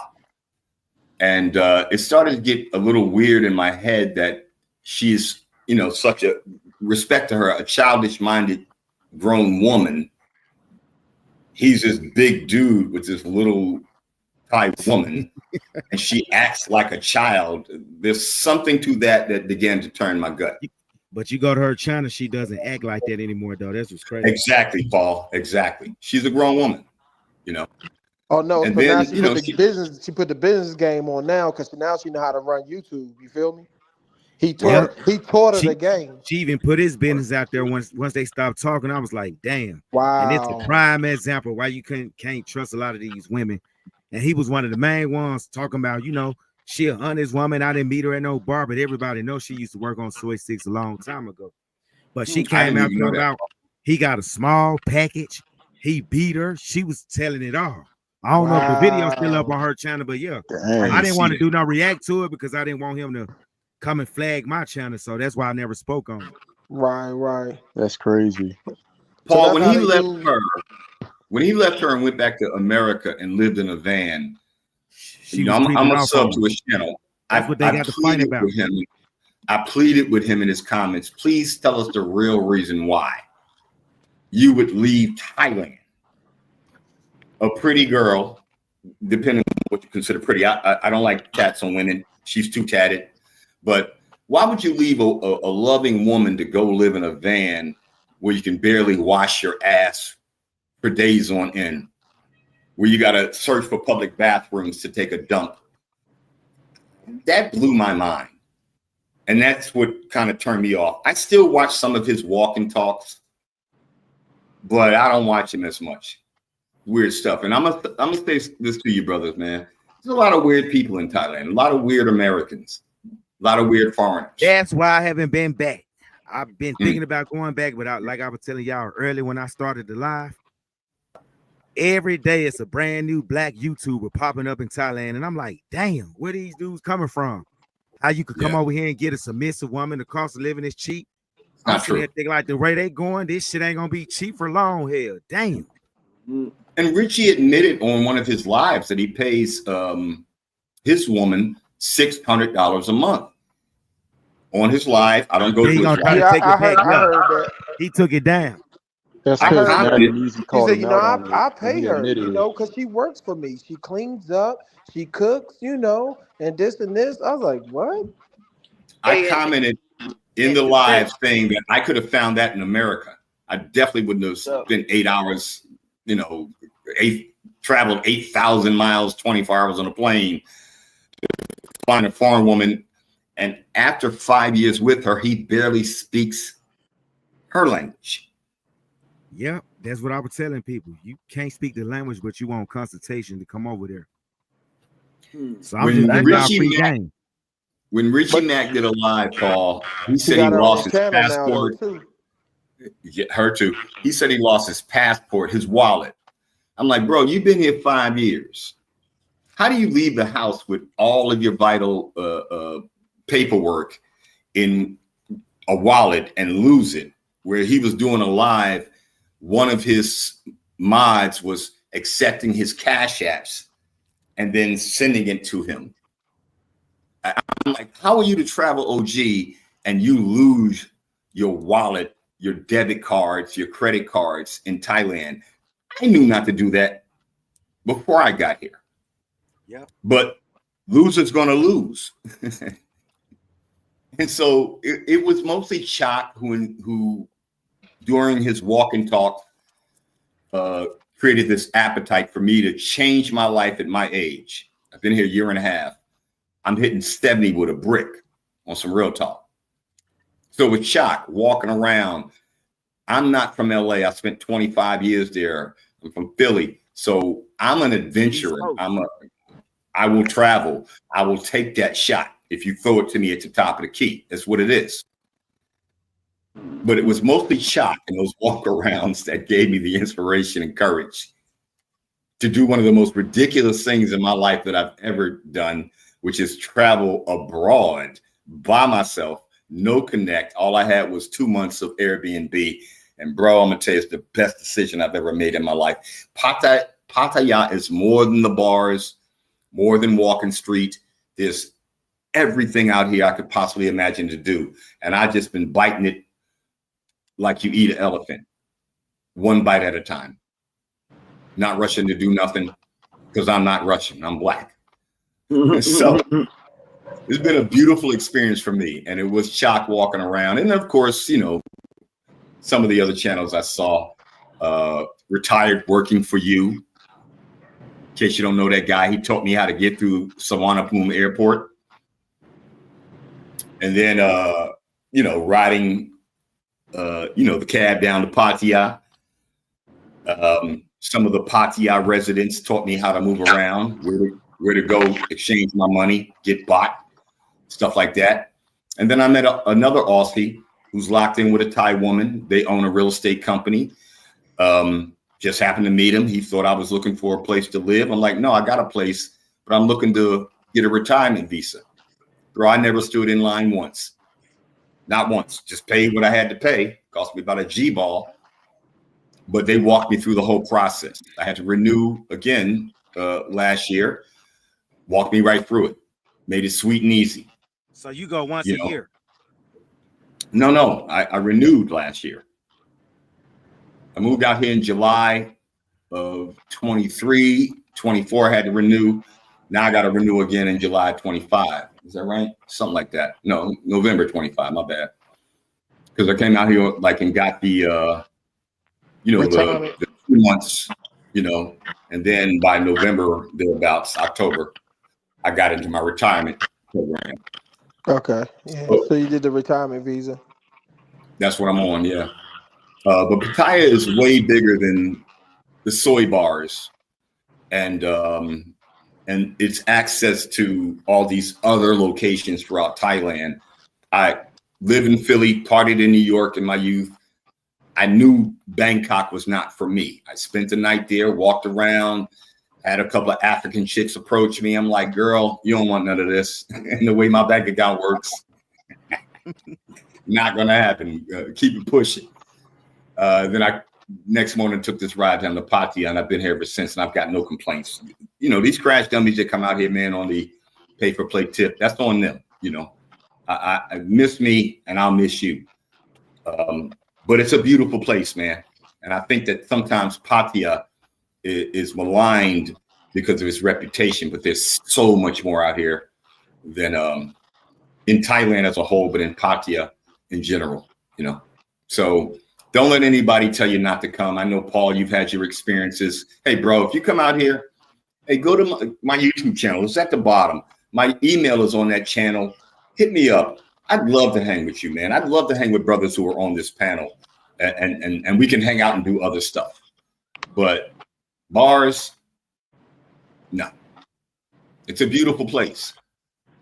But, maybe for me because I'm old and it works. I ain't even been to Pattaya yet, thanks to Paul. I've been out. Is that why you didn't come to Pattaya? I understand if you're going there for the women, yeah.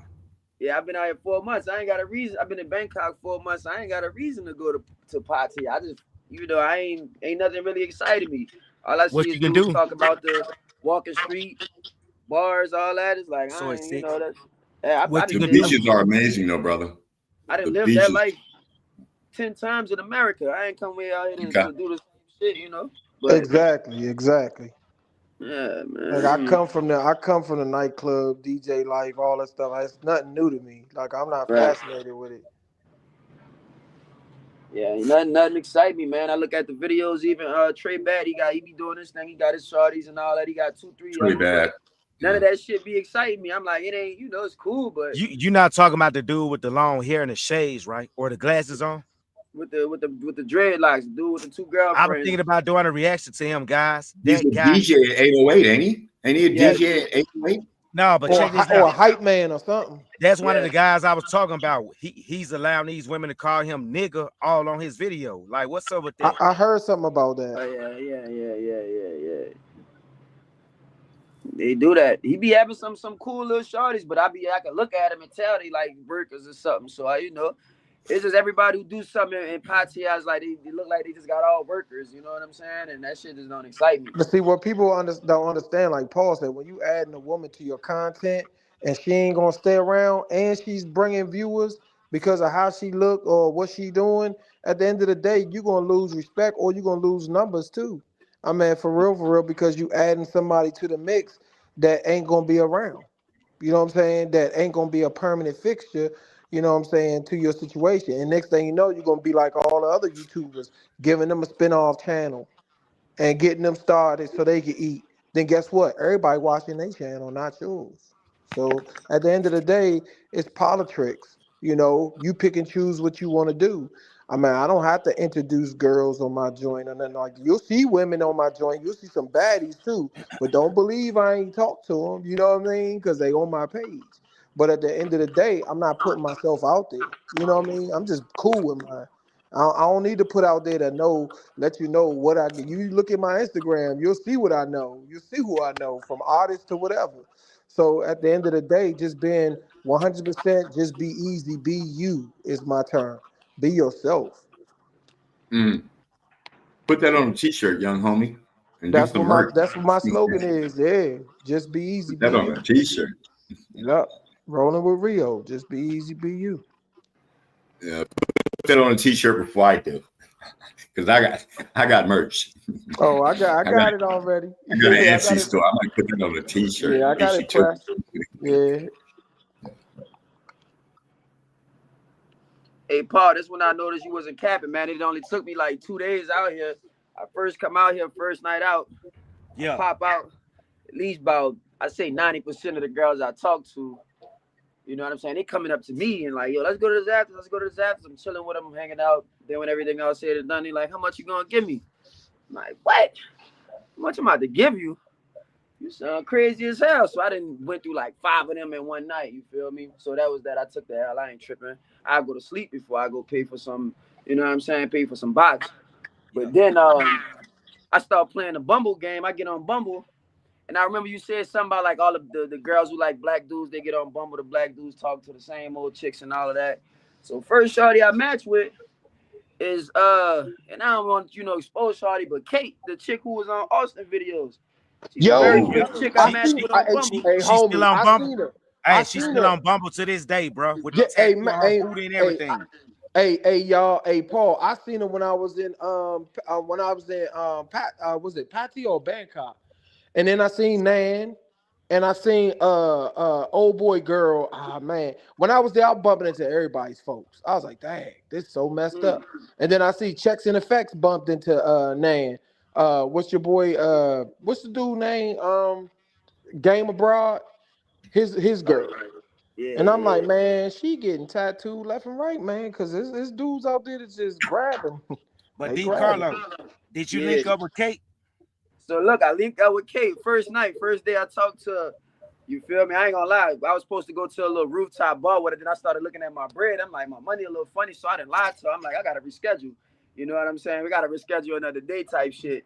So this like the first night I never even met her. Dog, she started going off on me, talking to me crazy. But what tripped me out is like, she talking like she. Oh man, when the Oh, story was getting good. Dang. yeah, I It was was Kate just good. watching getting this shit. good. Yeah, I was locked in. Hey, It's like the I guess ninth. when his connection come back, yeah, we gotta It's like the revisit ninth that. person that don't tell me about Kate, bro, from Bumble.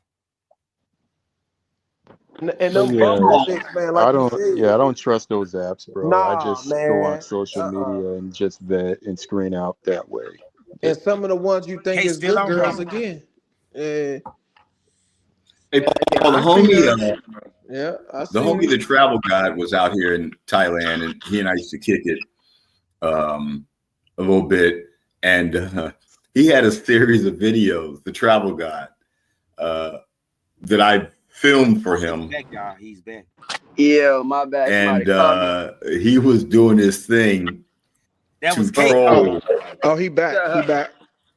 Yeah, He he was doing tried to his thing Continue to your start. story, troll bro. But Game of Braun, and he was running around Pattaya while I filmed him, saying, "Nan, where are you?" Wow. It was some funny shit. That's on his channel still, probably. Wow. the case story. So I'm like, yo, I gotta reschedule. I didn't mess my bread up. I ain't tell her that, but I'm like, I gotta reschedule because I'm not about to go out and just be spending no extra bread. It's like my first week out here. You know, I done went crazy on Kyle sign did the holiday shit. So I rescheduled. She started going off on me like, you wasting my time. You think I'm one of these bitches and saying words like finna. I'm like, damn, why she sound like a black chick? You feel me? So I ended up rescheduling, link with her. And like I said, the whole experience is like, dog, I'm like, which one of these niggas came out here and taught her all this lingo, taught her all this slang? Like she really You never talking like seen on you? You never seen on YouTube before on Austin channel? so this is the thing. I'm looking at her the whole time. I'm like, she look familiar, but it's like she can't look familiar because it's my first time out here. But she telling me at the same time because I'm running my YouTube. I'm talking shit to her. I'm like, yo, come get on my YouTube channel. You feel me? I'm trying to get the views. She like, nah, I don't do YouTube. I used to do it. I was popular, but then now it's just I got too famous. I don't like being famous. And she just kept on saying that shit, kept on saying something why she don't want to do YouTube. And then I thought about it, and I'm like, yo, I remember where you came from, but I ain't want to tell her or whatever. But then I started thinking about it, like, yeah, this the chick from Austin page, and it's the same chick that this nigga Paul was talking about. So You know, we went to the crib and did our thing or whatever. I ain't never really fucked with her again, but it was just crazy that she was the first chick on Bumble that I matched with and that I linked with too. And I'm like, dog, this nigga Paul said that. This is exactly how it be. But like you said, but I digress. But nah, dog, I'm chilling with her just like I'm chilling with a black chick, and I'm like, man, these niggas came out here and got her thinking she a sister or something like that. Talking about I ain't one of these bitches, and like she acting like one of those chicks on Bad Girls Club or Baddies South, whatever that shit. She remind me of one of those chicks. You feel me? But they ain't really my type. But I ain't really have like a bad experience with her besides her talking like she a sister. You know what I'm saying? But I'm like, damn, these shorties really fuck with all the brothers out here. As soon as a dude come through, they matching with them on Bumble. You know what I'm saying? Yeah. Go to Yeah, Sugar she Club. I went to Sugar Club 3 days in a row. My man, homie it's a bunch of in Thai town. hood rats in there. My homie in town, so he just won't go to Sugar. 3 nights in a row, I'm seeing the same chicks over and over with a new set of black dudes. You know what I'm saying? They like, I seen you yesterday. You was with the girl. I seen you yesterday with the girl. I'm like, nah, I can't fuck with this shit. Same girls every night, 3 days in a row, dog. At least 50 of them, 3 days in a row, dog. New set of dudes. What's that African club out there in Bangkok? Everybody be trying to go to and stuff. That's another one. What, Bathros? They got Bathros. They No, got it's a Wakanda. I went to Wakanda. Dog. Yeah. I went to Wakanda on Khao dog. I swear to God, it was 90% big girls in there. All big Thai girls with nothing but African dudes. They only had two slim chicks. The rest, all big Thai girls. 200 pounds and up. You feel me? But they say the brothers we be messing with the ones that these dudes don't want out here, dog. And I kind of see that shit. Man, I remember I went to the Marshall Bar one night when Dante was still running it. It was so many big Thai chicks in there. I thought I went to the Asian part of Mississippi, bro. I ain't never know Thailand had that many big women. Yeah, it's bad. It's bad. And they going for the brothers. They going straight for the brothers.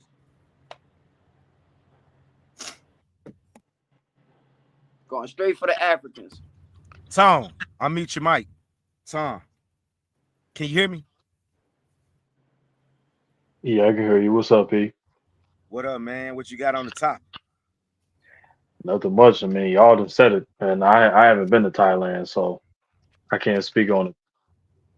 I see you disagree with the brother as far as the Muslim women or Muslim people not being racist or whatnot. No, I'm talking about Arabs. I ain't saying nothing about Muslim. Arabs, yeah, my bad, Arabs. Yeah, yeah, I do. I mean, I've had my own personal experiences with them, and I've gotten to hear secondhand how they treat people, especially Africans, even right there in Mecca. And I disagree with them. I don't want to fight with them about it or, air out too much dirty laundry, but I disagree. Hey, one thing about them Arab, you get your Arab girl, she gonna be beautiful, loyal, stay inside, cook, clean, and all that. But you gonna drop that bag. They're not pulling the wallet out for your whole marriage, your whole relationship. They not pulling a dime out. So you could go for the Arabs, but you gotta know you gotta have that bag to play with them. And it's a cultural thing too. I mean, you Yeah, still have to put in the work. You know what I mean? Because you ain't gonna just grab one of them just like a 304. You know what I mean? I mean, it's a 304 Arabs out there. Don't get me yeah, wrong. they got. Don't get me wrong. But I'm talking about to get a traditional woman. You know what I'm saying? It's just like a traditional Thai woman or any traditional woman. It's gonna take work. You're not gonna just get it free. It's just not gonna just drop in your lap. Yeah, if you one of them guys that's complaining about how American women always asking for money and all of that, or whatever they say, the Arabs is gonna be way worse, dog. They ain't pulling the dial out. They staying home. They gonna do everything you need them to do, but you gonna spend that bag and they like expensive shit, real jewelry, all of that. I got a question for y'all though. What makes cooking and cleaning traditional? I'm Yeah, not. I'm not saying the cooking and cleaning traditional. I'm talking about me myself personally. I'm talking about tradition as in their culture, their lifestyle. Right. Embracing their language. things like that. They get to embrace and learn you and learn your culture, your language. It's not even about cooking and cleaning. It's about their values and their culture, and even learning some about their religion. Because at the end of the day, we may come from different backgrounds. You know what I'm saying? So at the end of the day, what I'm just saying is it ain't even about cooking and cleaning. It's just meshing. You know what I mean? Getting to understand each other's culture, because that's the biggest barrier, whether you're in Brazil and it's Portuguese, whether you in Laos and you have to learn Laotian, whether you're in Philippines and wherever. If you trying to be involved with that culture, what better way to break the bread or break ice than to learn that culture's national native tongue or their village tongue, or just to be amongst the people.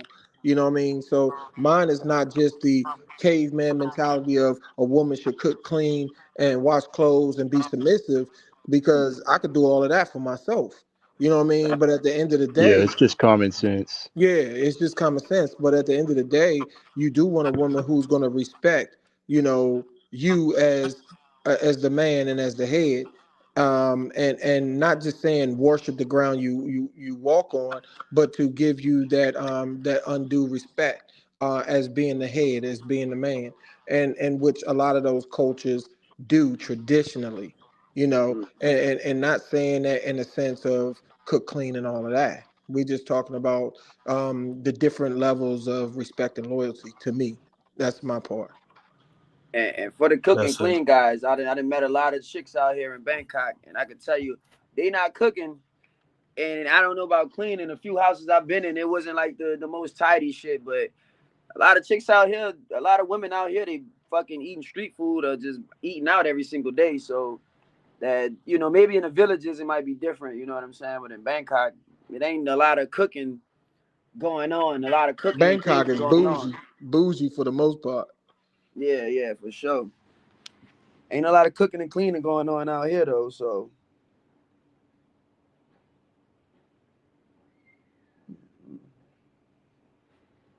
but it's lovely though, man. But shit, I gotta get back to work, man. I just had to hop on and chat with y'all, Oh, man. go I ahead. like the Go conversation, ahead, bro. man. I'm about to end this live anyway, man. It was nice for everybody coming on.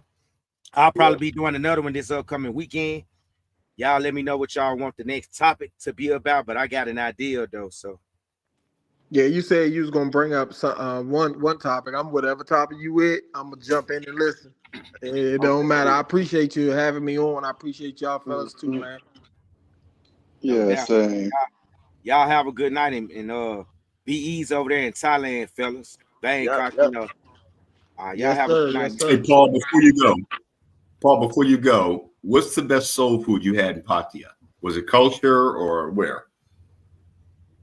Man, honestly, the best Say American less. food, I'm not gonna say soul food, but I'll say the best American food was at a spot over there by the beach called Cajun Life Cafe. I heard about them. I heard of that Oh, joint. they real good. Yeah, I heard of Hmm. them. Yeah, It's like a little mom and pop Rodman, atmosphere. he's from I want to say he's from southern Louisiana, not that far from New Orleans. But man, he got some of the best gumbo I've had. Oh my goodness. Probably outside of New Orleans, really. He was better than some of the places in Tennessee. They call themselves serving gumbo, but yeah, check him out. Check out Cajun Life Cafe, and thank me later. It's better than kicking chicken. I will thank you, Paul, for that. I appreciate you. Thanks for having me. You been to kicking chicken though, right? No. Oh, have you heard of it? Well, Paul, you talk so bad about him. You talked me out of going there. I'm gonna be honest, man. The wings are all right. Everything good. It just, it take him a long time to fix the damn food. And that guy, he just be up there lying. Yeah, man. Yeah. My wife, she was a real estate agent. Then I found out, I ain't gonna tell the man business tonight, but yeah. Let's just say whenever he's not in the country, peace leave is being sold. Oh Chicken my wings God. ain't the only thing being sold in that restaurant. That's so Chicken bad. wings and peach sleeve. That's a new recipe I've never heard of. And them stale ass pecan pie. I mean sweet Oh my potato pie, God. my bad. Mm. Oh, you know something? You from Philadelphia, right, Richard? Yeah. That's where he from too. And I hate to say this, But man, if that's how black people in Philly cook, leave that to the Southerners, man. Y'all can't cook collard greens. My bad. And chicken wings. My mama is turning over in her grave hearing you say that. My mom could cook some collard greens, and she's really a North Carolina native, but you know, she raised me in Philly. Most of up top is North Carolina, the Southern, because when they were being liberated, that's where everybody ran to the north. That's where everybody ran. Sure enough. But I will check them out, though. I've heard a lot about them. Your boy at Kicking Chicken, you talk so dirty about him. I'm like, okay, I'm gonna pass that up. And listen, Roscoe's Chicken Waffle. I never even realized that. Say again? I said you pay attention to all my videos. I didn't know you watched the video where I talked about Kicking Chicken. Paul, I watched the video of you in Austin when he was touring your apartment out here. I've been following you probably well over a year. And I said one of these days I was going to get around to doing a reaction to that video because that was a setup. You were having fun, man. I met some weird brothers out here, man, that I kicked it with, and it was cool until it wasn't. And then you move on. That's the thing about Thailand. You don't come out here with a lonely heart. Not the place to be. Stay home. You know, find love with your family. You know, just maybe restart your computer or in the state. I've been following you for a while, bro. I really appreciate your content. I've always chimed in when I could. This is our second time being on live together. I would love to join you again. I just get accused of being a bit long-winded, but you know how old people are. We like to talk. Forgive me. But if you're ever back in Thailand and you come to Pattaya, bro, you'd be one of the few kind of brothers I'd want to kick it with for sure. You know, and man, some of the other brothers. Honestly, the only thing worth doing in Pattaya at this point for me is really going to the beach or going out to eat. Yeah. There really ain't there ain't really nothing else popping there for me, man. Cause I don't even go to the clubs here in the States, but I did it over there because everybody kept hyping up 808 Flex, and I didn't know anybody, so I thought the best thing to do was go to the club and meet people. Man, that was a big ass mistake. You're young and you like the action, but if you ever just want to hang out and be a bum like me and just talk about fools and kings, I'm the guy to contact, But other than that, next time you see me in Pattaya, it's either gonna be with a woman that's not from the country, that's not from Thailand. I'm bringing sand to the beach, bro. I hear that. Yeah. I can't do it. If I can, I will import some sand to the beach, or my neighbor. I'm gonna holler at her, see what happens, because I don't even find Thai women that attractive personally. Man, I had a man tell me that the lady boys look better than the Thai women. I thought, man, that's the craziest shit I ever heard while I was over there. It was the guy from Oakland, California. The game is like in Thailand. Eventually, in the end, as it always is, from coast to coast, it's always pay for play, brothers. That's scary. Well, pimping is hard. Simping ain't. Pimping is easy. Shoot, I'm about to say pimp is supposed to be easy. No, pimping is hard. You gotta, when you're managing all the women and all those attitudes, pimping is hard. Simping is easy. Just give up the dough. Well, I guess in that aspect, you're right. Yeah. Hey, just be a provider. That's all women want from men. I don't know how it got so complicated. I always had a nice car, dressed nice, smell good, well groomed. All you guys sound like you practice the same. You know what it is. Your mama taught you right. Be attractive, be alluring to a woman. And there are certain traps you can put into place. Never had a problem with women in America. And by the way, gentlemen, America ain't no matrix. It's pretty simple and straightforward. Yep. But and I'm not going to be one of those kind of old men who say, "Oh, you always pay."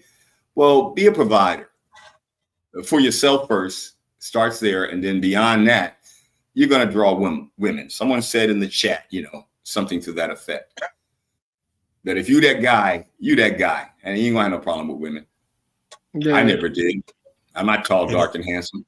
It ain't paying if she's worth it. If she's worth it, it's investing, Right. not paying. Come on, man. Yeah. You do your part. Or as I said on Fearless's show recently, Fearless and Ronin Travelers, let a woman be a woman and let a man be a man. You and know, I think this one thing, and I think this is funny. And Paul, you tell me if I'm wrong. But anybody on the panel that's been to Thailand, tell me if I'm wrong. Even the 304s are choosing. Sometimes the 304s don't choose you. So you got to look at it like that, man. If the 304 don't choose you, man, that's messed up. Because you go out there, man, they choosing. So sometimes they won't even rock with you. It ain't even about the money. It's a lot of times it's what they want or what they like. So it's crazy. I mean, I done seen some get the cold shoulder. Like, nah, no. I mean, from 304s, they want to get cash, but some of them choosing too. That's the crazy part about it. Let me restate how I move out here. I don't often shave. I always shower. I let my hair grow out. I let my beard grow out. I dress in t-shirts and shorts. I look like a bum. That's my protection against, the women in terms of like them looking at me, and I'm not broke and I'm not a bum, but to keep them from coming to me with that energy. I dress down. I move quietly. I only know a few phrases to let them know that I'm at least trying. But I like the fact that they have that ability to choose. And by Thai women, I choose not to be chosen. Leave me alone. I ain't come out here. Yeah, I ain't come out here. Came out for me. Word, I came out for me. And knowing that I can go buy and buy a 6-pack. Hey, I could have stayed in LA and went down to Figueroa if I wanted to mongo. So I dress this way so I can move like a shadow, invisible. Mm-hmm. Don't even look my way. I ain't got nothing for you, man. You want $6 for what? I ain't got nothing for you, man. Man, you better kiss my butt. Flavor Flav. All right, gents, thank you, Paul. Thank you. Appreciate y'all. Be back, Paul, whenever you're live, and I'll support you in everything you do, man. You speaking truth. And brothers need to hear this side of it as well. No doubt, man. Thanks everybody for coming on. I'm about to close down shop. See y'all maybe next weekend. That's what's up. Appreciate you, man. All right. Be nice if you did more lives, Paul. You get a lot of support, I see. Be nice if you did more lives. Yeah, it would be nice if I dropped more content in general. I mean, it would be nice if I did more videos. I like the live. More audience participation. Well, see, what I like about my lives, I don't really have a lot of trolls. You would think people consider my channel as a troll channel, but it's more civilized people in my chat than it is the other guys. Yeah, I don't really have to block that many people, but I think I'll be going live next weekend. If you free, I'm thinking about doing next Saturday. If not, then Sunday. I ain't got nothing but time, Paul. I ain't got nothing but time. My motto is I ain't got nothing to do because I don't got to do nothing. Yeah. Well, thanks for stopping by, man. My pleasure, bro. Thank you as well. All right. So what do you cop? Oh, man, here you go with that.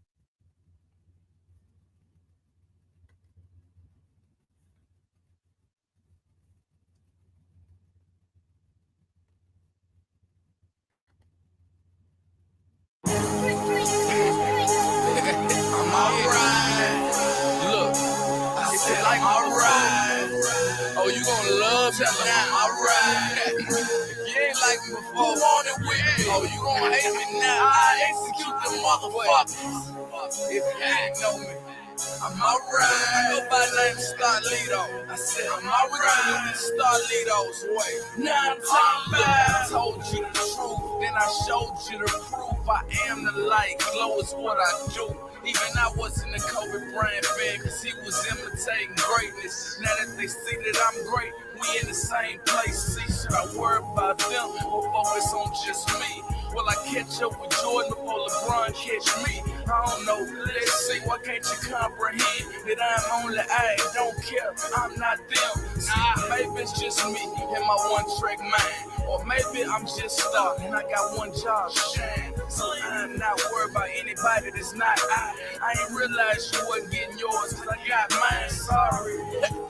Try to play me like Atari, I still got the cheddar for the beat like Arby's. So if I don't speak when you see me at the party, cause my mind is on my mama in a Ferrari with Bulgari.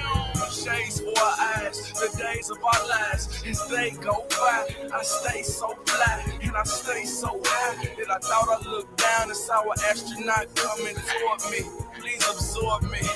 Of course he gonna get comparisons. He don't think he shit stink. He young, black, and arrogant. He only feels himself. Most niggas fear embarrassment. And if you don't like what he's saying, well, bury him. A lot of women cherish him. Some wanna marry him. He focused on his broccoli, spinach, lettuce, and asparagus. You can say I'm about that green, but that's an understatement. Something like a pimp shouting, never let a woman blame me. Underrated maybe, still the one y'all feel. Cause for that green and that white, I'm shooting like Paul Pierce. I'll start every weekend, not just in Vegas, aight? From the way it went down, I'm glad I missed my flight. Might have been in that club, might have been in that fight. Me and Pac on good terms, so hope it turns out alright. Dark in my heart, all this job been puffing on. Got me in that fucking zone, pretending nothing's wrong. But I'm alright. Yeah. I said I'm alright. They say they like it when I come back. I like here it comes. So I live on Grand Hall Boulevard. Yeah, that's Star Street. So dirty south for 808 for my heart. Big fish in a small pond, you shark me, pardon me. This is Starlito's way, storm me. All to the doing what y'all should've. He got a little money, but he never brought the hood up. Now I represent it till I finish. No gimmick, no image. I need a late fee, your flow's rented. So many me's, but I ain't Austin Powers, and I don't talk to cowards. Know what I talk about? I put them underground and let them talk to flowers. Rather get caught with this gun on me than caught without one. Just my thoughts straight from the heart. This flow is charged off the spirit of the late Ferrari. I can't help but to think that my day is coming. To the end, fuck it. Get to that money. It's too much paper to be made. I'm not stressing these haters, cause it's crying hard and ask questions later. Don't ask me about my album. It's not that I don't care. It's just that right now, real talk, I'm out on bail. Couple ounces scale, sandwich bag, big gun. That's how I ride. So if you with me, be ready to run. Yeah, no equal. I do it for the people. Signing out, Starlito. Holla, you know I'm alright. Tell them I'm alright. Tell them haters, I said I'm alright. Starlito, who want it with me? I'm alright. I let you guys make the excuses. Just understand this. When you're great as I execute the mother, it's not an act. It's heavy. It ain't magic. If you have it, you have it. And I got it. I said I got it.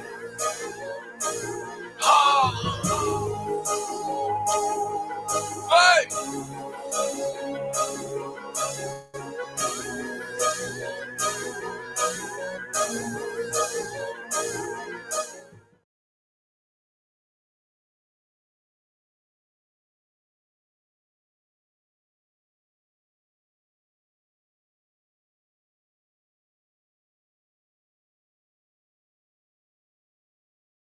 Hey, Fate, I just need you, beat on the table like old school back in cafeteria. Yeah, something like that. Hey, take a seat, fire a cigarette, drink a brew, whatever it is you do. Get to know me, I'm out of style. But this my story, feel me. December 15th, 84, a star was born. August 17, 98, my heart was torn. I get back to that, but this is where Jermaine started. Born in General Hospital, lived in Haynes Garden. My mama raised me right, my daddy David departed. To this day, he still gets served at them same apartments. By age 2, I had moved out east, right off Shelby, lived all my life, Hoonah Street. And mama seemed to have a fetish for the dope man. Timo got killed and Mike went to the can. My role models wasn't Michael Jordan and Ken Griffey. I wanted to be like Richard, Eric Johnson, Sean McQuitty. Age 7, Alex Green. I'm riding the bus now. Mike used to give me $100 for every touchdown. Victor Summers was my best friend in the world. We used to get in trouble trying to feel on the girls. Skip first grade cause I could count to 1,000,000. Got labeled gifted, you don't know the feeling. 4th grade, everybody 9, I'm 8. But I had every color starter coating in New J's. 5th grade, had to go to school with the smart kids. Uncle already served 5 on his murder bid. Now it's the new pennies and Tommy Hill figures. Boopin', Bradley, Tracy, and Nick, yeah, them was my niggas. Lot more white students, so I had to adapt. 6th grade, caught in the bathroom, shooting craps. Boopin' wanted to rap, see, I thought I was a Mac. School dance, me and Demo had the girls in our lap. Still playing football, yeah, I was a quarterback. Made the school basketball team, but I got bored with that. My cousins Pep and Boo had me sneaking, getting lit. I smoked my first blunt back in 1996. Keep in mind, I lived a half a block from the projects. Went to sleep, hitting a whole lot of shots in the process. Mom was doing hair, daddy was smoking rocks. My cousin Carmen was born the same day Pop got shot. And our big brother, yeah, he was like my brother. First cousin, same school, but we hated each other. Cause his daddy was rich, and my daddy wasn't shit. But I was the one dressed fresh, I ain't like a bitch. Me and CP used to bump, shed so many tears. Over the next 10 years, I lost so many peers. But let me back up to Hume Fog, I'm a freshman. Brand new Jordans 13s, black and red, man. 5'6", couldn't tell me shit. Kept a pocket full of ones and had a bad little bitch. Yeah, think her name was Amber, maybe it was V. Whole school knew me after just 1 week. I distanced myself from the niggas that I grew up with. All new friends, them the people I was stuck with. By this time my Uncle Kendall done served 9 years. Then my Uncle Junior died, I'm still drying the tears. I said fuck everything, I said fuck good grades, I said fuck the new J's. Why the fuck he got A's? Some questions just don't get answered. Like back then, I was smoking back to back and I didn't get cancer. Same time I'm bumping it, Hot Boys and Master P. Had me rocking Reebok classes with my white tees. Kendall used to rap to me, I just beat on the table. Who would've thought 5 years later I'd be on a label? I started making beats, ended up in some group shit. Part-time hobby with some niggas I went to school with. I was alright, but I wasn't really studying the music. Grew 8 inches and won something and started hooping. Played AU with some niggas I grew up with. Went on a few trips, they told me I'm the truth shit. I might as well get serious about this rapping. Was Granny told me young that anything can happen. Captain of the school team, I'm still making beats. Daddy locked me out my granny house, still the TV. Mama holler get a job, but a job ain't for me. But I needed the money, so I started selling weed. Barely graduated, but my test scores was high. Got a new rap partner, me and Farah. Stayed drunk, stayed high, we saw eye to eye. Smoking out the Camaro, Bradley was like, why? Now Bradley smoke every day, Farah in heaven. But I skipped 5 years, let me take you back to 9/11. 2001, senior year, I'm in the back of class. Had sleep, wake up, seeing a plane crash. Thinking to myself, what the hell? Me and Marcus have got closer, now my Uncle Kendall did 12. 8 more years, then he up for parole. May 02, I graduated and had a little bankroll. Lil Penny heard my raps and he thought I was the best. He called this nigga named AP, made me battle Fresh. See, Fresh was a legend. I grew up on this nigga's raps. I won the battle, start hanging with the niggas from Lishab. See, Pete was leading me. Vel, Gene, and E, Rome, China, Cheerio, make sure nobody mistreated me. Ed hit that bankroll, so yeah, he was feeding me. But more than that, real talk, he believed in me. He made sure I had everything I was trying to get. So with this rhyming shit, what's mine we split. He also got me well acquainted with this grinding shit. Had me riding with bricks, I ain't lying about shit. Now we trying to quit and make it with this label shit. But when you used to that fast money, rap don't pay too quick. So it's make a hit away a brick, and we got an artist sign. I'm trying to make paper rich. This my life story, so I'ma say the shit. I got so many problems with niggas, it don't make no sense. My only beef is they ain't hate on me when I was broke, and I done shot that pistol and made money off coke. You can't judge a book by its cover. You wouldn't know the half if you ain't read the motherfucker. I'm really from out east, I'm really from the streets. I really miss Ferrari, still cry myself to sleep. I really been robbed, shot at, shot back, still ride with heat. I used to pray when I was young that I die in my sleep. Now I'm 21 and my uncle done did like 17. This song would have been 21 years long if I told you everything, but keep listening. If you care, you deserve to know. I mean, I had fist fights with my father. Fuck it, I went to college for 2 years. I played ball with some niggas in the NBA right now. I told you, man, you niggas don't know me, you just know about me. I can't wait till only God can judge me.